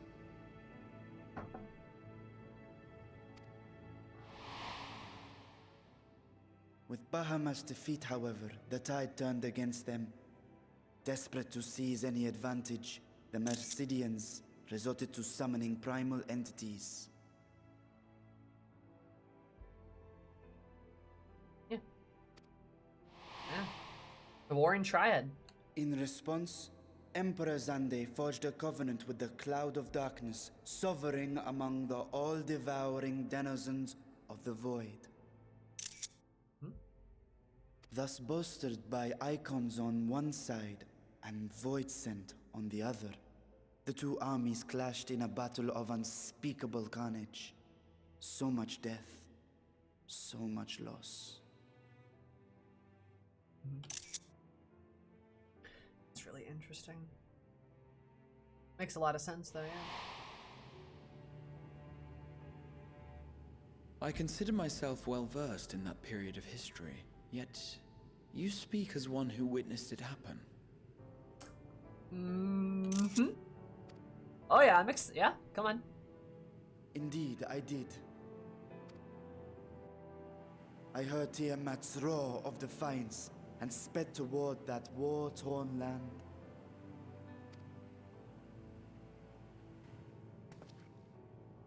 Along with my sibling, Ashdaya. Ashdaya? Dragon? What happened to Ashdaya, huh? We dragons are not male or female as men are wont to classify, but elder sister is the closest a mortal tongue can come to describing what she meant to me. Hey, meant? What does that meant? What does that mean, Vitra, what does meant mean? Vitra, no! I was the last of our brood to hatch, and Ashdaya cared for me where my sire could not.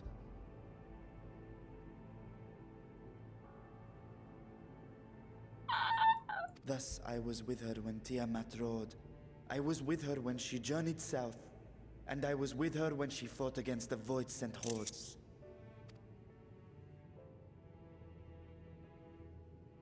Yet no matter how many of their vile fiends we cast down, more rose from the abyss to take their place. Faced with an unwinnable war of attrition, Ashdaya risked her all on a final gamble.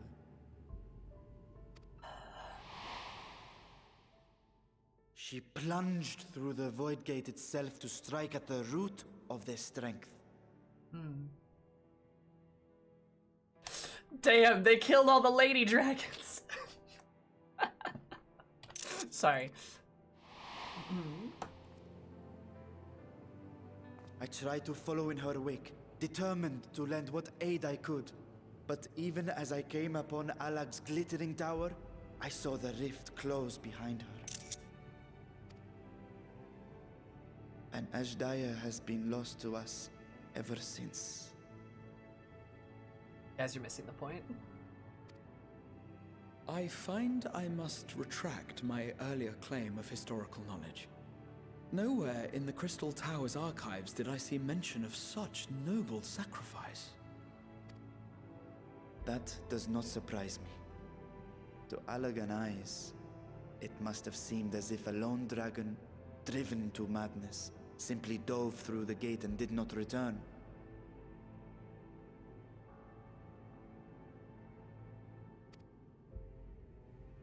For my part, I spent long years searching for the means to reunite with Ashdaya. Until I could search no more. Until Alag was dust, and the art to open a void gate large enough to accommodate a dragon forever lost. Yet you have the beginnings of a gate right here, under the control of a harnessed device. My discovery came before Radzat-Han was founded. Though I scoured the lands for a method to cross the rift, it was beneath the sea that I chanced to find a natural planar fissure, That makes sense. You'd set up a gate at a fissure. It was, however, far too narrow to admit a worm's bulk. Only after our city rose upon the rock, and I could enlist the aid of our talented alchemists, did matters take a favorable turn.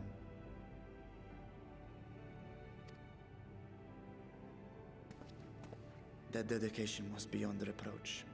Tirelessly they worked to expand the fissure, and after decades of toil, it finally grew to a size that a child might pass through.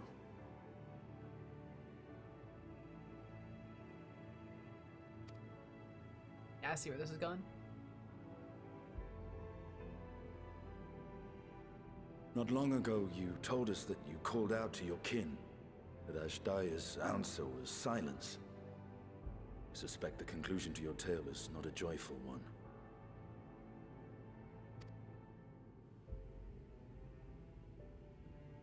With hope in my heart, I used the simulacrum to cross the threshold.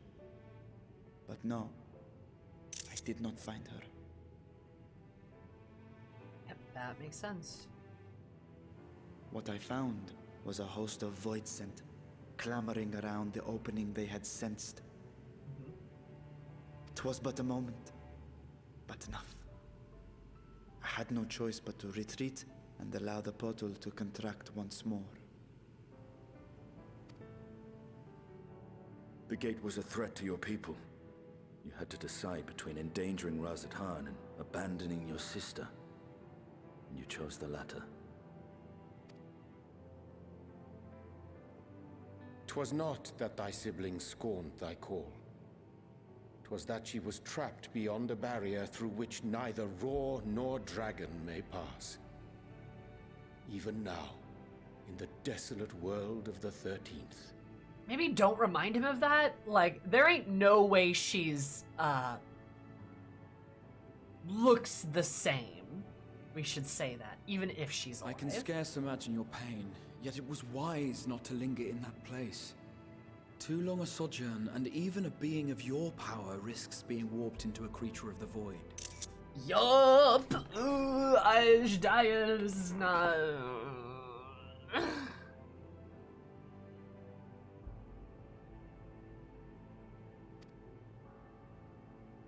You've seen this phenomenon before, when we stepped into the darkness. Yeah, Nero got all oogly. I remember when Nero turned purple.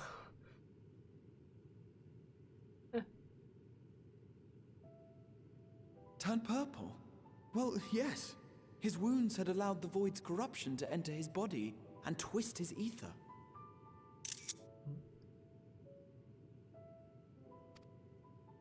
Had it been allowed to progress much longer, I presume he would have been fully transformed. 5,000 years of in the void soup. Then there is little hope for Ashdaya. Yeah, dude, she's definitely like a dragon void scent monster. I'm so sorry. Ah, no. I hadn't meant to. I speak only of possibilities. The scales of the first brood are extraordinarily resistant to ethereal fluctuations. If Tiamat can be They are the protective talisman's core components after all, and even the corruption I described would struggle to overcome. Of course. With the warding scale in one's possession, one could conceivably survive a stay in the 13th without being warped by its energies. Because we use them in the tower, yep. Be that as it may, it is too late to rescue my sister. 5,000 years too late.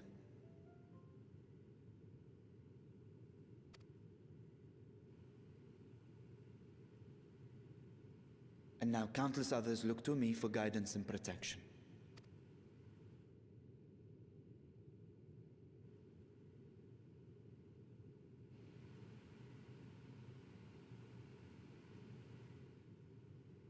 So when I sensed intruders in the ruins, I came only to ensure that the gate remained closed. That, and to secure the treasure, of course.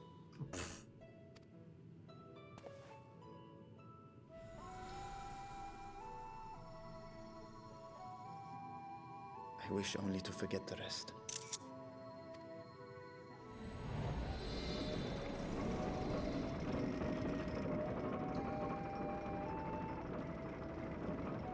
Pistola, please don't fuck with this. Learn some boundaries.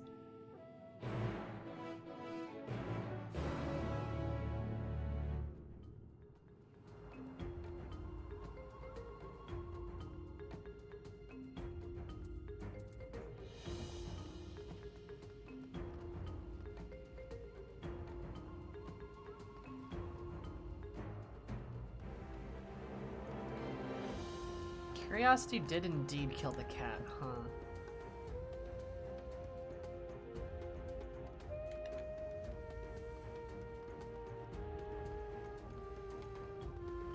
So what is that? All right.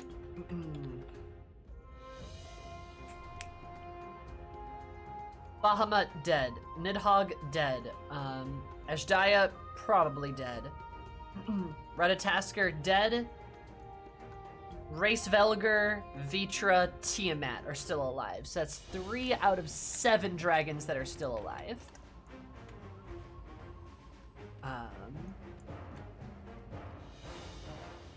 Midi is technically alive, but he's also like their dad, so to speak.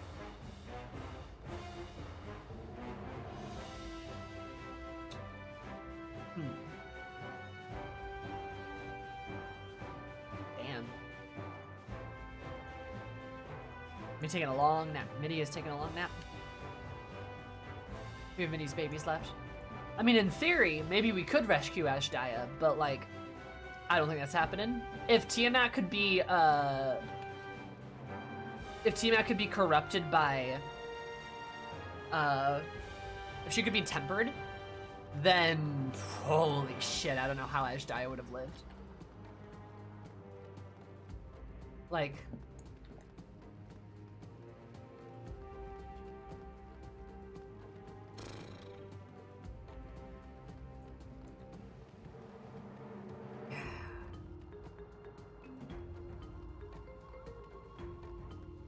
friendly void scent helping her? Maybe. And she could be a friendly void scent, right?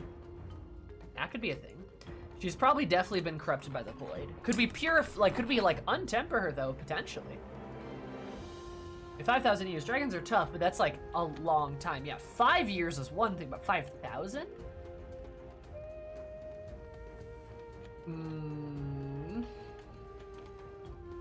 Punch exploded the void out of her. Or we can't find her and she just dies off screen.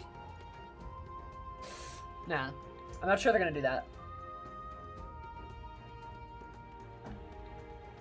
Then again, time in the void is kind of wonky. Sure. But, I mean, Nero corrupted within minutes, right? And if Tiamat can be corrupted by Bahamut's influence, then, like, yeah.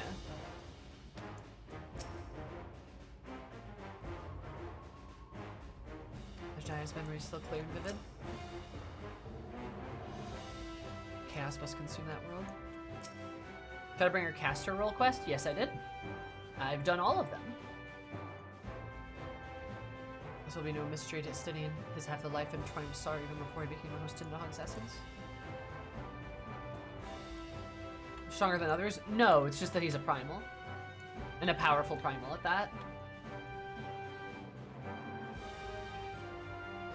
Do the dragons have any elemental biases?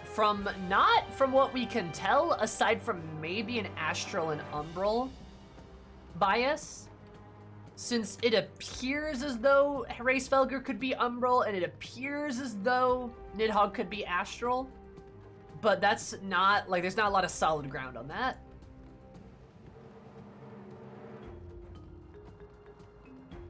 So, like, that's all we got.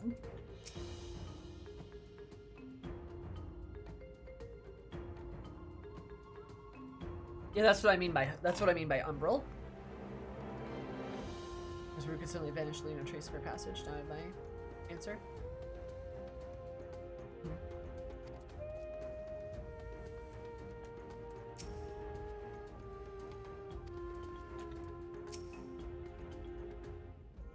The efficient, but also manipulated as a one-minded gate. Then a chance I could learn more of how this feat was accomplished. I'll tell you what I can. First, however, I must return to the High Crucible in range to replace the guardians you so handily destroyed. I will not do to leave the gate undefended. My apologies. They were perhaps a bit touch-zealous to only rush to recover the vault's secrets. Constructs can be repaired. We would happily offer our assistance. Not be necessary much as I am to retain spare vessels for myself. We keep duplicate guardians on hand for such eventualities. Nice. Smart boy. Alright.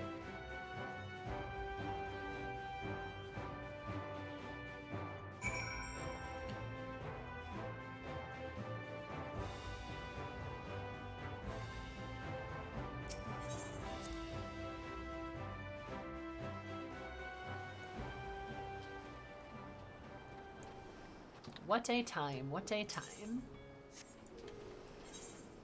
Yeah, I'm gonna be real. I don't know. I think Ashdai is dead. Or dead or corrupted. I mean, probably corrupted, right? She's probably corrupted. Which could be very tragic. And then we have to kill her, and then she's dead.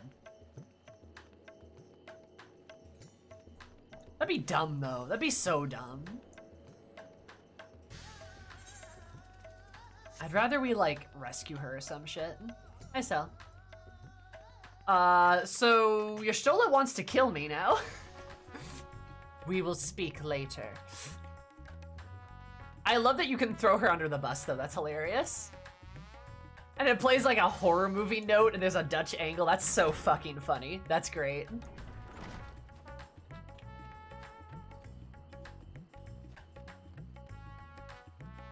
Smacking his forehead again?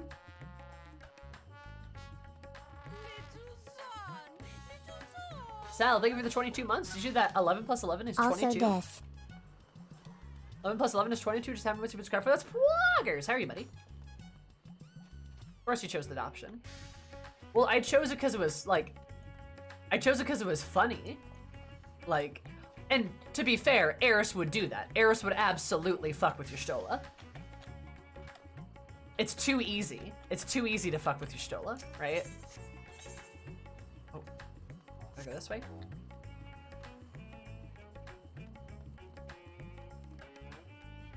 To be fair, though, Eris would fuck with every Scion.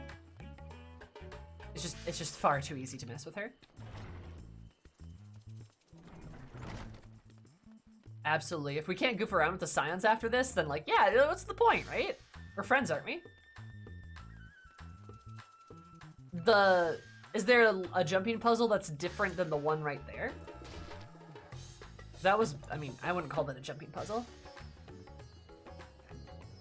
Everyone else would choose it, so I picked what I wanted, looked up the other response later. Nice.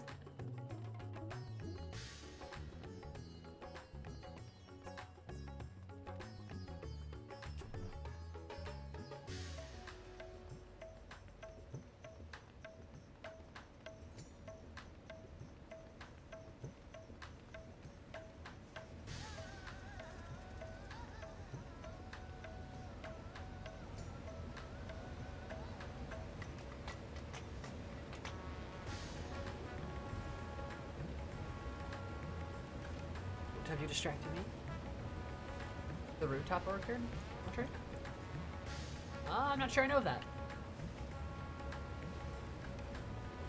I'd totally throw you under the bus if we were caught raiding an ancient lost tomb by our friend who owns the tomb.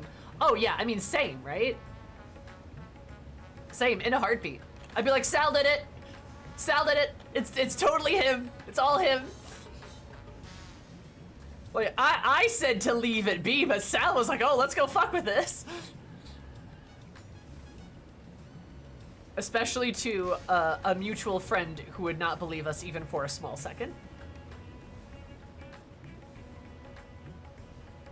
That'd be great. Yeah, I don't know. It's funny. We can't even begin to explain the most country events. Nature to share everything he knows. Alazal's a lost cause, but I wager he feels differently in his heart of hearts. I'm not to keep Kyle waiting much longer. Can I bring myself to think more before hear more of Vitra's tale? was the most enjoyable expedition, to which I am grateful. As for mine evaluation, I shall impress upon the Loperates that the treasure vault is incomplete without daunting sentinels to test the mettle of any would-be intruders. Lamau. Excuse me, no one would believe if you had said someone else touched the incredibly dangerous magic thingy. Yeah, that's fair. I'm a little reckless. You got me there, Sal. Doesn't mean I wouldn't try to lie about it, though.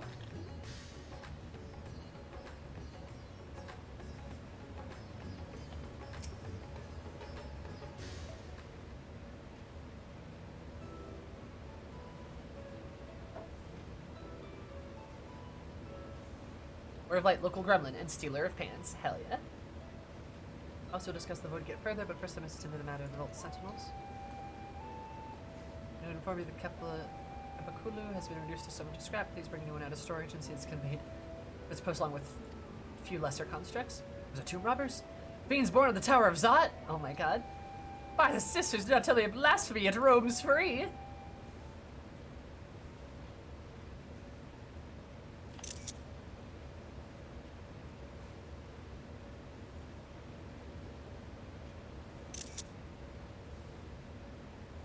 No, nervous Graha!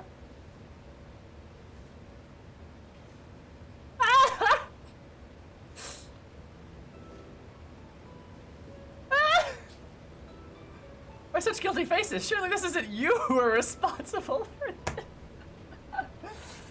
Oh my god, Eris is like, yeah, who could have done that? And Yrstilla's like, don't say anything, don't say anything. Cindy's like, I don't know what you're talking about. Graha immediately like, oh no, we're in trouble. Oh no. Like, probably mumbling to himself like, oh, we shouldn't have done that. Like, being very obvious, and then Uri's just like,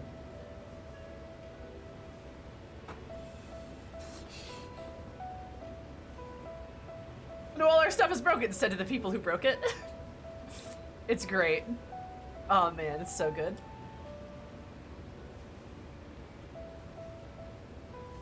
At least Yrstilla didn't throw you under the bus. Well, the details aren't important. I shall see that it's done immediately.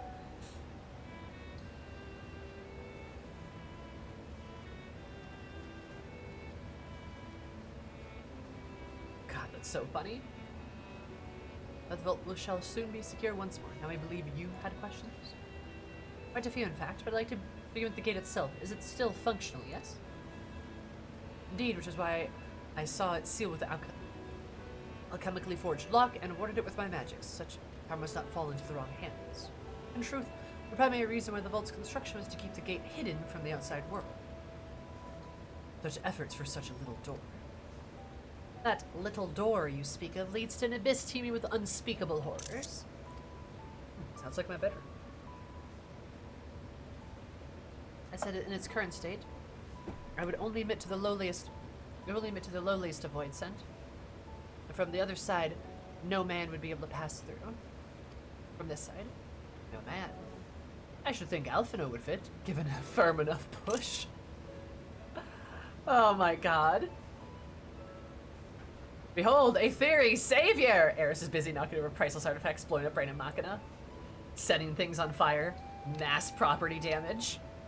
She would though, she's a little pyromaniac. Physical size is only one consideration. The true restriction hinges upon the etheric density of the soul in transit. And yet you succeeded in expanding the diminutive portal and sending your simulacrum to the 13th. Thanks to my brilliant alchemists, I should have destroyed the anomaly when I found it. Instead, I bade them devise a means to control it.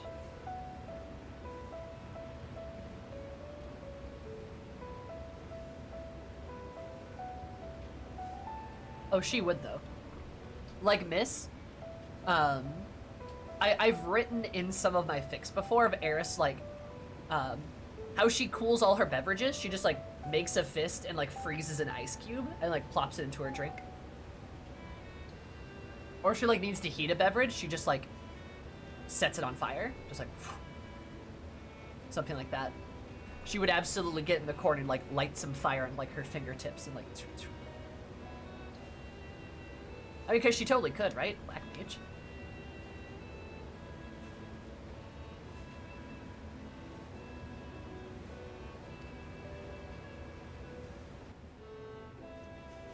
Much experimentation accomplished the impossible.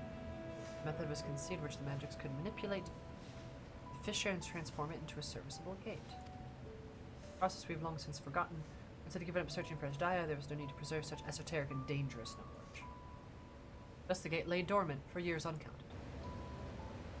Passage to the 13th was made relatively simple thanks to the Crystal Tower. Ancient mechanism channeled the tower's vast stores of energy to open a void gate when bound to a covenant made with the Cloud of Darkness.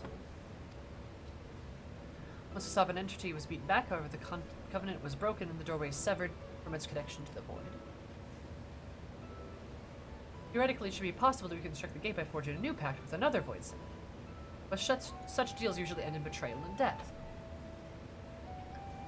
Oh, Xenosavitar! My bestie, my worstie! Where are you? In case we should attempt to gain the understanding of the Bounty Gate, maybe we could resume your search for your sister. As I've already explained, I've been futile hopes to rest centuries ago. My place and my duty is here now. Ah, I had meant to ask, what prompted you to search for the vault in the first place? But it was all Cynthia's idea. It's all him. As I recall, 'twas you who was chasing tales of undersea rooms. It was me like, I don't know what you're talking about. I didn't do it. What? Who? Me? No, it wasn't me.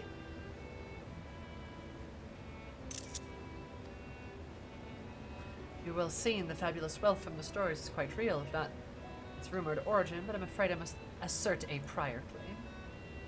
I've been adding the trove for years, little by little. By the time it has come to spend it, I might alleviate my people's suffering.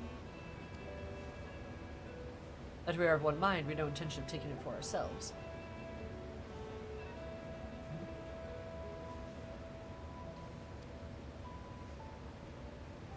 Isn't that right, my friend? Like, yeah, I'm fabulously wealthy.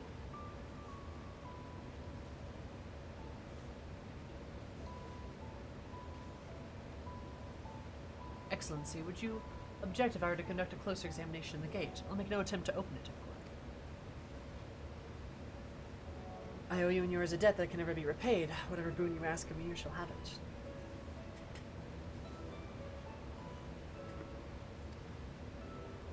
You are most gracious. I shall take advantage of your permission. Though we could join thee in thy study, but the Loperites would be anxious to receive my report. I beg my leave. Go kiss your boyfriend too, Uri. Must be off to Charlene as well. Mistress Cryle was eager to speak with you about the request, so please come back to the annex as soon as you're able. Farewell, for now. Bye, Catboy. Peg you later.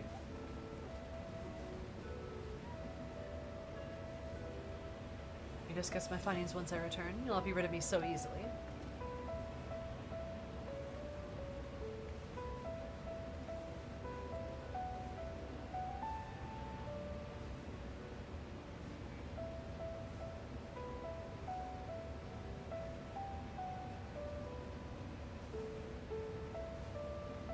Oh, that's the Alliance quest, right?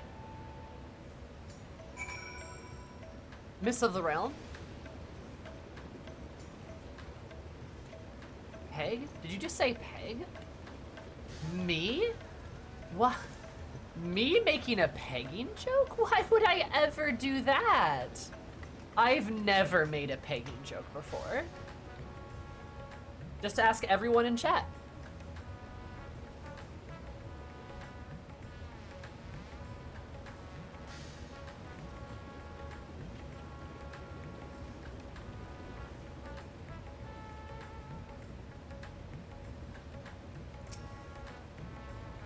Join the expedition at least, otherwise it'd be a heavy purse to pay for the treasure map being a treasure we couldn't keep. Joke? No, never joking. You're right. I'm telling the truth. I don't make any pegging jokes. It's never a joke. What is peg? Oh, sweet baby. Graka, no. Look, I'm a bisexual woman. If I don't make at least one pegging joke a day, I'll explode. What do you think's like in what do you think's in the drawer under my bed?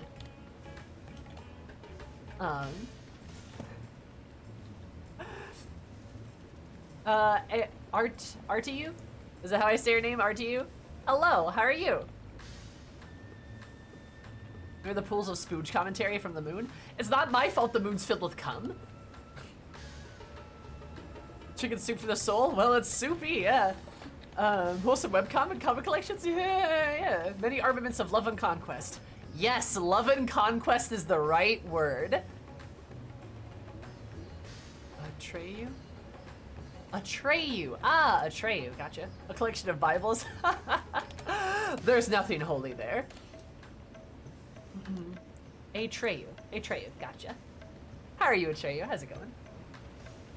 It's a technique for adjusting shelves without nails or glue. Yeah, sure.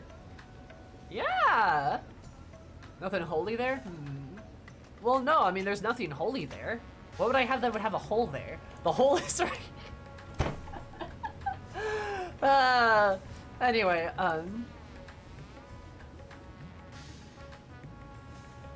Atreyu from Neverending Story. Oh, nice, gotcha. Expansive strawberry shortcake collection? Are you saying you're under the bed? Well, I'm on top of it sometimes.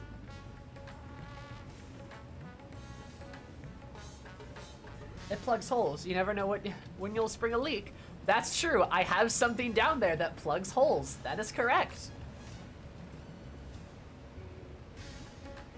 I have several somethings. I have a lot of things, actually.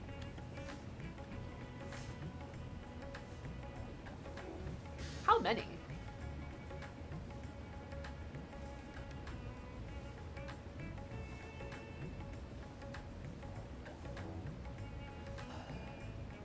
It's always good to have hobbies. Ah, thank you, Button. Thank you. Yeah, I agree.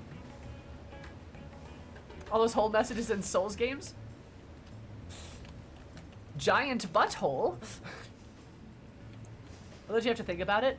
It's over 10. It's over 12.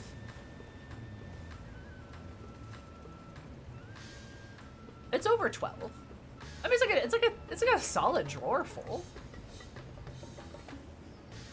You know, I'm not gonna count them.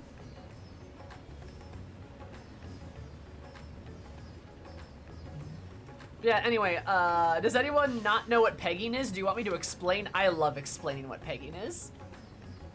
I certainly can.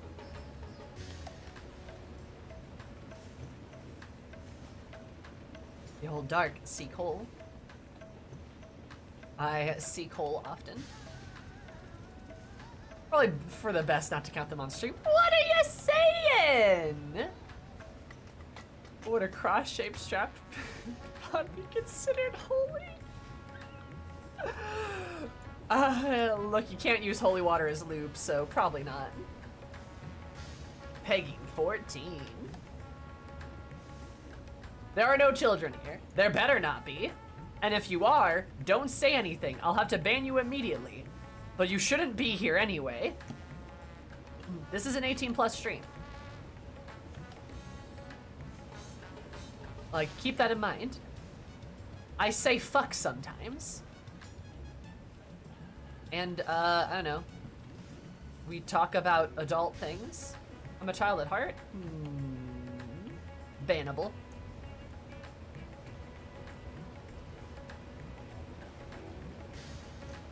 Only occasionally. Yeah, I don't say fuck that much. But I can say fuck now. Look, Eris can too.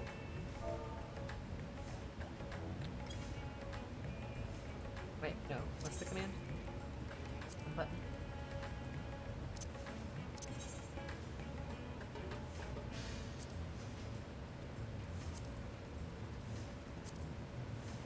She definitely said fuck.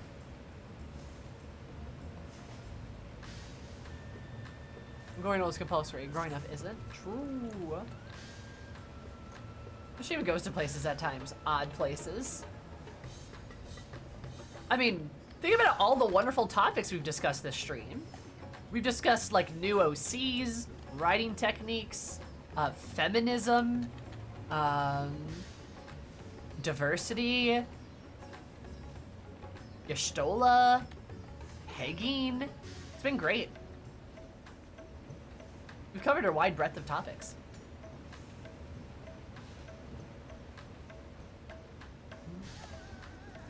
This stream is basically a perfect example of an ADHD brain. Look, I don't have diagnosed ADHD. Look, I probably do. I've just kind of accepted that.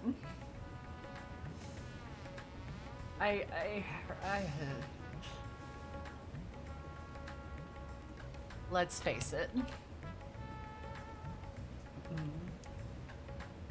Not always the places you want to be. True. Once you're on this train, it doesn't stop.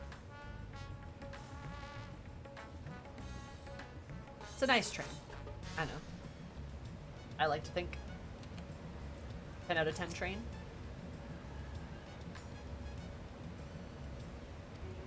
Also, God, Stinian, Tadeu's gonna kill you for spending all that money. Good lord. I must put these riches to use. Lend me your assistance in these deliberations. Yeah, of course. I didn't break any of your stuff, though. That was all Estinian. That was all Urianje. Sarah and I are in this together. I will follow her example.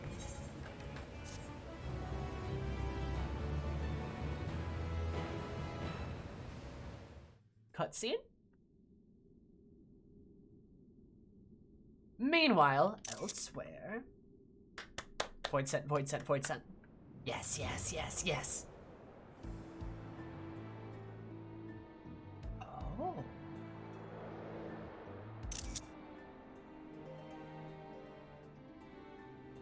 Oh.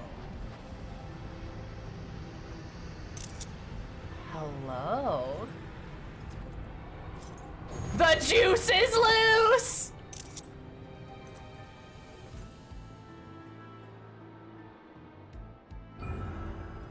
JK, I don't think that's actually him.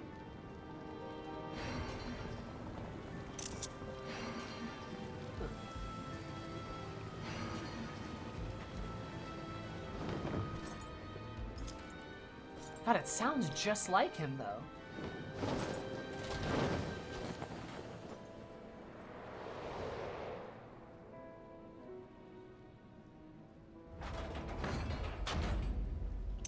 Hello, sir.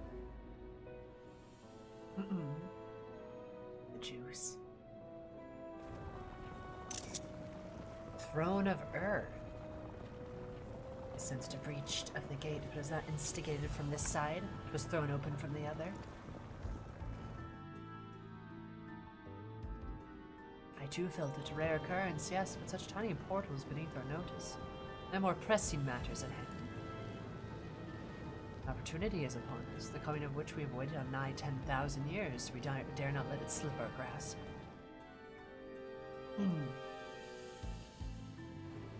Yet we do not underestimate she who bested the cloud of darkness. Even restrained by a covenant, the cloud is no feeble wispy dispersed by some flesh and blood mortal. Ah, let her come. I will drown the world and watch as this fleshling gasp for breath in her final moments. Ooh, gasp me, mommy.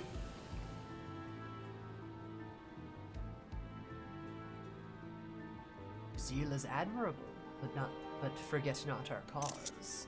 Knight in black. The juice. Think back on our struggles beneath the sunless sky. Remember why we cede not our will to fight.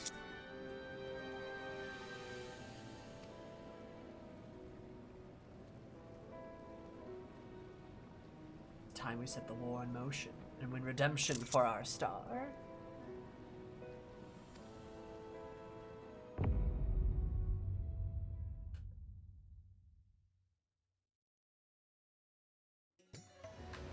Nice.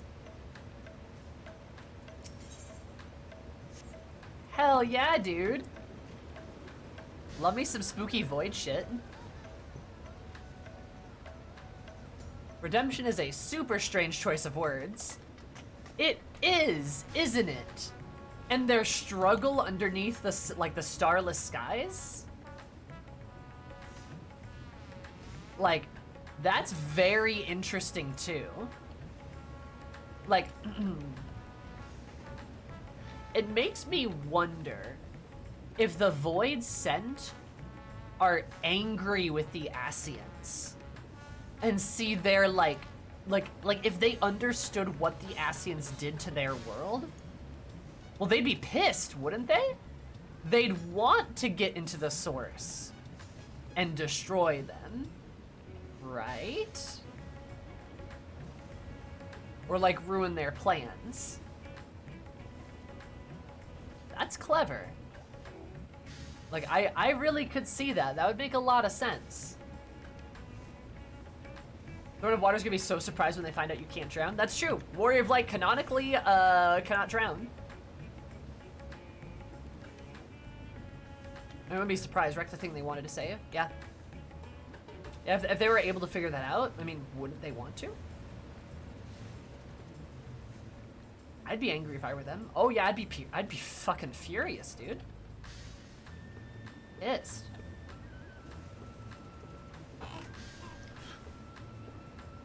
Makes a lot of sense. Imagine we get there, we explain the whole thing, and it was like, oh yeah, we already ruined their plans forever. I'm not sure they'd be able to just let that go though. That's been their entire existence for 10,000 years. Like, could you just let go of, like, all of that emotion, right? I don't imagine there's a ton of therapists in the Void. That's just my guess. I'm assuming there's not therapists, you know, in every nook and cranny there.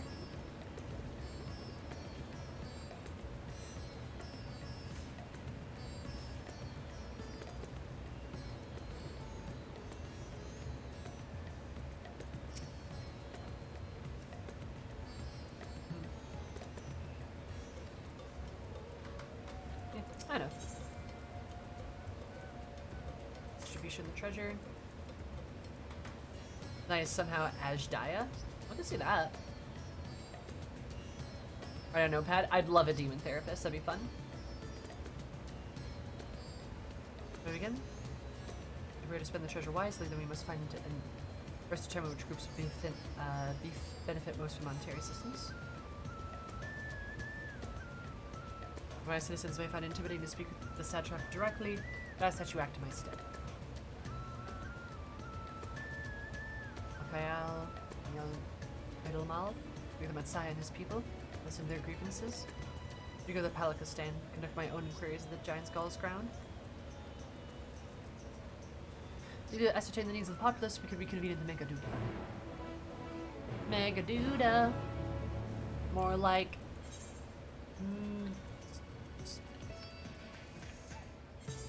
yeah. That's all I got.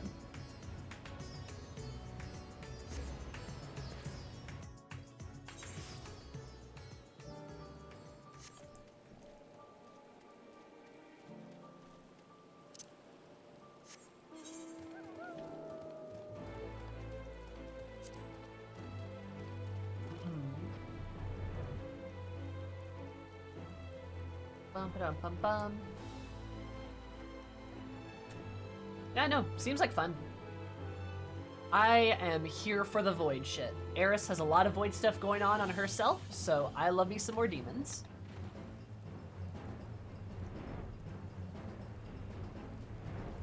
Hey, Messiah, you're still here. So you had returned unharmed. Enter the boat then? Oh right, because we didn't like come back normally. Huh. The village desperately needs. All's loss hit us the hardest. My buyers from official, though I still have a few here and there. It was much more difficult than it was before. We're still struggling to rebuild their lives. For now, we're just banding together the best we can. I'm big into demon lore myself. Oh, same. I mean, Eris is a black mage. Like, yeah. You know. I was gonna do demon shit. Looking forward to morally gray, sexy demons. God, I want morally gray, sexy demons. Especially the architecture. Oh, I love the Miak stuff. It's so good. Yeah, you guys never came back with my boat. I think I will. My half-elf demon girl? Well. Like half-Elzen demon girl, or... Give me more Geiger aesthetics? I'm good without the Geiger aesthetics. Look, they did that with Tower of Zot and shit. Or no, not the Tower of Zot. Yeah, it was Tower of Zot, but also the Tower of Babel. And then there are centipedes everywhere, so I never want to see that again.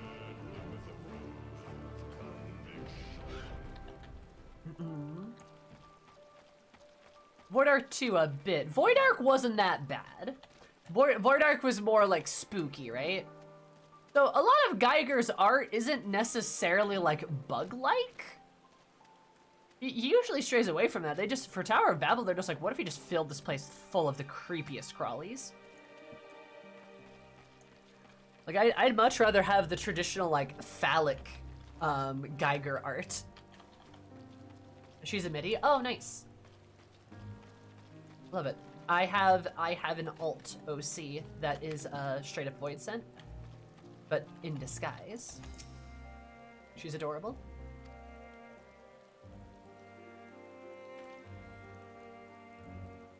The port, well, it's in shambles, isn't it? Trader routes open once more, another dangerous path, certainly. All of merchants have had to sell their ships to make ends meet in the short term. Now that the sailors will be lost in the final days, and still wonder the flow of exports is no more than a pitiful trickle. Hildy? Oh, I love that. Gazal and his consortium were still with us. I'm sure they found a way to turn our fortunes around. I was the man who got things done. God's rest his soul. Yeah, about that soul of his, it's kind of permanently gone forever. I'm sorry.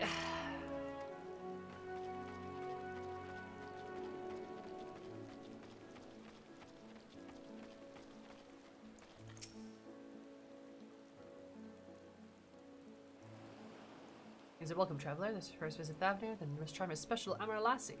Russian zest can't be beat. Such a what? What could such wonder cost? Normally I part with 3 bottles for a generous price of 19,800 gil, but for you I'm willing to go as low as even 10,000. You're practically stealing from me.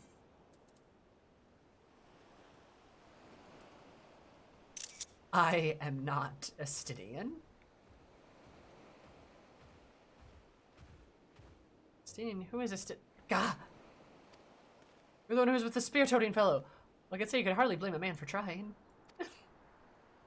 You'll no longer be on fire, but we're still sifting through the ashes, so to speak. Sister, spare me, as might as well have that ugly tower back and scanting through travelers we see these days. We'll have enough coin to buy at local prices. Tell you, if I didn't charge one odd adventure for a small fortune for afternoon tea, I'd be scavenging for scraps on the street.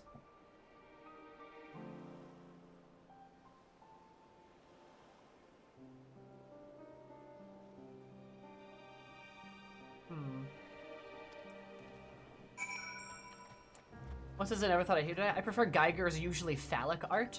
It's pretty high up on the list. Ah, gotcha. 60-minute queue? Holy shit. Yeah, it took me like...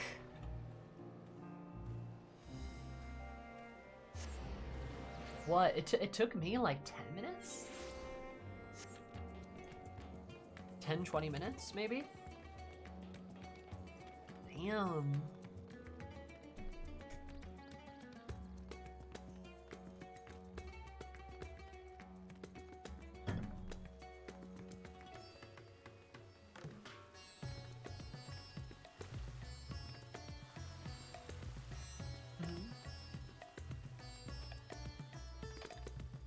God, I love how colorful Radzathan is.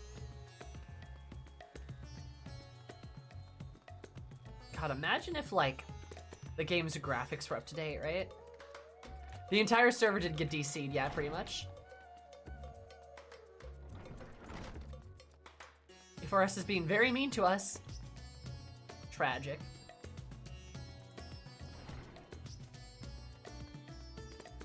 Vampire Daddy is very dangerous, I agree. Right up here, by the way.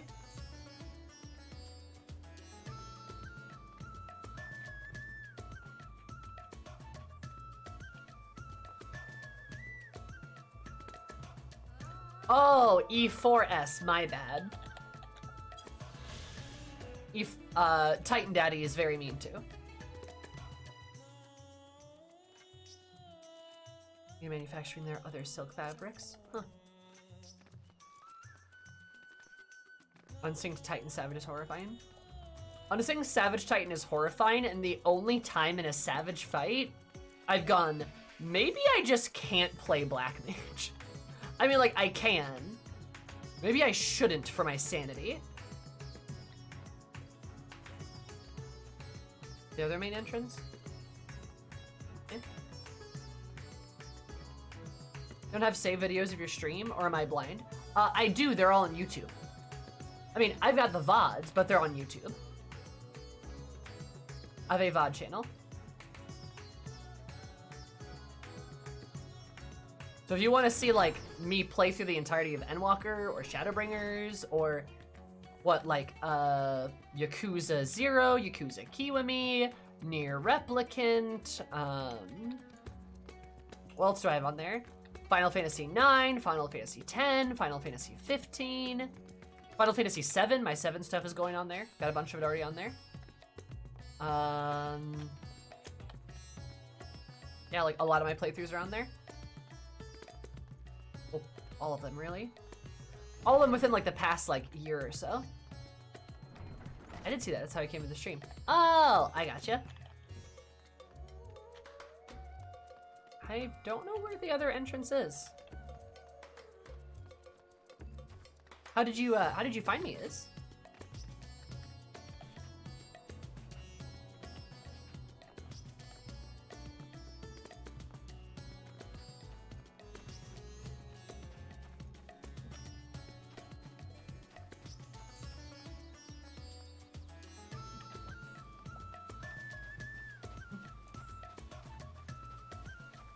Sleeping? It's a game I did not play last night, and I am feeling it.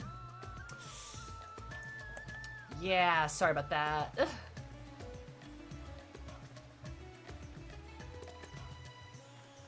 Endwalker playthrough on random YouTube recommend? Hell yeah. I hope you are enjoying / enjoyed it.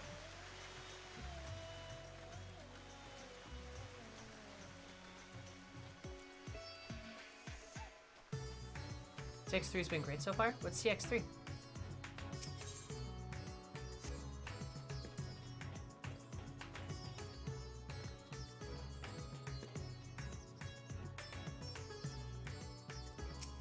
Hi, Stinian.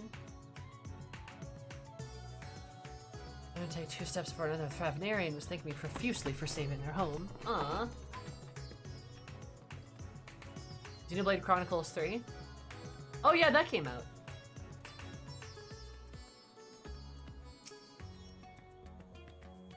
Or, well, has the game come out yet? Rise's return. I've just made it back myself. To obtain this vessel, how did the true form was known? You could have flown across the island in a fraction of a time.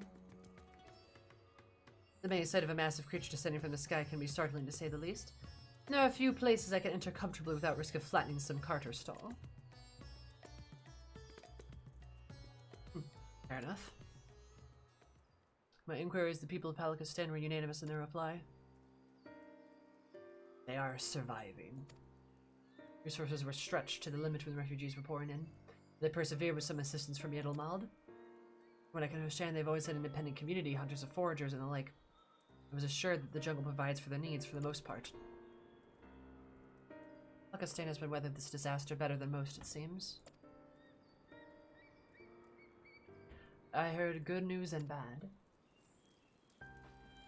Foremen were cautiously optimistic, having just sold a wagon full of giant skull to a foreign trader. Such visitors are few and far between compared to our best years. The weight stone leaving Thavnir has been light indeed. The nation is small and isolated, prosperity dependent on a steady stream of exports.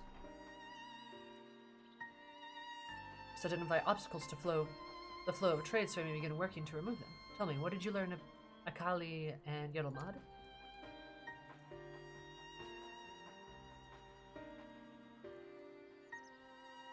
I see without a dedicated buyer, the average fisherman must struggle to offload his daily catch.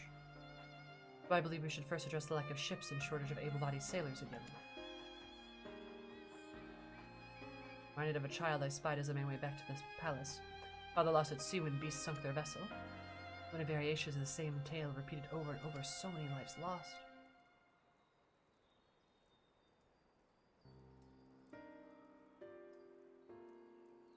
Yeah, it's like that kid.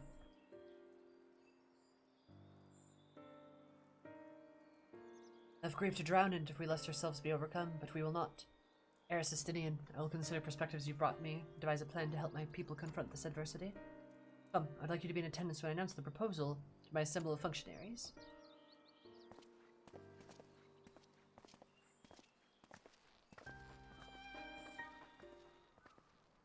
No, I'm good, thank you.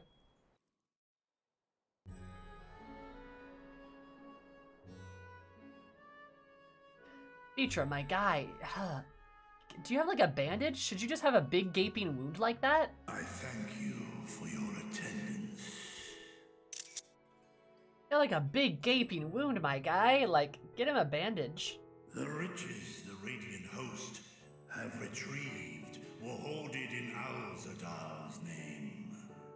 A fortune I set aside for a future day of need. And lo, that day hath come. May it aid our wounded city in reclaiming its vibrancy and vigor. In better times, I would leave such a task to our capable Ahawan. God's rest his soul. Finding myself bereft of his counsel in the here and now, I will assume the responsibilities of mine office directly. Firstly, the treasure shall be sold for more convenient currency. Thence, invested into the trading port of Yedlamad. Our merchants must have their operations restored, their ships rebuilt. Commerce must flow once more. No, I never noticed this before. He's feathery. He's kind of like a Race Velger in that regard. Got some like feathers to him. None were spared the tragedy of the final days. Of this, I am well aware. But an absence was created by the loss of Karazal's consortium. And by filling it, we provide new means for our fishermen, our artisans, and others to bring their wares to distant markets.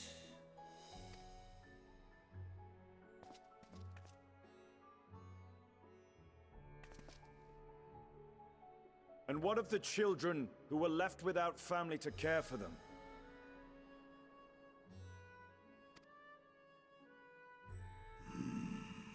That is a concern which weigheth heavily upon my mind. The simple gift of coin will soon be exhausted, leaving these young souls adrift on the fringes of our society. Vitra Orphanage. Nay, a proper solution is needed, one which doth guarantee their welfare for years to come. Thou hast surely seen how other nations rise to meet this challenge, adventurer. What dost thou deem the wisest course?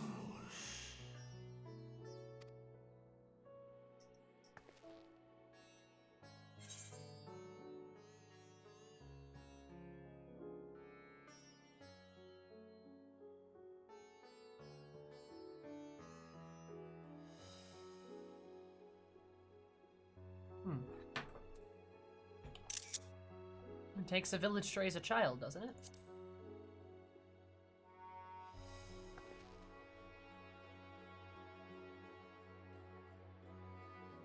Of course. We must all look out for one another. Yeah, community. Let us put this idea into practice. A contract shall be written, requiring all who receive of our Zadal's treasure to commit a portion of their future earnings towards the running of an orphanage. Ah, that's a really good idea. Now, such an influential policy is deserving of a worthy name.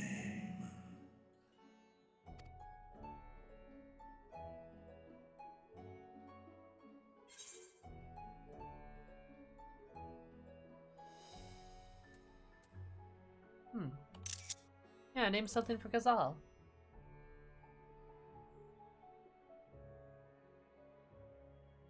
A fitting candidate.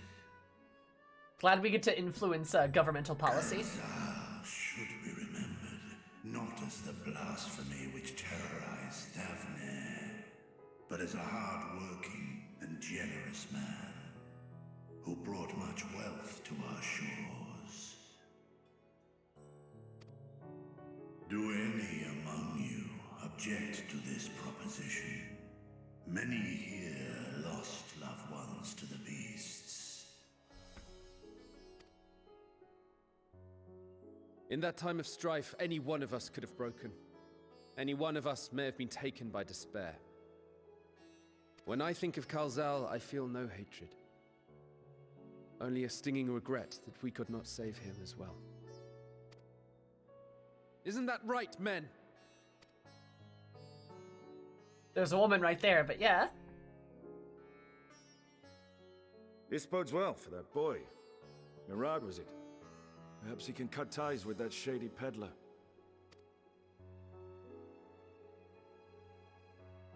Then let it be done. Henceforth, this initiative shall be known as the Kalzal Foundation. Hell yeah. Nabdeen, thou art to assemble a patrol and ensure that no child in this city liveth in squalor.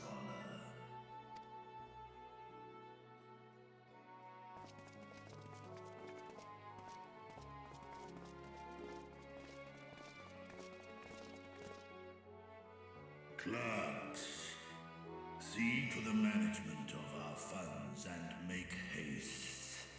Our citizens must not suffer a day more than is necessary.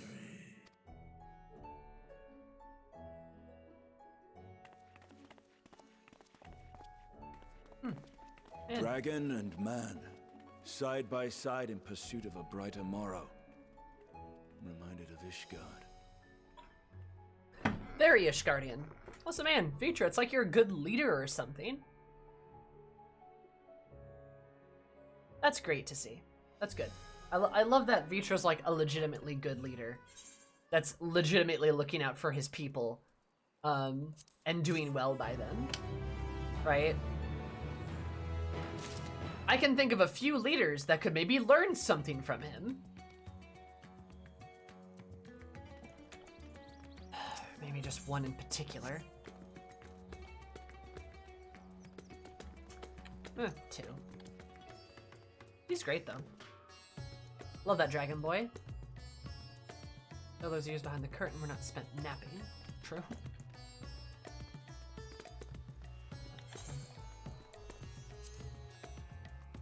God, yeah.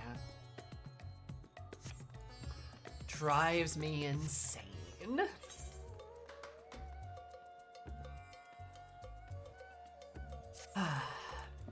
But alas.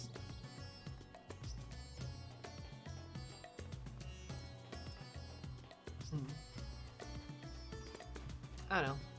I think Vitra's a really cool guy. I'm really glad we do get to see more of him, and I'm also really glad that we get to like see him lead his country. Because normally in like a lot of patch quests, they go into like intricacies of like the countries we help and stuff like that. And since we're not totally rebuilding Thavnir, we actually get like, you know, I mean, we're helping them in a way, but we're not like totally reconstructing them like Ishgard or something. we still get that window of like, oh, this is what it's like, and stuff like that. So that's pretty nice. Plus, I'm not cringing the entire way through this too. That's also very nice.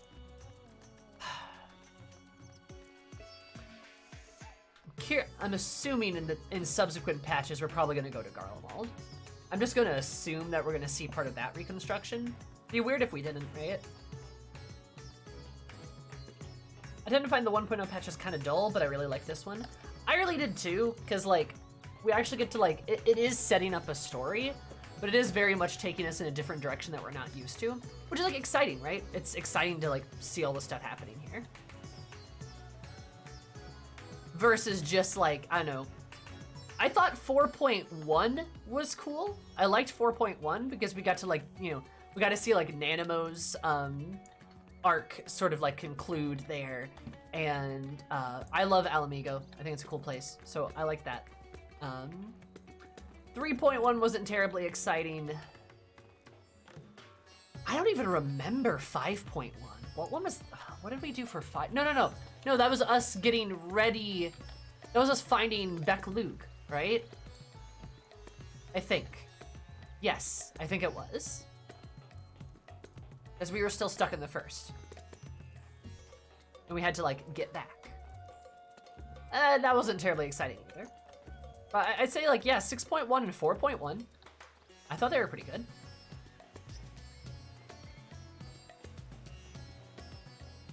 In my opinion.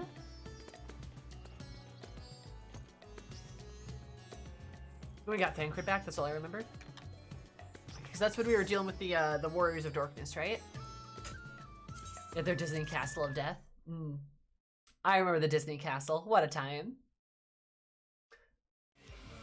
Love to see it.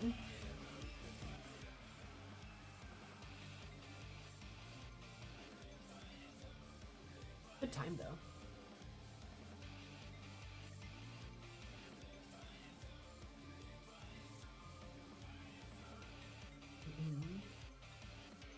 Yeah.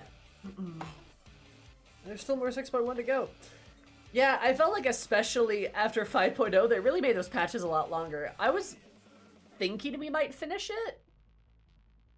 Well, we ran out of time. Whoopsie.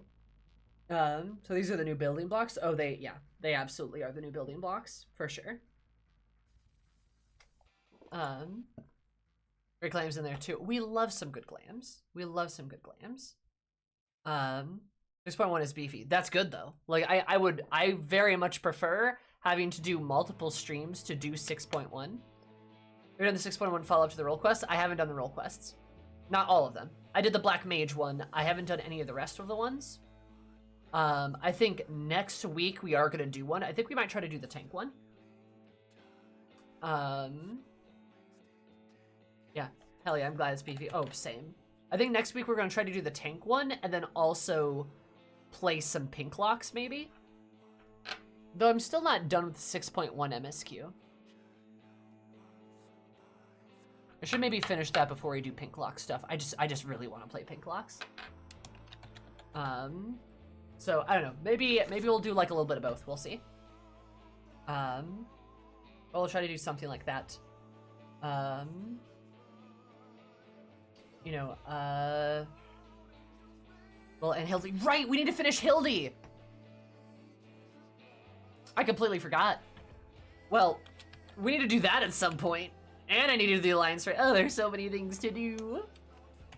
That's okay.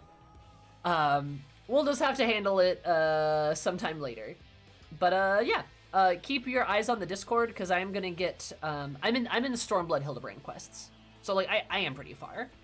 But yeah, keep your eyes on the Discord because I'm gonna try to organize an all. I'm probably gonna like a min eye level Alliance raid. It won't really be min eye level technically, but it'll probably be like a 24-man run of the Alliance raid because I want to do that. I will start working on that now that I have it unlocked, so that's good. But I will probably try to do more 6.1 next week. Whether I do pink locks next week as well or just a role quest, we'll see. We'll see. But yeah, we're gonna go say hi to Shen because it looks like she's doing some raiding, and I want to pop in, say hello, make sure she survived. And yeah, I will see you guys tomorrow for Intergrade. We're doing FF7 Intergrade tomorrow around 7. So yeah, please stop in then. And I hope to see you guys tomorrow for stream. Say hi to Shen. Goodbye. Give her a wooga booga. See you later.